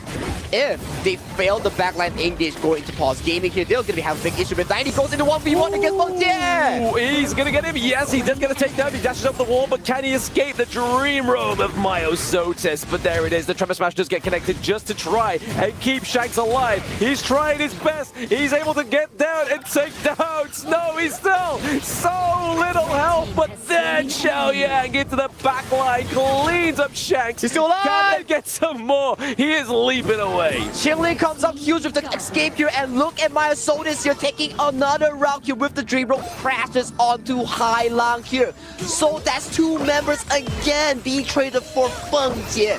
I'm telling you, Feng Jie's a living bait as of this point. He's just a dangling golden carrot at this point, right? They're just like, hey, if you really want to go for him, you can do, but you're going to get punished, right? We always take more than that one trade. And Pulse Gaming, especially Snow and Xiaoyang, that was an insane play coming in. They went out with almost 1 or 2% HP, knowing for the fact that if they die there, that could have been massive going in from Twisted Minds. But right now, another objective gets secured for the side of Pulse Gaming here. 90 going extremely low, but backs off. He does back up, but I mean, honestly, we prop 90 up here, obviously trying to jump in onto Feng Jie, but I don't think they've learned, right, that like we were saying previously, if they go onto Feng Jie and they only get Feng Jie, it's not good. It's not good indeed. And look at the top side KDA coming in from Snow and Myotosis. 6-3 and 5, 6-0 and 5. If we were to go out to see the damage chart, I'm pretty sure that they're on top. Yeah, absolutely. They seem on top, right? There's some consistently damage coming through, more than likely coming from the Blazing Cape as well. Obviously that damage over time, but also that anti-heal is definitely making the difference here. The day and night difference onto 90. Day and night difference. And with that lead that you were talking about, right now they secure yet another Shadow variant under the influence of the Primal Bot. That is how ahead this Luban number 7 is. And right now, no tier 2s are available for the side of Twisted Minds here. If you are paused gaming here, it is time to go for the big push. Time to go for the big push indeed. Because I mean, if they don't go now, when is going to be the best time? Because they, like you said, even with Primal Bond, something that Twisted Minds likes to do, they like to go for those double objectives. They indeed like to go for double objectives here, and look at Feng Jie here, utilizing Luban's number 7 passive, take down the first tier 3 of Twisted Minds base. And look at the board. When will Hailang lay down the board is the question here as the engage goes in. The engage just go in, but the board is small, and into the back line is going to be City Boy. He's stuck into the thick of it here, and Feng Jie is keeping himself alive, but goes down once again to 90. They get Xiaoyang, but they also get Feng Jie. That's a lot of damage being taken off the side of Pause Gaming with Snow down as well. Myosotis gets hit with illegal immunity and gets taken down. He gets taken down, and this is a successful engage here thanks to Hailang and City Boy once again.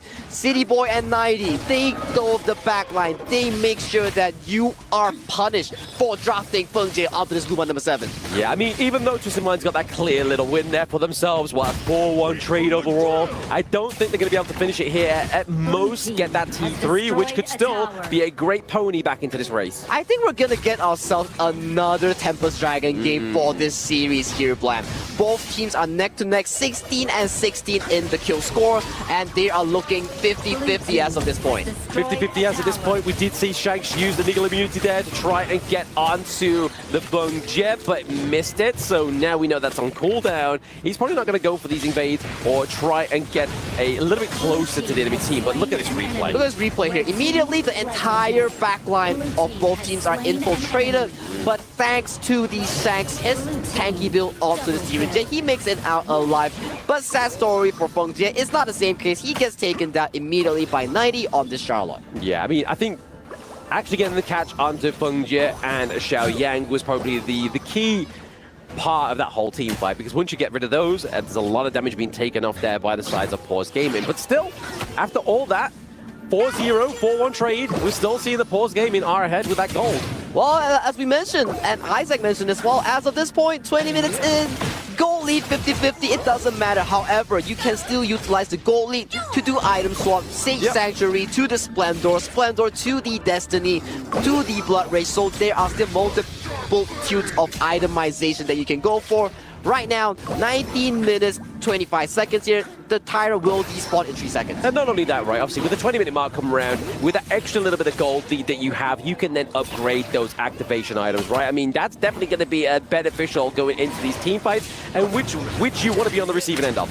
Talking about receiving end though, but the mid lane fight goes on as Myotosis gets caught up by the League community, and the backline gets engaged once again. There it is, the Tremor Smash Flash goes in, lands onto Feng Jie as well. That is currently a 2-0 trade for the side of Twisted Minds. They are opening up Pause for now, but the base, they have to get that intercepted. The minions are there, but it's going to be Snow, it's going to be Xiaoyang that's keeping it alive. Look at the current map state right now. They have no wave to realistically push for the end here. What is the call here, Twisted Minds? Are you guys looking for a game-winning ending push? The location, the position they're taking, it looks like they want to take this game-winning push. I mean, they got to try. They got to try and do it here, or what is going to happen is that Myosotis comes back up in about 8 seconds.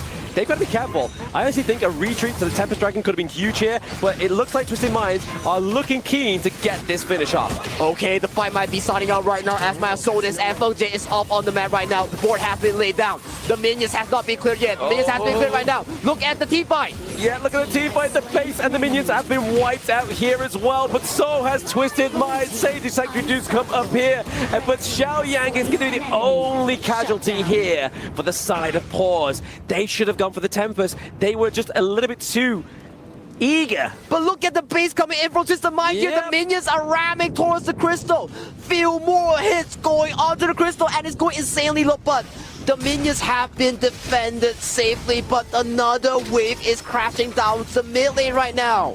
This is why patience is a virtue, guys. If you have patience in Honor of Kings, you can just be like, guys, we need to make sure we get the objectives. We can then take that fight there. But right now, City Boy trying to push them away. It's now down left to Shanks with this minion wave coming through. It's going to be Pause coming back with a 3-3 score. We are going to Game 7 Ultimate Battle here, ladies and gentlemen. Our first ever Game 7 in Honor of Kings World Cup 2025, Lamb. Yep, are you not entertained at home and at the Amazon Arena?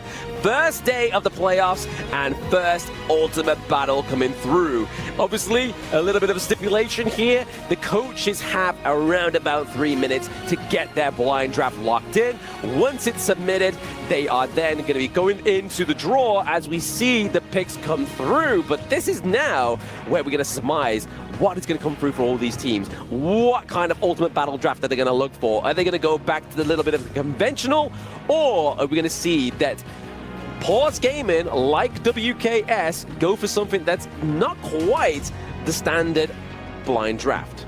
I'm thinking here, Pause Gaming, they love the Fuzi Da Qiao with the Yixing, with the Byron, with the Pei. That's their go-to comfort drop for Game 7.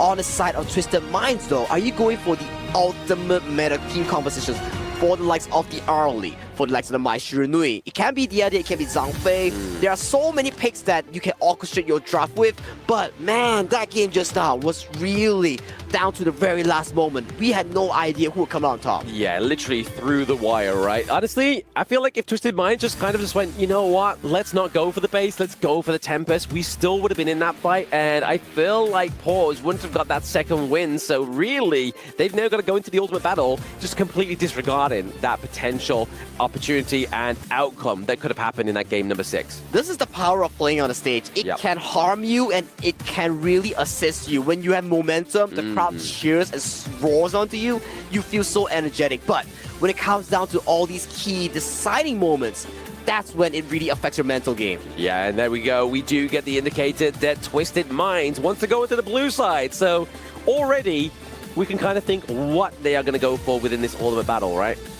Well, as of this point, there's no counter picks, there's no bans, there's no drops as of this point. It all comes out this blind pick session. We will see similar heroes, or we will see entirely different drops coming in from Pause Gaming on Twisted Mind here, Lam. Yeah, I mean, these are two teams that have had very dominant performance within the KWC, right? They are able to get to this part of the competition pretty much with very little losses as well, right? And now they both are here at the Ultimate Battle. And honestly, I don't think anybody predicted otherwise, right? If they didn't, they kind of played a little bit of a fool's errand, right? That is the beauty of Honor of Kings, right? You have the Ultimate Battle, you have the global ban pick here.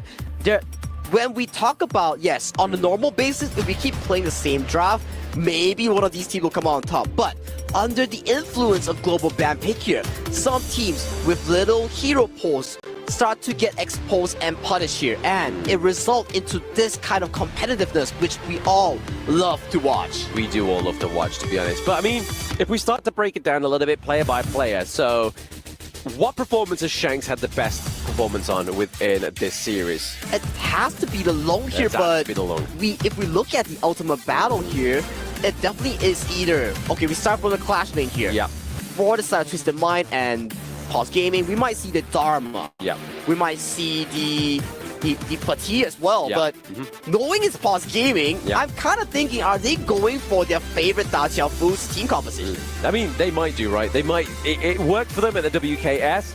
It may work for them at the KWC, but the way that they've been tested by Twisted Minds, I feel like they weren't tested at that point within their competitive region, right? The WKS. This is a completely different Pause game. They've been pushed to the wall, and now their paws are on the desk. They need to make sure they are picking the best draft possible. But like I said, we've got about an extra 2 minutes there to get the countdown for the Ultimate Battle and their drafts. The draft is going to be exceptionally important as of this point. There will be a mental 4D chess battle game between the coaches. There are two ways of doing it. One, you draft your favorite team composition, your most comfort, the meta team composition. Number two, you predict what the enemy will pick and you draft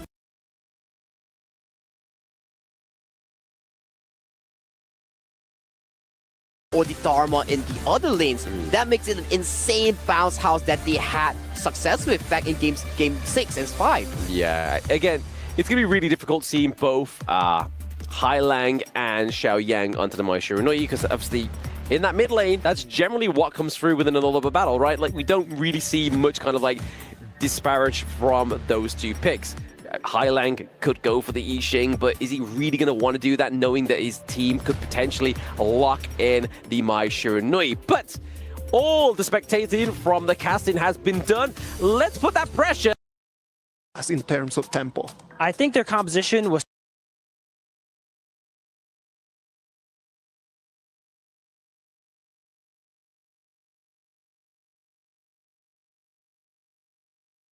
Right now is your time to shine. Good. I like that. and then Marksman. Arguably one of the strongest, if not the strongest in the meta right now. Repeat until every tower is gone. So it's like a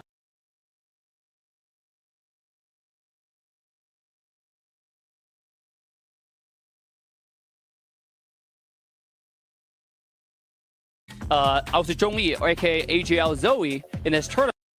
At what's going to be the compositions. I know that the casters are counting the seconds so they can take control.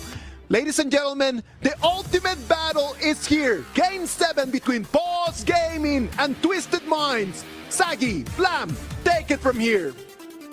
How's it going, everybody? Welcome back to the first Ultimate Battle of KWC. It's clearly look like Isaac knows a little bit into my relationships. I like control. It's clearly, he's like, hey, let's give them control over the draft.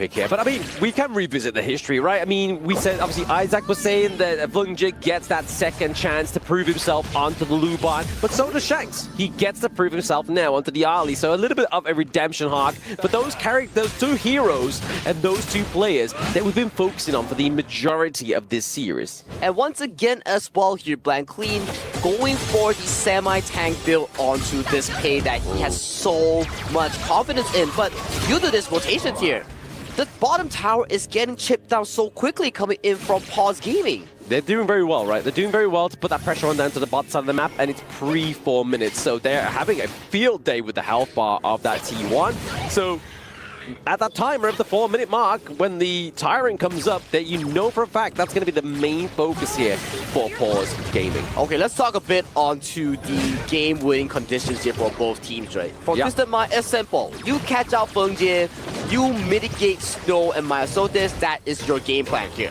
For the side of Pause Gaming here, Feng Jie has to survive because unlike last game here where Shank was on Diren Jie, immobile, he could have got dove by Snow and Myosotis here.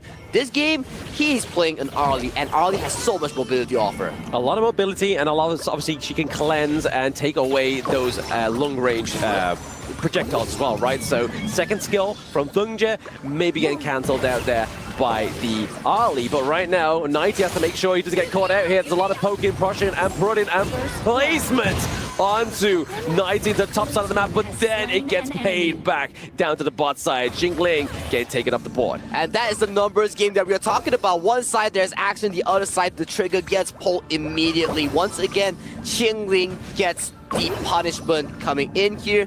And talking about punishment here, Clean does sneak away some of the camps once again from the jungle of Pause Gaming.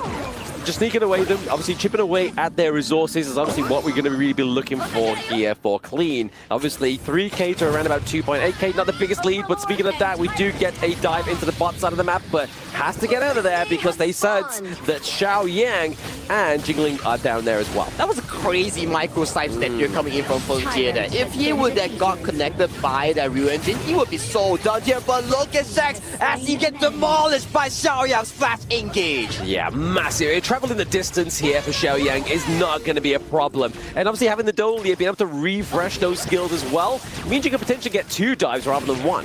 Exactly, and right now Xiao Yang is proving that his engages are much more effective compared to Hailang here. We talk about all the other picks here, but the key difference maker being this Maestro. Look at that clean execution here. It's not on the Luban, it's on Shanks, on an Arlie. Yeah, no, it's a little bit worrying for Twisted Minds, right? The fact that you can get caught out on such a high mobility hero is pretty scary for their prospects of the victory of this game, right? But still, we have yet to see a full-blown out 5v5 here. We have seen from last game, Feng Jie is so prone to these dives, especially CT Boy and 90. They have such a good synergy in diving the backline. So we have to see, as the game escalates, how does Feng Jie play these fights? He's got to play them carefully, right? Like, we saw the last game where he was getting caught out by 90, dashing in, same with City Boy. But there was kind of like overcommitted, and they had to kind of stay once they were in. But now they've got to try and find a functional way around that. Exactly, and right now we see rotations coming in from both teams here. A small 1,000 gold lead does fall over to the hands of Pause Gaming here. That 1,000 gold lead is the difference between Xiao Yang and Hailang currently in the mid lane. I'm going to say it once and I'm saying it again. I mean, Pause Gaming, every time they get that early game goal lead, they win the game. They did it last game. They're doing it right now, so Twisted Minds better not be looking at that as a bad omen. Man, but that Flam, that last game though, would you really call that as a victory? Because that was Twisted Mind fumbling the bag here. So, man, we gotta see how this game 7 really escalates, because right now it's looking pretty good for Pause Gaming in terms of the goal lead. I mean, it was a victory. They got a point on the board. They got to the game number 7. So even if it was a fumble, it doesn't matter how you got there. It's the destination, right? You got there towards the end, and you got the point overall. But like you were saying, so far it is looking like a good fight, a good ultimate battle here for Pause Gaming. But we know that in terms of those team fights, this is where Twisted Mind likes to thrive. That is exactly the case. I do have to agree with you as well, but I want to put focus on our clash laners here, 90 and Snow. I feel like these two will be the key difference makers. Aside from the Mai versus Mai matchup, they will be the one to really find these backline engages. If you can't find Shanks, you can always find Clean on the Guan Yu engage. But exactly, Snow has such a phenomenal game last game that I feel that bringing that tempo from his Guan Yu performance to this game will be pivotal. Exactly, yeah, he has the momentum. He's kind of had a warm-up match with it as well, so it kind of works out, right? We see obviously the support spell being used there by City Boy to try and slow the side of Pause Gaming to keep them within that means, but someone's missing from this team fight, right? It's Snow. Snow is putting the pressure onto the top side of the map. And that is a lot of pressure for one Guan Yu alone. He has a Frigid Charge already, so even if he accesses the backline onto Shanks, he gets the stun in, he will send Shanks flying into the arms of Pause Gaming. So right now, both teams are playing exceptionally safe from any form of engages, but look at City Boy. He's finding an angle, he's looking for the unbridled outburst, but Pause Gaming, they're not giving you a chance at all. That's the thing as well, right? Like, Unbridled Outburst, it's great when it hits onto 4, onto 3, but if you miss completely, it's going to be a devastating blow for the side of Twisted Minds' team fight potential, right? Like, if you miss that Unbridled Outburst and then you take a team fight, it's going to look worse for wear. And that's exactly the case here. So that is a very key spell there. If you miss it, you're going to be talking about like a 30 to 40 second timer where you have to stack, given if there's a jungle camp here. And look at the positioning right now.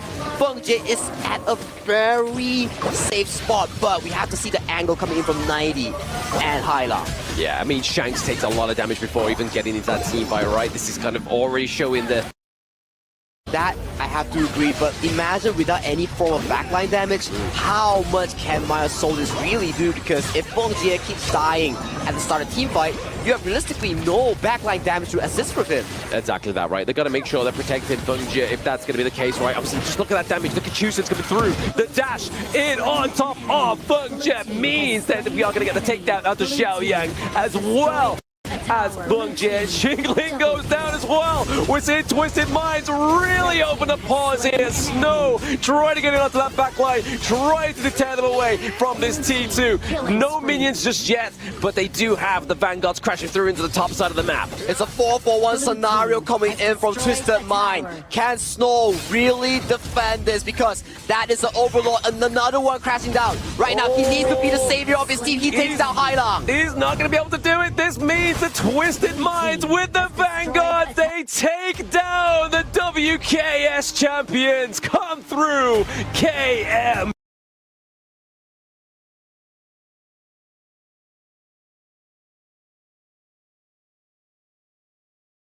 I don't think they are weak. Just do ourselves and make ourselves to the best.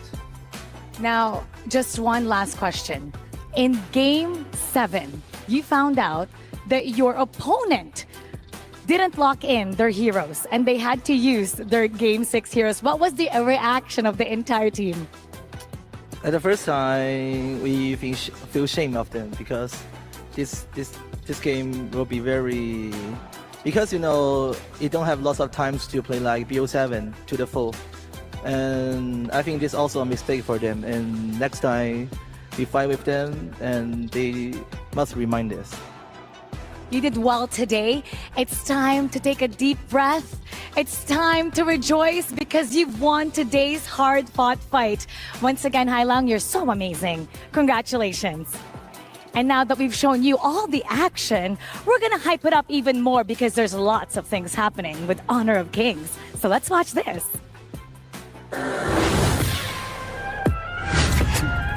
Hello Honor of Kings fans in Saudi Arabia and all around the world. I'm James Yang, the Senior Director of Global Esports Center at Level Infinite, Tencent Games. Honor of Kings launched in 2025 with a brand new esports ecosystem. This year, we've seen players transform into competitors and competitors into champions from grassroots open series tournaments to regional leagues, all competing in the global spectacle of KWC. We've built an esports ecosystem for players worldwide. Over 160,000 players have created their own esports stories. We see these stories worldwide happening in each player's daily lives. And in the second half of 2025, we'll tell these stories even more fiercely, with more tournaments, low barrier to enter, and more ways for players to make their mark. A more challenging and epic global esports tournament. Honor of Kings International Championship KIC is happening this November in Philippines. The reactivated KIC will embrace local culture to deliver richer experience, ready to boost your excitement to the max. This time, the focus is on global teams, where top teams worldwide will meet to fight for regional pride, battle for championship honor, and split $1 million prize pool. The more thrilling news is the KIC champion will have a dedicated hero skin made for them. Furthermore, they will not only be KIC winner, but also new contenders. The top 3 teams from KIC will carry their regional flags to the Challenger Cup in China this December. Regional professional leagues offer pro teams the direct path to the world stage and international fame. Starting in August, the second season of regional leagues will launch IKL, MKL, PKL, WKS, ChokeBR, KME, KMW. Which team will crown the next regional champion? Which player will emerge as the next league superstar? Stay tuned to witness the regional actions.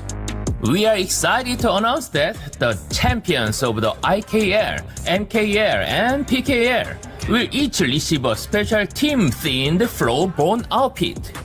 Should they secure their title as a regional Pro League champions again, we'll enhance their outfit with a new and exclusive accessories. Legendary players might be among us. Just look at Team Twisted Minds. They clawed their way up from Open Series, emerged from Major West League, and earned a place on the KWC stage. They will not be the only ones. Over 160,000 players from 100 plus countries and regions competed in the Open Series Split 3 this year, and 18 teams advanced to regional professional leagues. Their stories show that everyone has a chance to step on the esports world stage. Do you want to be the next grassroots glory miracle? Open Series Split 4 has begun.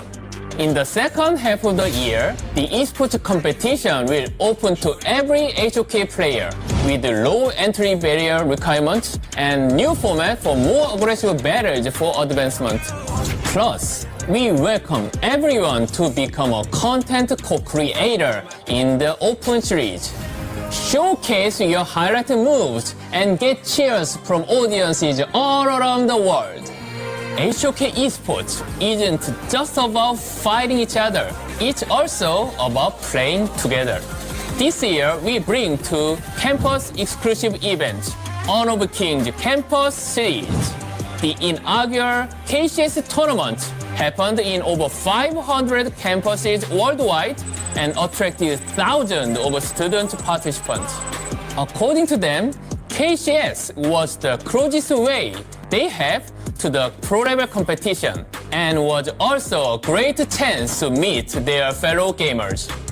For the second half of 2025, we are ramping it up with more campuses, giving more students a shot at KCS. We'll also host more online and offline events for a chance to meet with students. So students, get ready for KCS because the next campus we visit could be yours. It's time for your Dome team to become KCS champions. We believe in everyone having their esports moment in HOK. So, esports players from all around the world, are you ready? Create your own story of honor now!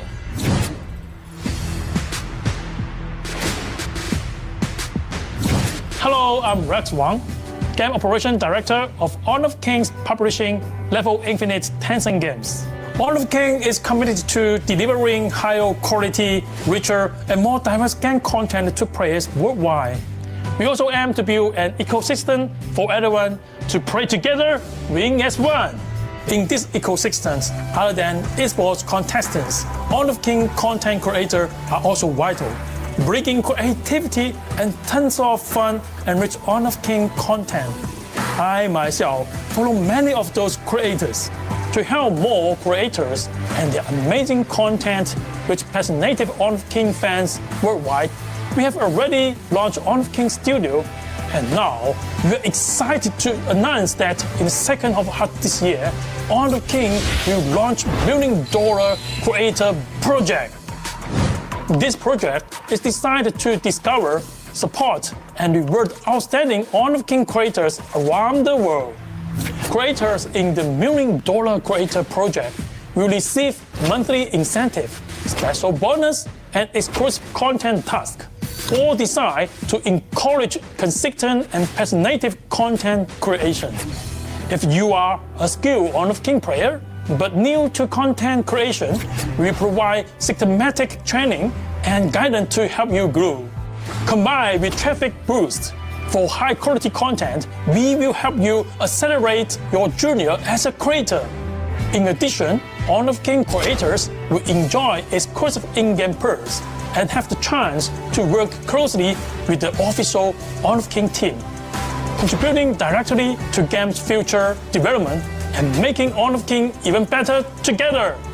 Top creators will even be invited to attend official offline Honor of Kings events. acting as ambassadors to connect with fans and players in person.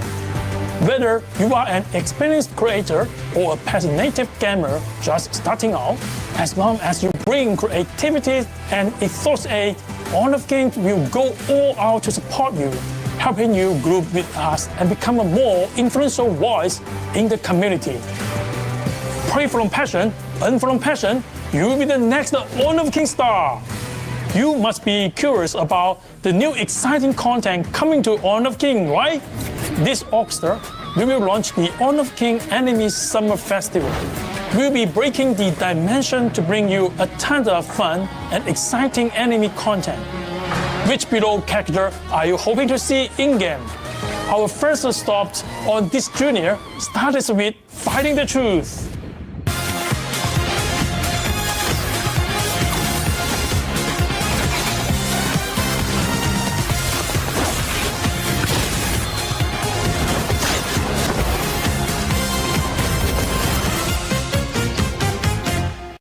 That's right, Honor of Kings will also kick off its collaboration with Detective Conan on August 1st. Don't miss the showdown between Detective and Fatal Thief in Honor of Kings. Coming soon in the second half of this year, whether it is gameplay, esports, or content, Honor of Kings will be with you in every part of your life, offering the best gaming experience and our fondest memory. Let's enjoy together. Okay, it's okay.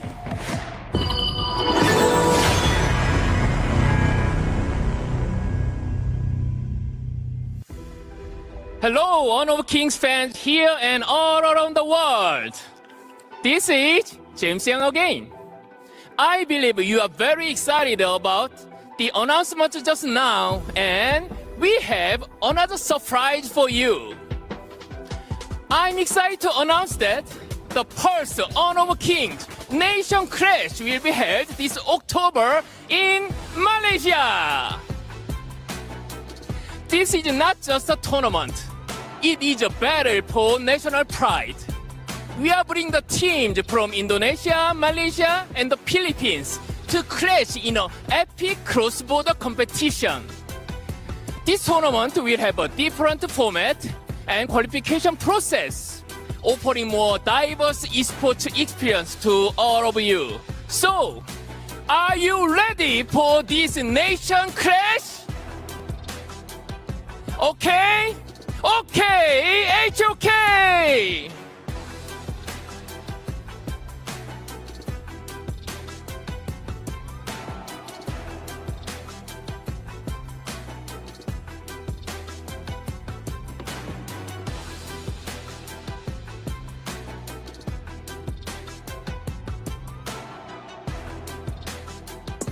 It's been amazing just to hear the new opportunities of what is going on in our game. I am super excited just to see the evolution of Honor of Kings, how we are moving forward, creating a bigger ecosystem, creating more opportunities not only for everyone at home, but for us as well. They talked about content creators. I know that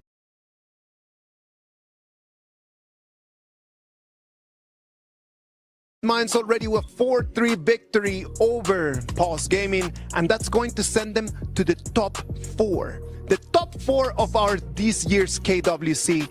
One of them is going to be Twisted Minds. They win, and look at that. They're waiting for the winner of tomorrow's competition between AGAL and Alpha 7 Esports.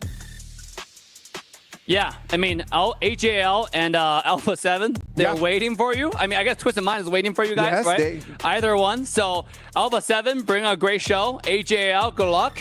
They got a lot of time to study, being the first ones to break out of the top 80. Entries will win cash prizes and may even be implemented in-game. Pulse Gaming. That was a very amazing game. I remember that Twisted Mind started with a 2-0 advantage. Then it was Pulse Gaming, the ones that they took the lead, and then you went to 2-2. Then Pulse Gaming, then Twisted Minds took the 3-2, and then Pause Gaming in the last second snatched the victory in Game 3 to send us to our Game 7. In that Game 7, sadly, we had Pause Gaming just having to take a little bit of a nerve because they did not submit. They did not submit their picks in the previous 3 minutes, and then after that, Twisted Minds just sealed the deal with one more victory. Moving into Nova Esports against OG Esports. We can see the players already arriving. I know that Nova Esports and OG Esports, they're really looking forward for playing against each other. The two of them, they really are counting the minutes to be able to see exactly what this game is going to be. We had already an OG Esports against Nova Esports match before, and that was already a Nova Esports 2-1 victory against OG Esports in the best of 3. Now, Nova Esports, Mutsi, Waypit, Xuan, CY, and Wendy. These are going to be the 5 men that they're going to be showing us what Nova Esports is going to do. We are always talking about Nova Esports being able to be very close to that S tier. When we were talking about the tiers, when we were talking about the ranks in this morning, we were talking about how the difference between Nova Esports and those teams like AGAL, like TT Global, it was day by day becoming smaller and smaller and smaller. When Nova Esports is really on their toes, like believe me, they can take anyone. And Nova Esports is going to be one of those teams that you are going to have to look forward to. On the other side, OG Esports, Dao Dao, Wen, Keke, and Muchen. These 5 boys, I'm telling you, they wanted this match more than anything else that they had right over there. The day of the draw. If you would have been with me right over there in the studio, it would have been amazing vibes, a great environment. When they saw that they got to play against one more time against Nova Esports, I'm telling you, they erupted. They were elated because this was going to be an opportunity for them to take revenge. It does not matter if you are a Nova Esports fan or an OG Esports fan, this is going to be the match of the day. I'm telling you, this is going to be our SNB match of the day brought to you by the Saudi National Bank. Boys, this is our match of the day brought to us by SNB, Nova Esports against OG Esports. Lads, what are your thoughts? Here we go. This is the main dish. Pause G versus Twisted Minds. It's just the appetizer, bro. This is the main event for today. Conquer.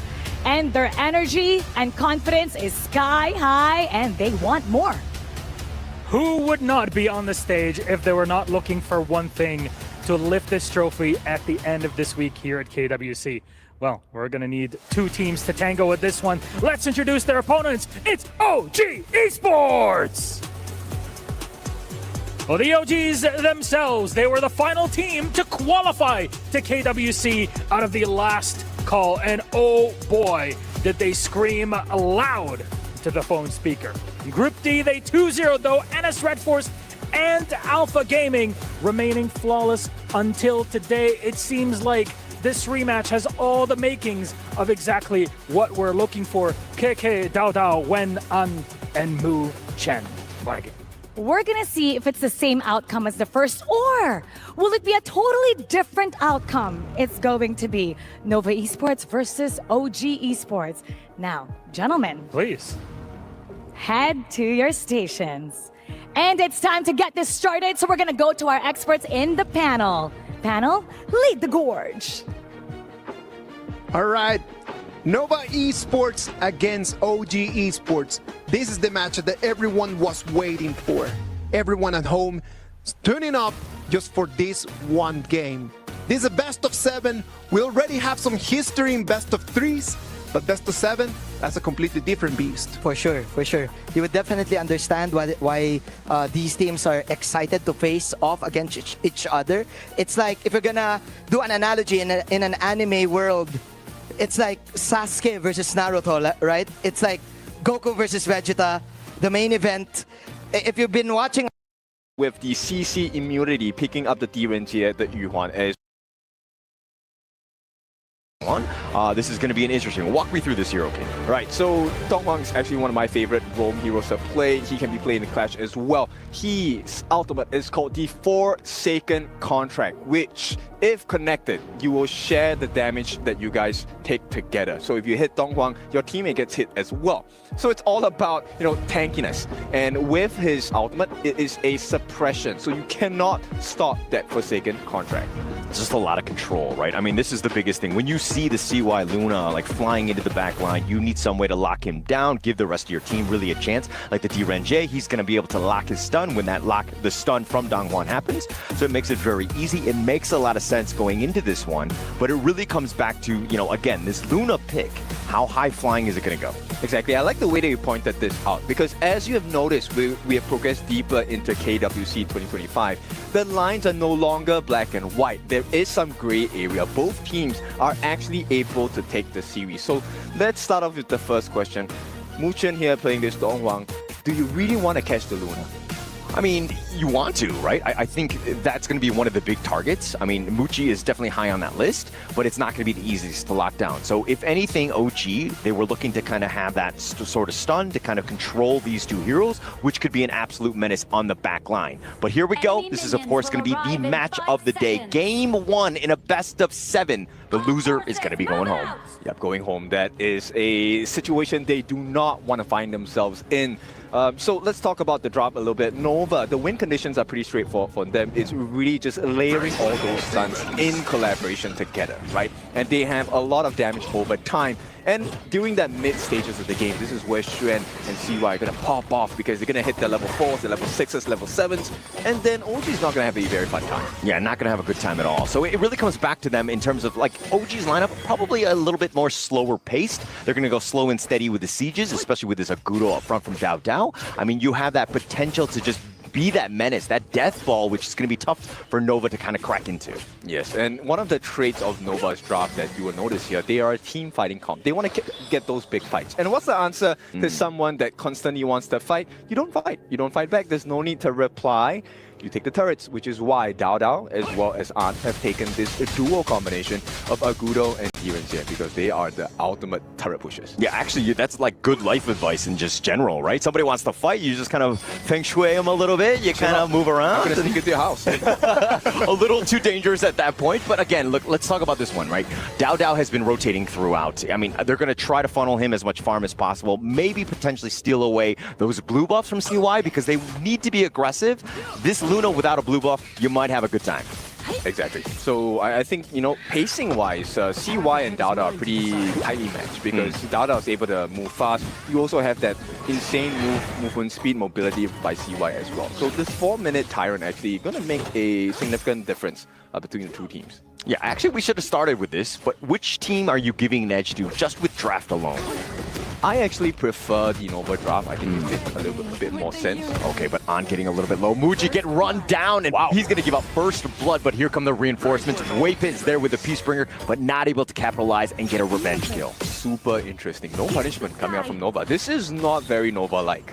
And Nova is a team that we have praised. In fact, on paper, Nova looks a lot better than OG, but it's OG that strike first. Yeah, so this going back to that one, I mean, Nova has always gotten the best of OG in all of the games and all the previous series. Like, it seems like they're the nemesis, right? I mean, going back to the Season 3 championship, or the Season 3 Invitational, excuse me, OG was up 3-1. They had a potential to knock out Nova, and they kind of fumbled the ball as Nova Esports won 3 games in a row. I mean, if you have to make mistakes, because we inevitably do, I would rather you make those mistakes early, right? Yeah. So Season 3 Invitationals, it's a pretty big stage, but right now, it's an even bigger one at KWC. So isn't it the best time to show that you have learned your lesson? Yeah, it looks like Dark Impact was going to be used in the bottom lane, most to zone it away. OG doing a good job. I mean, again, we knew that these two teams were going to be evenly matched. You're seeing that in the net worth. Yes, and you'll see that the gameplay is a little bit more passive, a lot more safer from both teams, right? Because at this point of the competition, it really is, hang on, there is going to be a board laid down, forces out the flash from Muchen. This is not ideal because now that aggressiveness is not going to be apparent from OG. Not going to be possible. I mean, the 4-minute Tyrant is about to spawn, so that's something to take note of. I think Nova have a slight edge going into this team fight, especially with Waypit just like throwing out these cannon blasts left and right. Yes, he already has the arcane boots here, so he can have Pierce. Yeah, Dao over the wall. He's going to be back in. And I mean, he's been spotted out. Nova Esports doing a great job of understanding that, hey, the 4-minute timer's about to happen. Let's push the wave. And as I say that, Infinite Vastness used instantly. So they make a trade, right? Right now, they force out the Dragon Force from Muchi, Infinite Vastness. They also force out the Flash from Muchen. So there's a little bit of a trade in terms of like battle prowess. And I feel like OG, they have a little bit more control. Nova, very smart. They recognize this. They go for the other objective instead. Yeah, very smart here. But I mean, they're going to trade away the Tyrant because OG had all that space in the bottom lane, plus the fact that they picked up the bottom T1. So I would say the overall net worth shift has gone in OG's favor.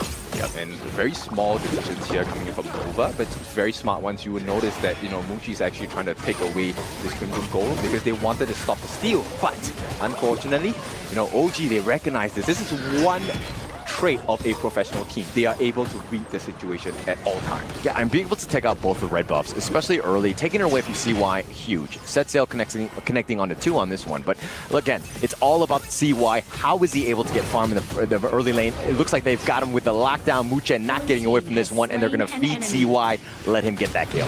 I think that was a worthwhile trade for the side, right? Muchen, he gives away his life, but end of the day, they secure the buffs. And unless Dao is taken down here, I don't see much of an advantage for Nova. Yeah, not much at all, but I mean, it's still a shift.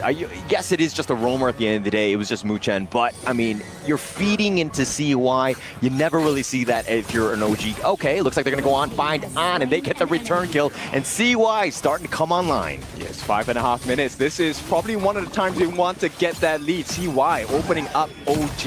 Yeah, CY not scared. He's diving back and forth. They're going to find Dao as well with Muchi's damage on top of that, and Nova Esports, you blink, and now they've got a lead. Yes, you don't want to be too careless with Nova at this point, right? We have already seen the results of being careless against Nova Esports, and once again, OG put their foot off the gas, and they're punished pretty heavily at this point. I mean, look, I think it's more of the fact that, like, OG were fighting, but Nova was like, actually, we're just going to take the driving wheel, steering wheel away from you, and we're going to take control of this game. They went into that playbook on the side of Nova, right? Which is Nova wants to fight. So OG, I think they need to recognize the situation a little bit better. Here's the board. Unending Sour going to be used, but the mid T1 is under siege. Taken away by CY, and it looks like Nova, again, with just another lead. Yeah, the stage shifts coming in from Nova is so smart, right? Changing in between objectives as well as fighting. It's so important to recognize where your strengths lie. Yeah, and CY could potentially jump in. The Cannon Blast, not going to be taken away, but CY with most of the buffs, or excuse me, Muchi has them all. CY has nothing. He's going to back off and take his own. But because of this interaction here, they're actually pulling away the defensive of OG. So OG now, they have to get a little bit of damage. Hang on. They found Waypit. He's going to try to flash away with a Dark Impact. Going to connect, but the box is going to be used. They throw out Furball, trying to slow it down, and Waypit will fall in the end. Good understanding, but still, it is Nova in way more control, because at this point, yes, you take the T1 at the bottom, but this is the game plan of Nova. I am thinking 3 steps ahead of you. You win that team fight, it's fine. I'll trade for the T1 on the top. Okay, I don't know if it's 3 steps, but it's at least a step. But now they've got the connection. They actually have CY locked down, and that was that control. Here we go, the Unending Sorrow back on now. Infinite Vastness, he's potentially going back in. He wants to be aggressive. He will turn this, but Schwan is already going to be killed. Keka with a double, and they find On, and now Muchi on the run. He's going to be chased here. The Furball comes in, gets the stop, and gets the kill onto Muchi. Shut down, going the way of Dao. That timing was so strict. Muchi actually just used his Infinite Vastness, but got taken the moment he could turn into a dragon, and this is a huge hurt on the side of Nova Esports. And now OG, just like that, they've shifted the game in their favor. They're going to take the mid T1, and you never really see that. I mean, you never want to see that, but here's the replay here. Yep, CY actually, this was a decent position, but here's the problem. They actually did not commit enough stunts in synchronization to be able the false arm to be in a bad position. He got out, he got so many free hits even as he gave his life. And this is where the problem was. Now Muji, I think you want to be patient with using your skills, but you need to understand when you need to use it. I mean, you should have gone, right? I think you have to play it safe more than anything else. I mean, the Tyrant is going to be started here. It's been scouted out by Waypit, potentially going for a Cannon Blast steal. This will be very close. Not going to happen. Ant picks this one up. But is it worth the trade? They lose another T1. Look, there is no more T1s for the side of OG. And this makes the map very dark on the side of OG Esports. And Nova is a team that capitalizes on minor mistakes. So OG, have they gone too far? I mean, they haven't gone too far as of now. CY going deep for this one. He wants to go for Keka. He actually flashes away and back to safety. But Muji actually has the infinite vastness on back on out of this one. Yeah, and you look, one thing that really was a major game changer was the fact that Xuan was on this Dharma in that best of 3, crushed OG completely. This time, OG gave it to him, and look at how Xuan is performing. They have definitely done their homework on this Dharma. Yeah, I mean, look, the biggest thing about OG was that they were previously grouped up, and they got caught out many a times by Xuan. His like jump-ins, his truths were on point. He was just the man of the match in that game 1. But going into this one, yes, they're trying to bait him out, but it seems like OG are like, actually, best of 7, maybe we give him his best heroes and let him kind of dictate the pace, because losing game 1 isn't the end of the world. Exactly, and I think playing a game that makes you more and more fatigued, you want to make sure they burn out the best heroes at the start. And going back to the earlier series, I mean, Ultimate Battles, when they go to a 7th game, it is very tiring. There were some uncharacteristic mistakes from the Twisted Mind side, as well as the Pause Gaming side. It didn't seem like everybody was 100%. Fatigue is definitely an issue. But here's the Dark Impact potentially going in for this one. They have the stun on the Waypit. They have the lockdown and the control. They get the damage. But it looks like Muchen's going to be traded away. They have the knock up onto this one, and they're going to bounce him around. Juan trying to go for the truth, but not going to be enough. CY is going to be focus fired. He goes down as well. 3 for 1 thus far, and Nova on the run. Made it! OG playing that so well. The fact that they allowed CY and understood that this is exactly where it's going to come from, that save coming in. They baited out Xuan's ultimate as well. Very smart gameplay coming from OG. Very smart, and they were actually able to focus down members of Nova, right? And they didn't actually go for Muji because they knew that he had that Infinite Dragon, the Infinite Vastness. He can get on out and get back into the fight. If you're going to prioritize someone, you need to ensure that you kill them, and here's the replay. Yeah, so they actually baited out the box as well. Was it really a bait? I'm not sure, but the fact that the Forsaken contract got rid of the support on the side of Nova actually was a big difference maker, because not only did they force Xuan to use his ultimate early, in which you saw they did not manage to get the slam onto the wall. That was the biggest difference, right? The Truth mantra has maximum effect only when they're all stunned up, and that requires you to slam your opponents against the wall. It did not happen, which allowed for the instant Word ultimate, which heals and damages at the same time. Yeah, and they were able to out-sustain it, right? And just kind of outlast in that lineup, in that team fight. So, again, OG's, it's more of like the draft has been paying dividends in terms of how they want to build, understanding that the potential burst from Xuan is there, but unfortunately for Xuan, not able to get that, that 2-man stun to kind of really set the tone in that fight. So I think OG recognizes what this big win condition from Nova is, right? We need the stuns, we need them layered, we need them in synchronization. So the moment Waypit was taken out, number 1, there was no Radiance, number 2, there was no continuing stuns, no think inside the box, so no AoE control, which if you're on OG, you are in love with that situation. Yeah, and look, this lineup has so many different ways to deal with that. I mean, Waypit goes for that box, you have that set sail, you have the furball from Dao Dao, you have opportunities and options to kind of deal with that.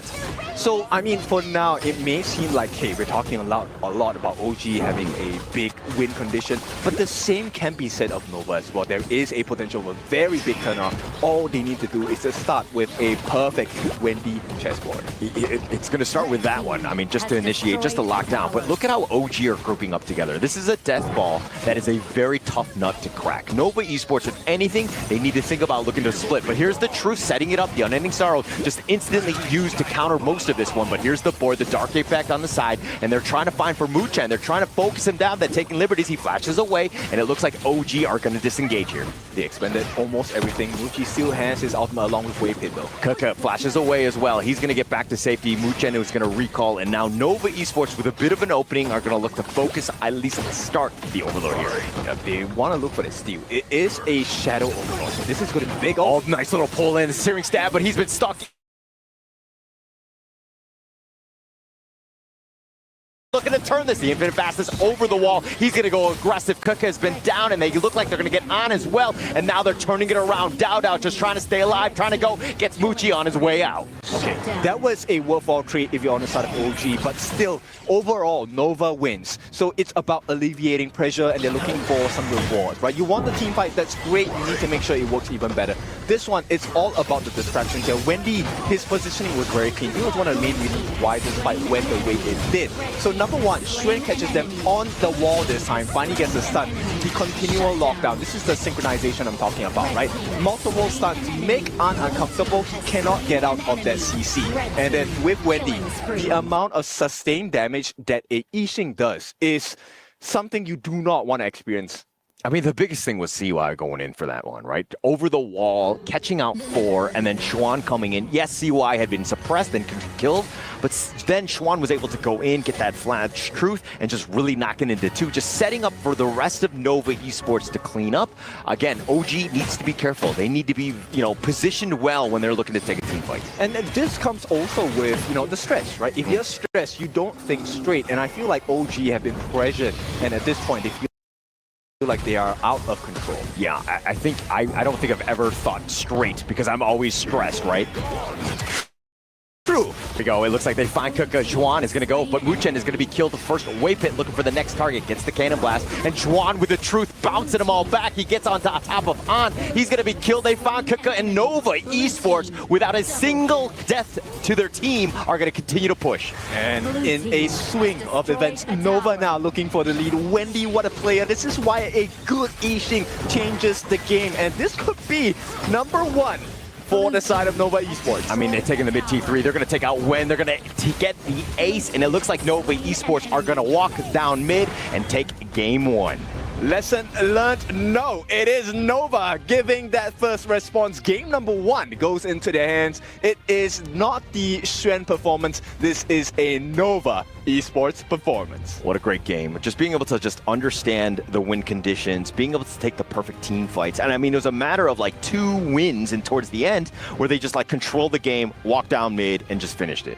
So are we in the clear to say that, hey, Nova is S tier? Isaac, would you agree with us later on the desk? I'm not sure just yet, but Nova, I think the way they have, You see him, he's actually not that impactful in this game. He doesn't do that much damage. Look at Muchi, right? Look at Wendy's damage. Together, 2 of them have about over 60. Really interesting, but if it is not in the meta, there are reasons why. There's, I think, a high chance that really quickly, and he has 3 chances to do it with his first skill. So I'm a little bit scared because whenever I see Flowborn, obviously it's not the tank, so I would have given up on this game. But I mean, this is, yes, you saw 1 victory with that, but the marksman here definitely, it seems like it hasn't had the greatest success rate thus far. I mean, it's what, 2 and 5 with a 28% win rate. It hasn't been the highest, but it's still one of those heroes that is kind of finding its footing in the KWC. True. I mean, it's almost double of the Flowborn tank thanks to that first series today. But of course, with that being said, OG Esports, they're actually taking out all the burst mages. They want to make sure that in this mid lane, one has a good time. And I want to bring you back to what Dave was talking about. I think, yeah, he hasn't really been showing up today. And Nova Esports, like I said, it's a team. If you give them a chance, they will slap you in the face. They're about the long term, right? They're able to find ways in. I think even going into this draft, it seems a little bit like posturing. I mean, the marksman, the Flowborn marksman is fine. Secure is definitely, we're going to see Muchen kind of fly high on this one and just kind of out-sustain because you need to deal with the potential healing of this Ogryn of Fatigue. And the idea now.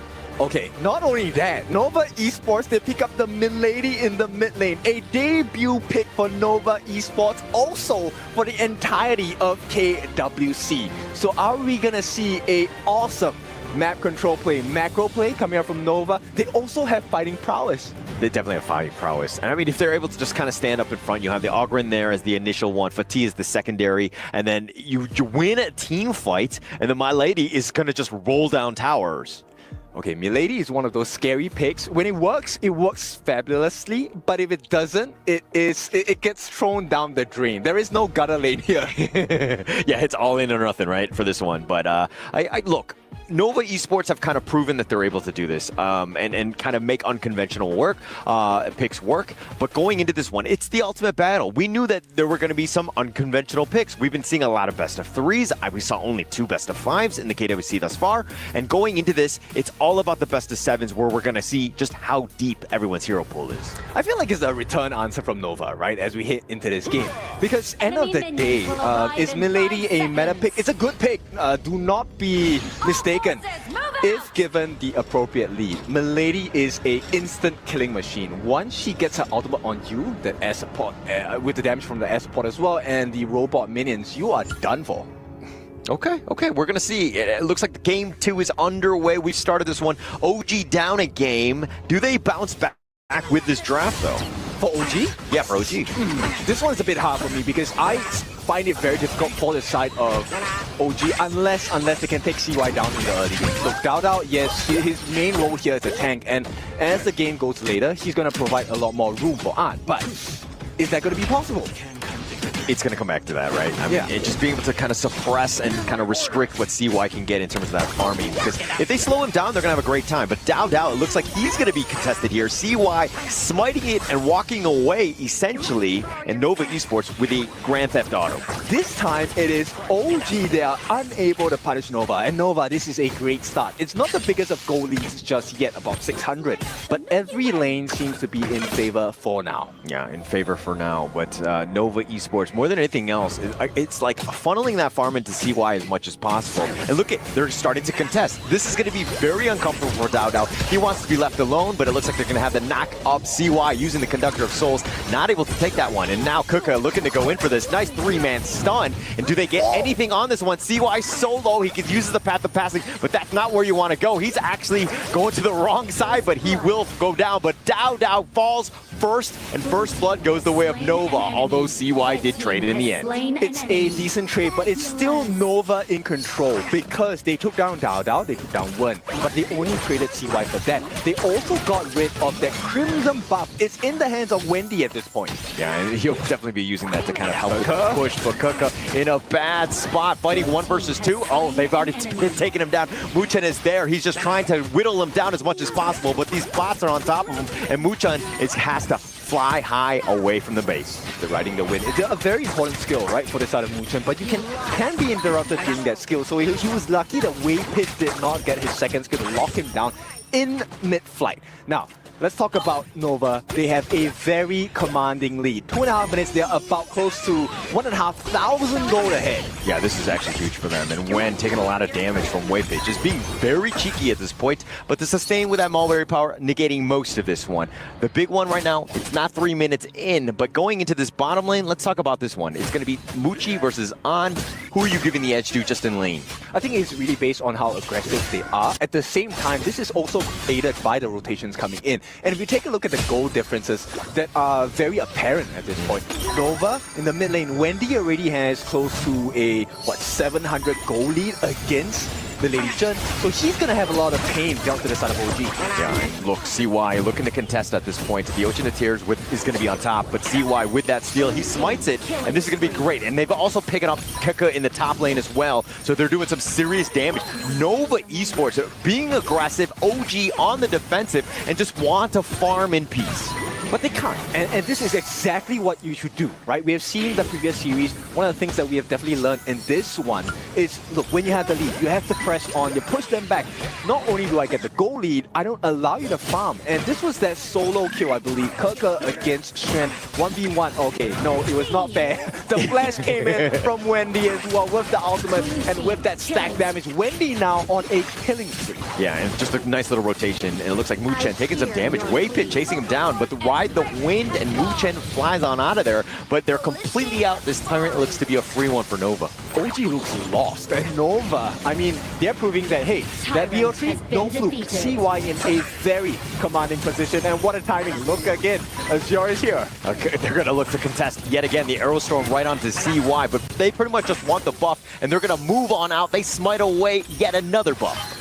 Pure class. Shen, he should be able to survive this, and once again, OG cannot find the punish. Cannot find the punish. Nothing in retribution, and I mean, this is a big one for CY. Wei Pit all the way up in front, finding Muchen, They're going to slow him down. He's going to go down, and Wendy with those spots, chasing him down to the ends of the earth. It's a big rampage coming, a 2,500 goal lead built in the space of 5 minutes into this game. They also have the Primal Ball, and what is this repeat? Look, every buff is Nova's buff. Yeah, everything. Taking away everything, looting and pillaging their entire jungle. I mean, this is the top lane is looking to be in a rough spot as well, but Kuka, he's going to be dove under. He's going to be like gone on right here. He tries to flash away, but they're going to chase him down, and CY not letting him go. They're going to take that as well as the top T1. Easy peasy lemonade squeezy at this point. Nova leading 6-1 in terms of kills, but not only that, they have extended their lead. It's a 3,000 goal lead in advantage to Nova. And once again, unless they get a steal, this is like a consolation prize. Yeah, Dao might have gotten that one, and it looks like the chase is on. They have the control. Muchen trying to ride the win, but he gets shut down. He gets struck down from midair, and it looks like it's going to be a kill going their way of Nova yet again. What did I tell you? If you give the lead to a Milady, there is no chance of a comeback because the burst damage coming in is just insane. The goal difference now, he's already 1,000 gold ahead of Wood.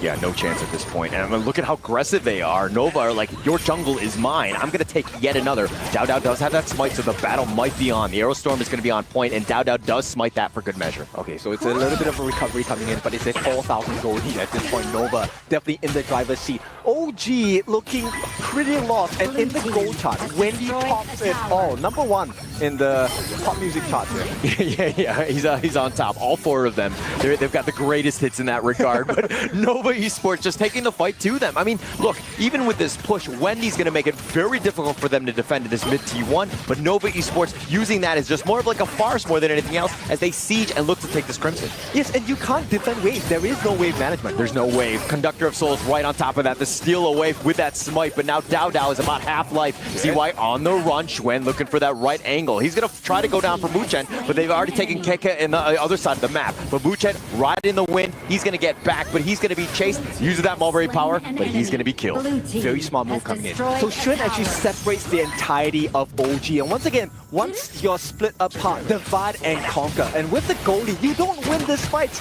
They've managed to extend this goalie. It's 5,000, and we're 7 minutes into the game only. Yeah, and Nova Esports just so smart, right? Understanding just how to take those team fights. It's like, hey, if we have a 2-on-1 somewhere and we're able to kind of attract the attention of the others elsewhere, we're going to have that numbers advantage, take out those kills, which is a huge proponent of why they're up 9-1. But here's the Dream Roam. That's a nice one. Connecting onto 3, the Aerostorm right onto CY, but Dao, yes, he's tanky, but he's going to get sliced down. CY gets that kill, and Xuan with the flank, not able to get anything else. There is no rising at this point. OG made to sit down as the map is just conquered by the side of Nova. We predicted a close series, but it's not looking like it right now. Yeah, it's not at the moment. Kuka flashing in, tries to find at least Wave Pit, the force field suppression. Going to go in, but he's down by 3 members. Nova make him pay for being aggressive and contesting, and they also pick up Muchen as well. They're in a disarray at this point. OG, every member is playing for themselves. They're looking to provide value, but it's not a play. Yeah, it's not a team play at all. And I mean, OG, if anything to do, especially since Nova Esports, they win a team fight, and with Wendy, you have that potential push. And look at the distribution this time for Nova, right? Instead of CY taking the buffs, now they've given the buff to Wendy, given the buff to Muji. They have hit their power spikes 8.5 minutes in. There is looking like there is no ray of hope for OG.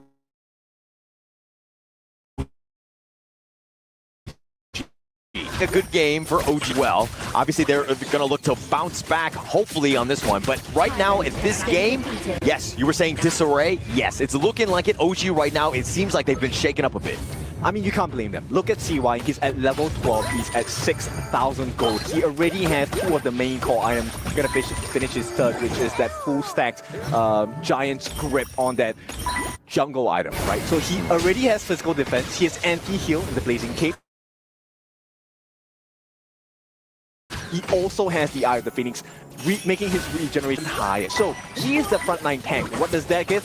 Wendy space, Muji space. The heals are coming out from Wave. There is nothing that OG can look forward to at this point. OG don't have any esports right now, really struggling to find their sort of footing. They don't really have the damage to kind of deal with some of the tanky ones, especially like CY that we were breaking down. But now Nova Esports putting the assault on this bottom T3, looking to go down. Yeah, you don't really have the minions, but you got Wendy. It's a dash and a gash at the T3. Nova draw the big one here. T3 for the side of Nova Esports, and they are in elation. Once again, OG, there is no answer coming in. No answers, and the way that the Nova team has been kind of poking and prodding, keeping them at arm's reach so that they can never really come in, OG are not looking to commit because they know that if they do, they will die. Yes, and also because there's the Tyrant buff, so there is nothing to expect out of the OG squad unless Nova mess it up. And Nova is a team that rarely makes mistakes. Rarely make mistakes. I mean, when you're, and that will lead up to like a 9 to 10K lead. I mean, this game has been all Nova Esports. It's tough for Nova to get any sort of farm. In fact, look, they're so optimized. It's a double objective pick.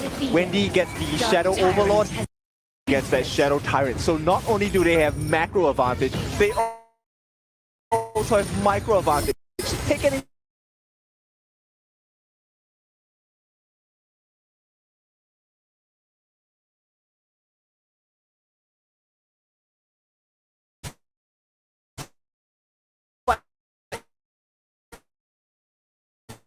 you want. Nova is going to operate.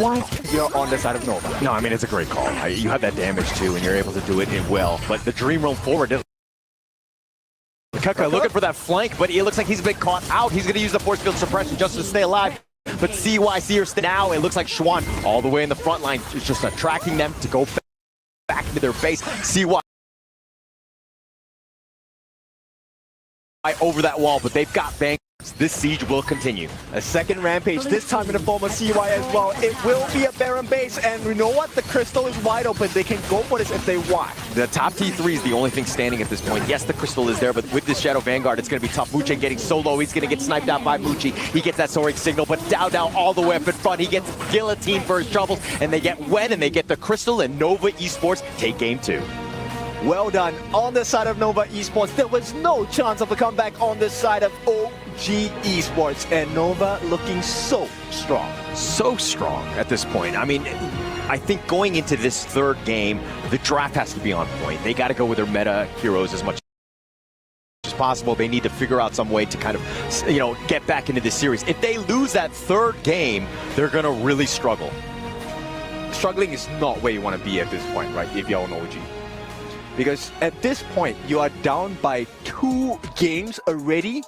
No points on the board, and Nova could be well on their way to win a third game in a row, in a best of 7. I don't want to get ahead of myself, but that one looked rough for an OG fan.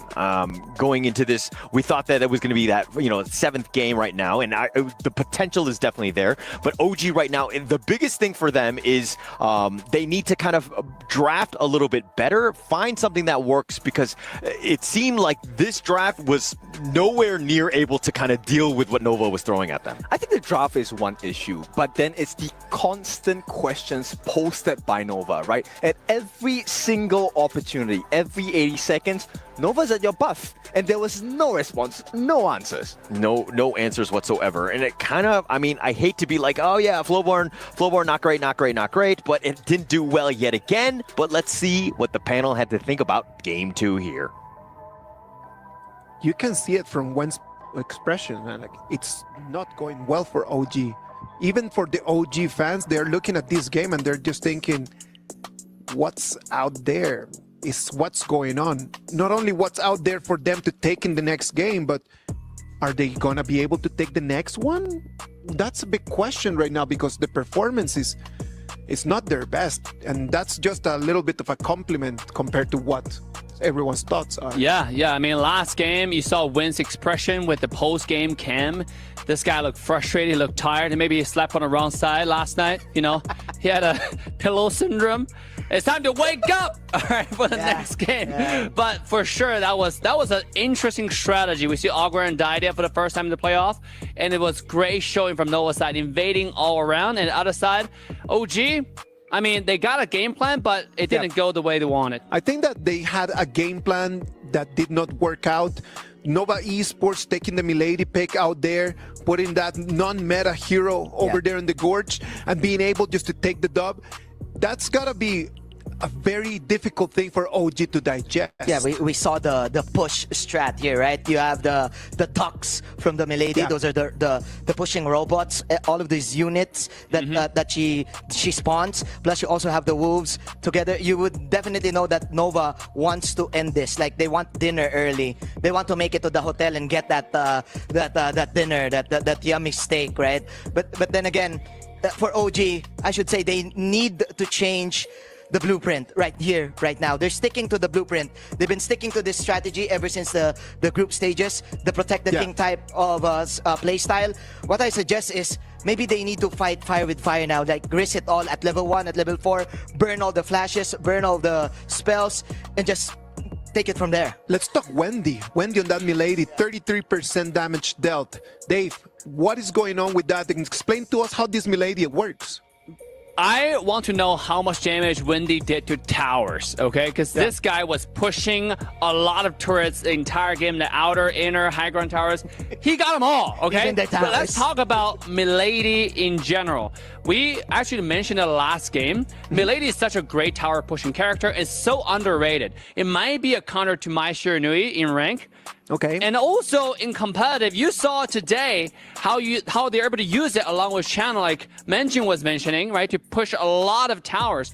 And the damage that Milady was pushing out onto someone like Sakir last game. Right? Sakir was not even able to survive going forward because we're constantly getting hit by the robots, constantly getting shredded. And Milady's first item was Massive Agony. Yes. That item was so crucial on shredding tank's health. Let's just talk a little bit about Milady, because I want to spotlight it a little bit longer since we don't get to see that hero. The problem in here is that Nova Esports is up. I think that the problem in here is that OG Esports is not performing the way that we were expecting. Yep. That, I think, that is the biggest surprise that everyone at home is having. And if I would be the coach, I'm telling you, right now, the yelling would be on. Oh, really? Oh, really? I think, what are they yelling? Let's go plan B, right? Like that? Because for me, they need to go maybe plan C right now, because I think Nova have reservations in terms of trapping them and picking like certain heroes. Who would have thought about the Milady, right? Yeah, but Coach Andy, Coach Andy is a yelling type, to be honest. I've seen him interact with the players. The thing about him yelling is he has a warm type of yelling about it. Like, that gives you the way that, oh, that feels nice. Do you remember when your parents told you that they were disappointed at you and that used to hurt a lot more than when they were mad and then just yelling at you? Maybe he's going to have that approach, man, because right now this 2-0 is not even a matter of the 2-0. It's just a matter of the personality. And OG is lacking that personality. What do the casters think about this? What about we hear what Kintofu and Holler have to say?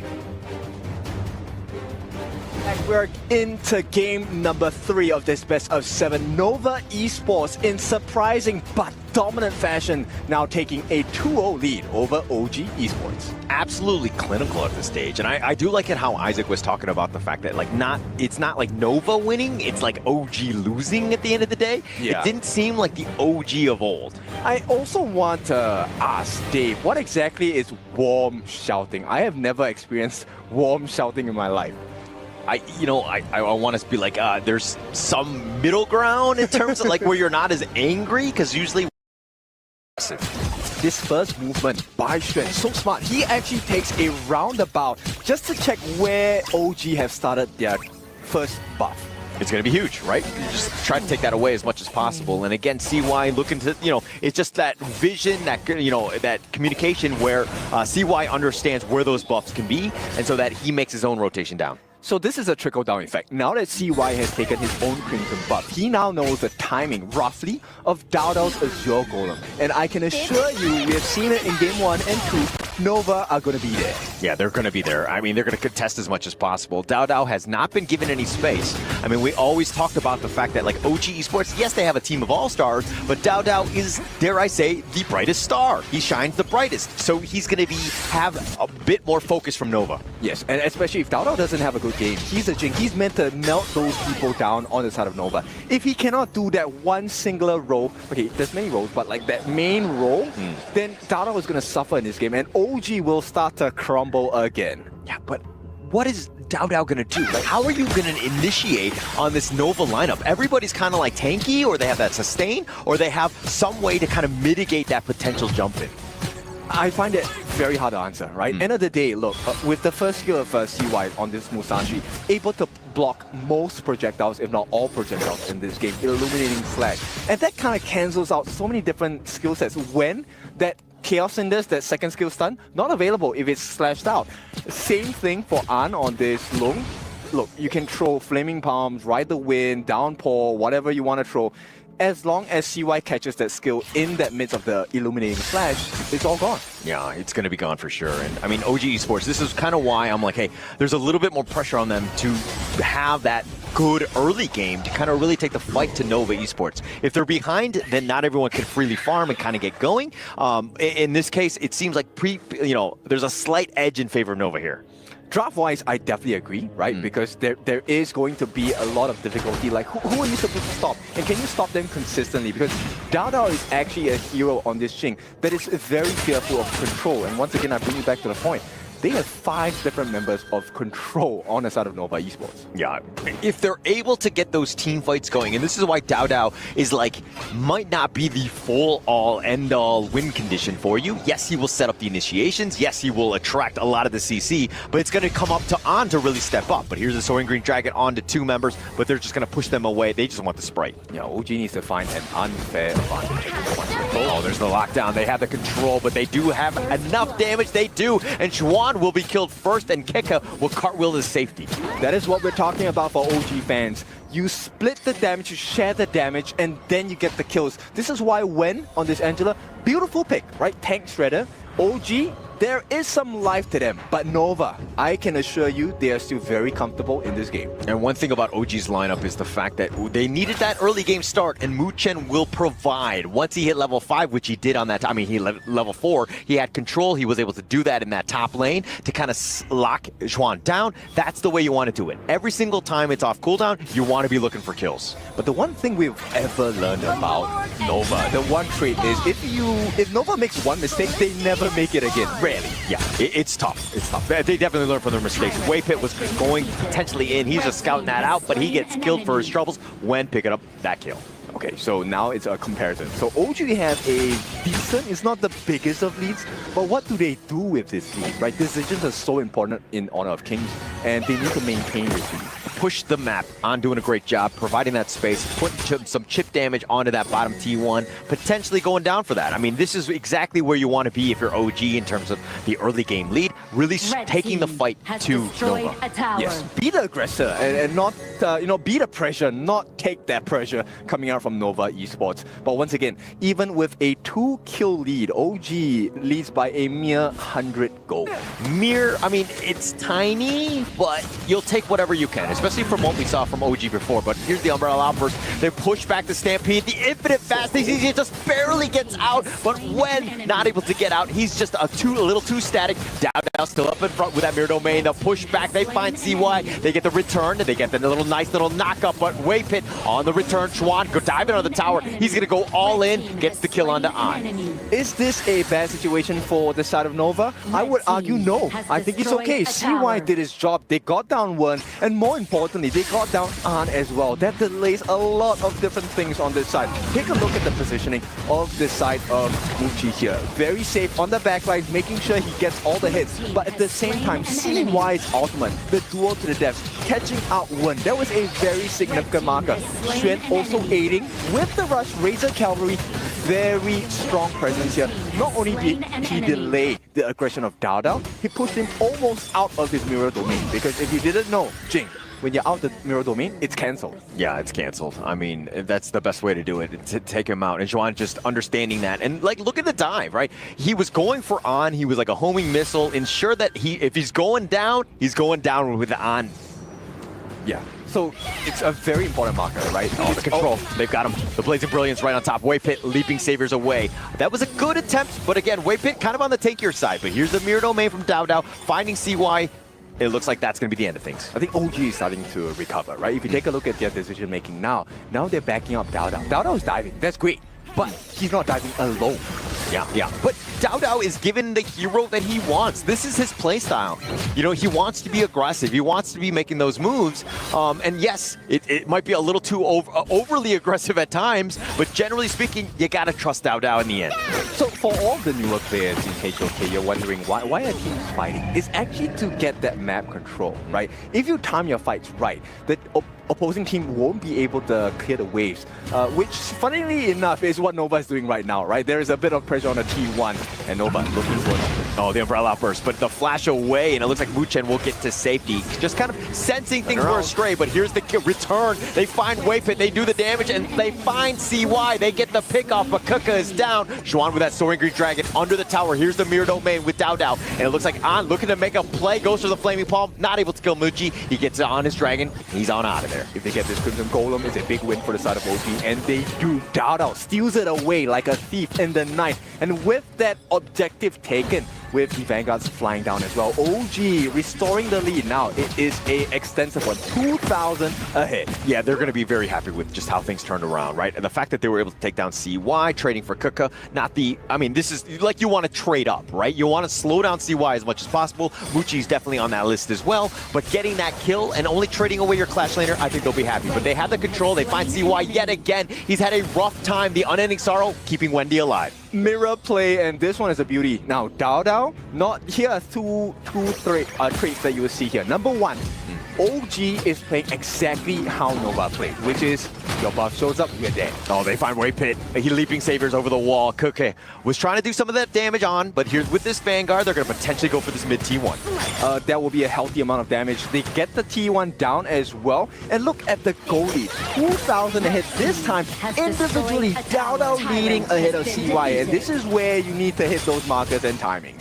Did you not believe that Dao Dao was going to bounce back in a must-win game? This is the guy that's going to set things up. He wanted the Jing, and you could tell when they first phase picked it.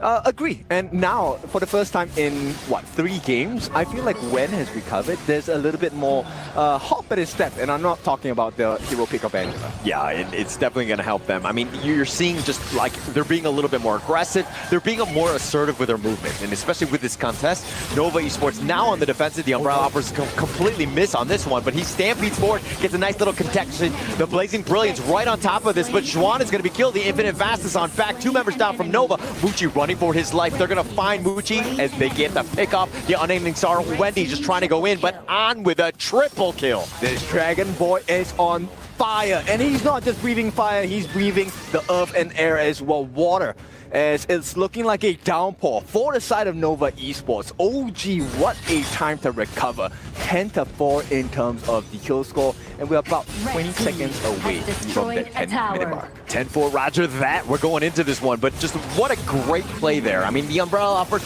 a little off the mark here, but they get the Stampede on point, but that Blazing Brilliance right in that alleyway. Plus, you're adding the extra damage from Dao Dao, and then on cleanup duty, literally clean up house. So, you know, that distraction play by Kirka at the start was really what was very important, right? Because, okay, yes, Waypit did miss that unbridled outburst, but it was Kirka that pulled 3 different members on the side of Nova away from the backline. So actually, CY was on his own when he was trying to go on to win.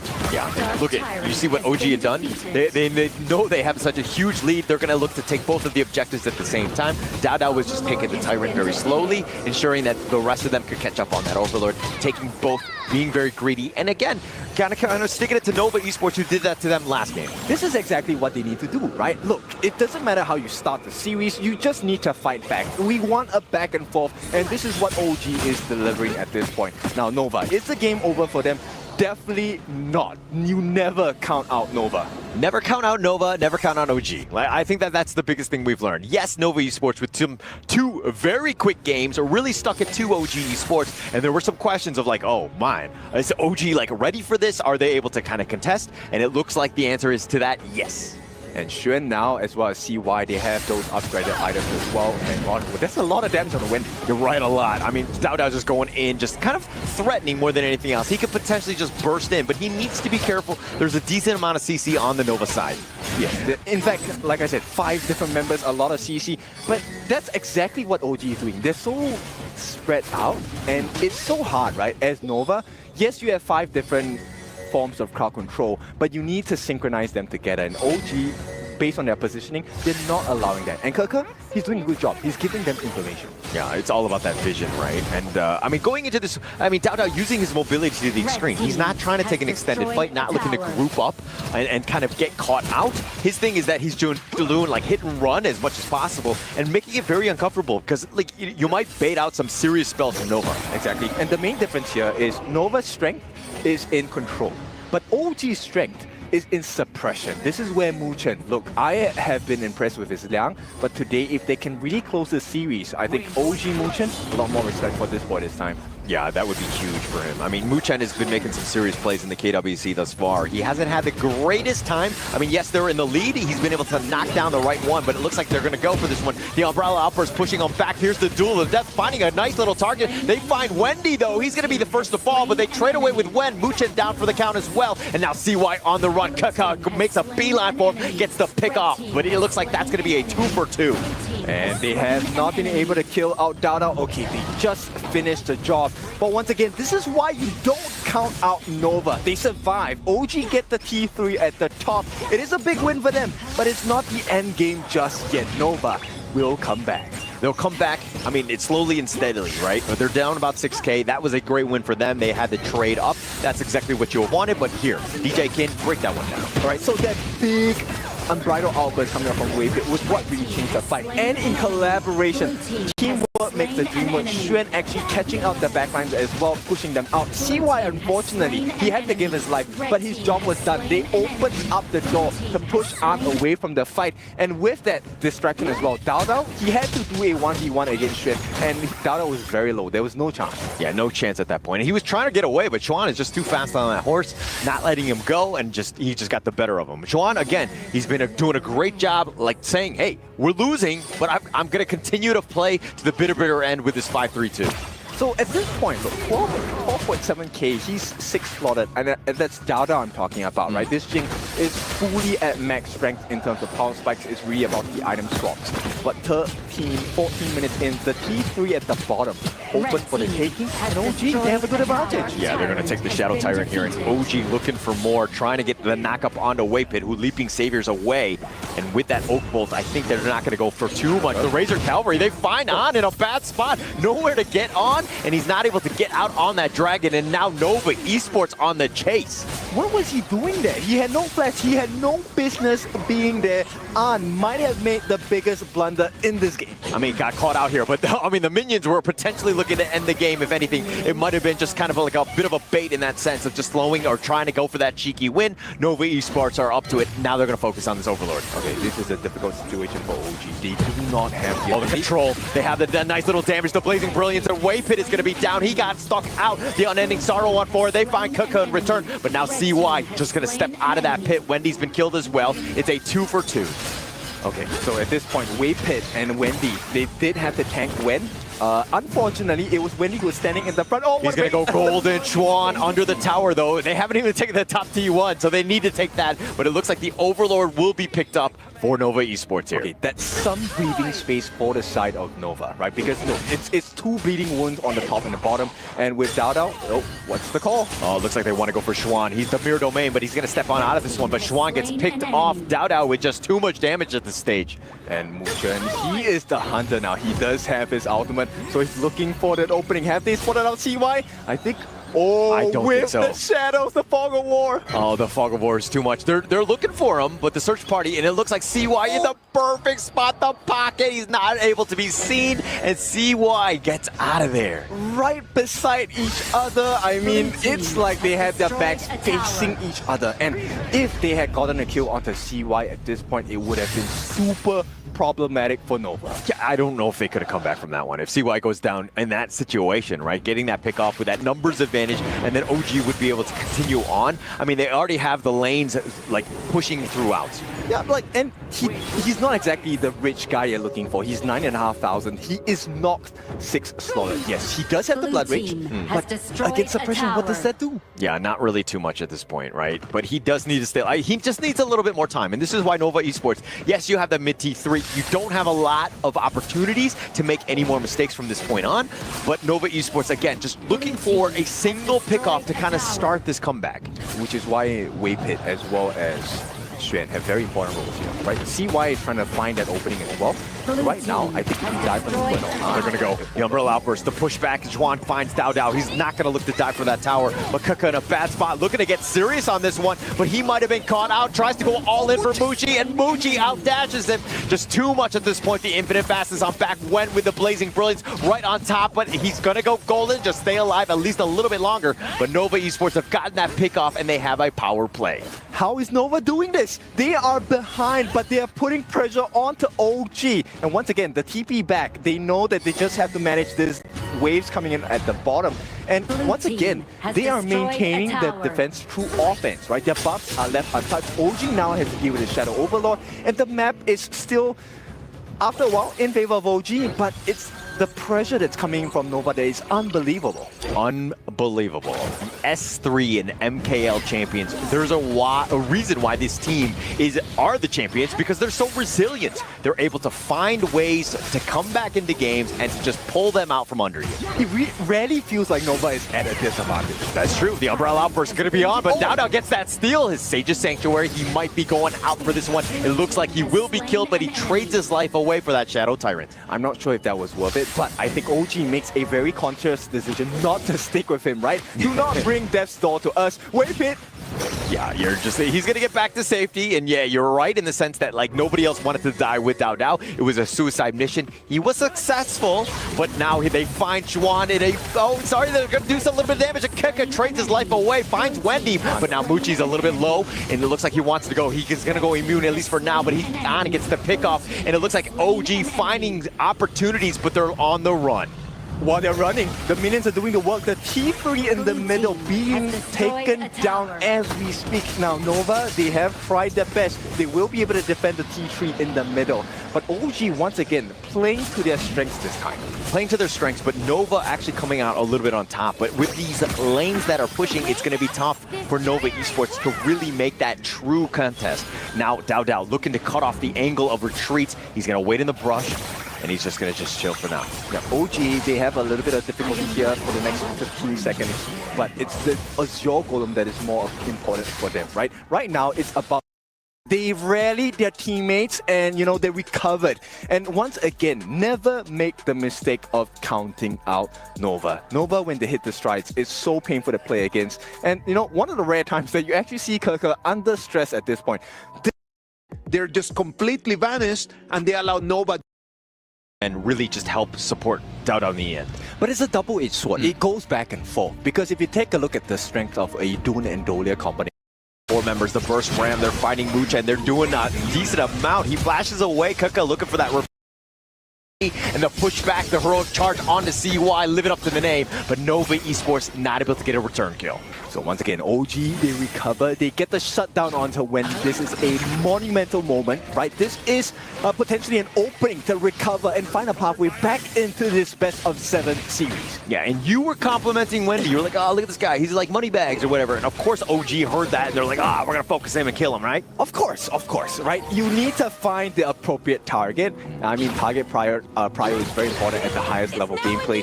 And look, we are on the side of Nova here. They have polished their axes, they have sharpened the steel, and they're ready to go for the killing blow. I mean, they're looking to go for this one. They flash away, keeping Wen alive. That board is going to be set, but he is solo, cannot fight, and they want another target. They find Dao Dao, and Nova with the pick off. They're continuing on. They take the mid T1 as well. With no minions, and once again, they play the same card. Numbers advantage. 5v1. OG, you want to fight? We'll fight. 5v1. I mean, but Dao Dao was like, why are you kind of being that aggressive? And like, I mean, yeah, you were near the tower, but with 5 members of Nova, you got to give them a little bit more respect, right?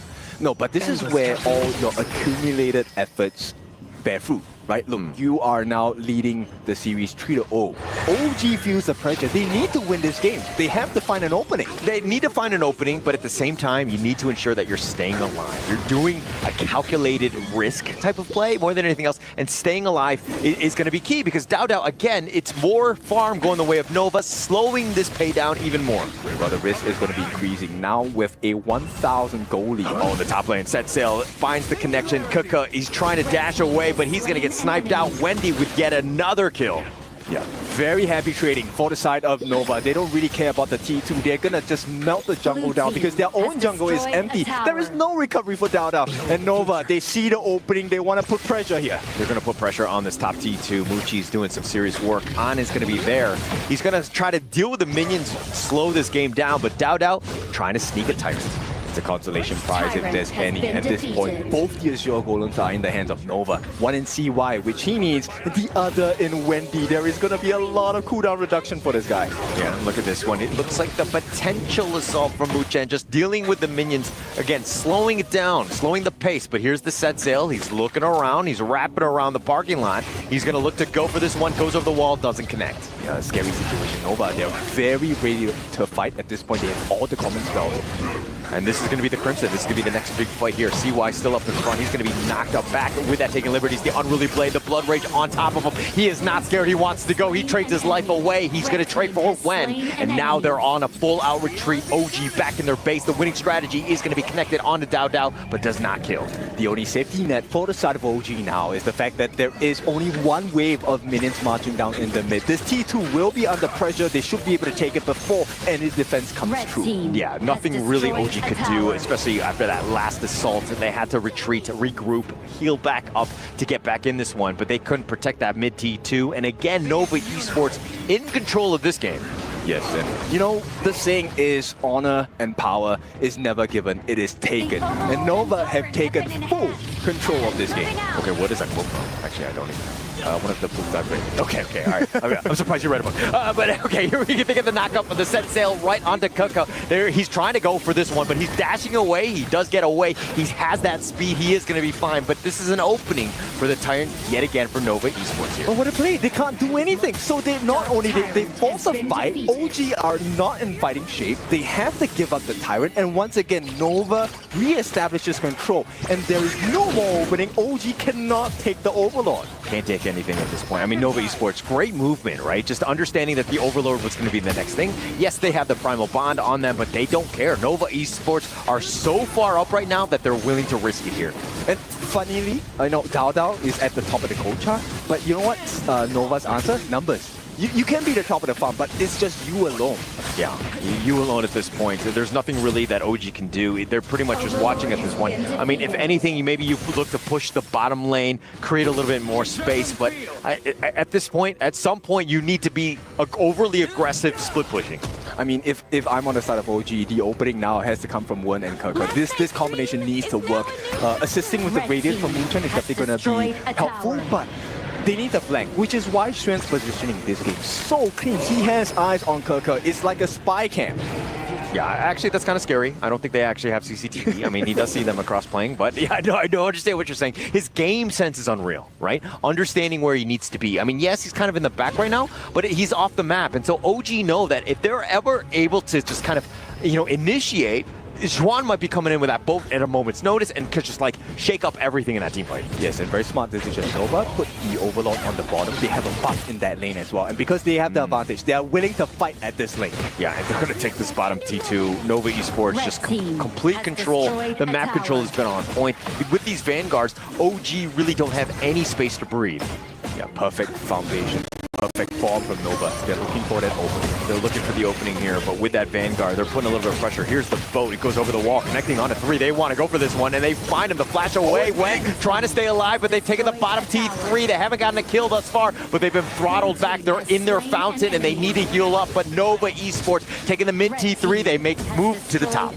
Big wins all across the map right now. As long as they don't die, it's fine. Nova take another big win. It's not about getting the kills, it's wrecking the base. And OG have no answers. I mean, Chuan was down for the count. That was like the biggest thing, but his boat was on points. That winning strategy onto Kuka, he's going to be taking that one. But again, they've taken everything what they want, which is the mid and the bottom T3. And yes, they traded away Chuan's life, but that is a trade he will take any day of the week. So Nova, once again, this is not a lesson. This is a curriculum, a course that OG cannot pass. Yeah, cannot pass at this point. It's not looking good at this stage. Nova Esports, they're so close. One team fight away.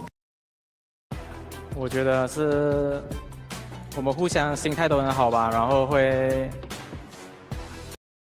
in the mid lane, but I think it's still a risky pick. But of course, with Nova managing to really pull it off.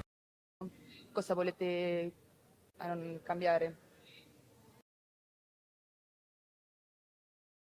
Hearing the whole day has been from our Sony Series MVP Xuan. Xuan from Nova Esports. Xuan is going to be our Sony Series MVP. He really did out everything Keke and the entire series. Not even in this series, but also in the previous match that they had in the Kings group. Shuhan just pulled off a lot of key moments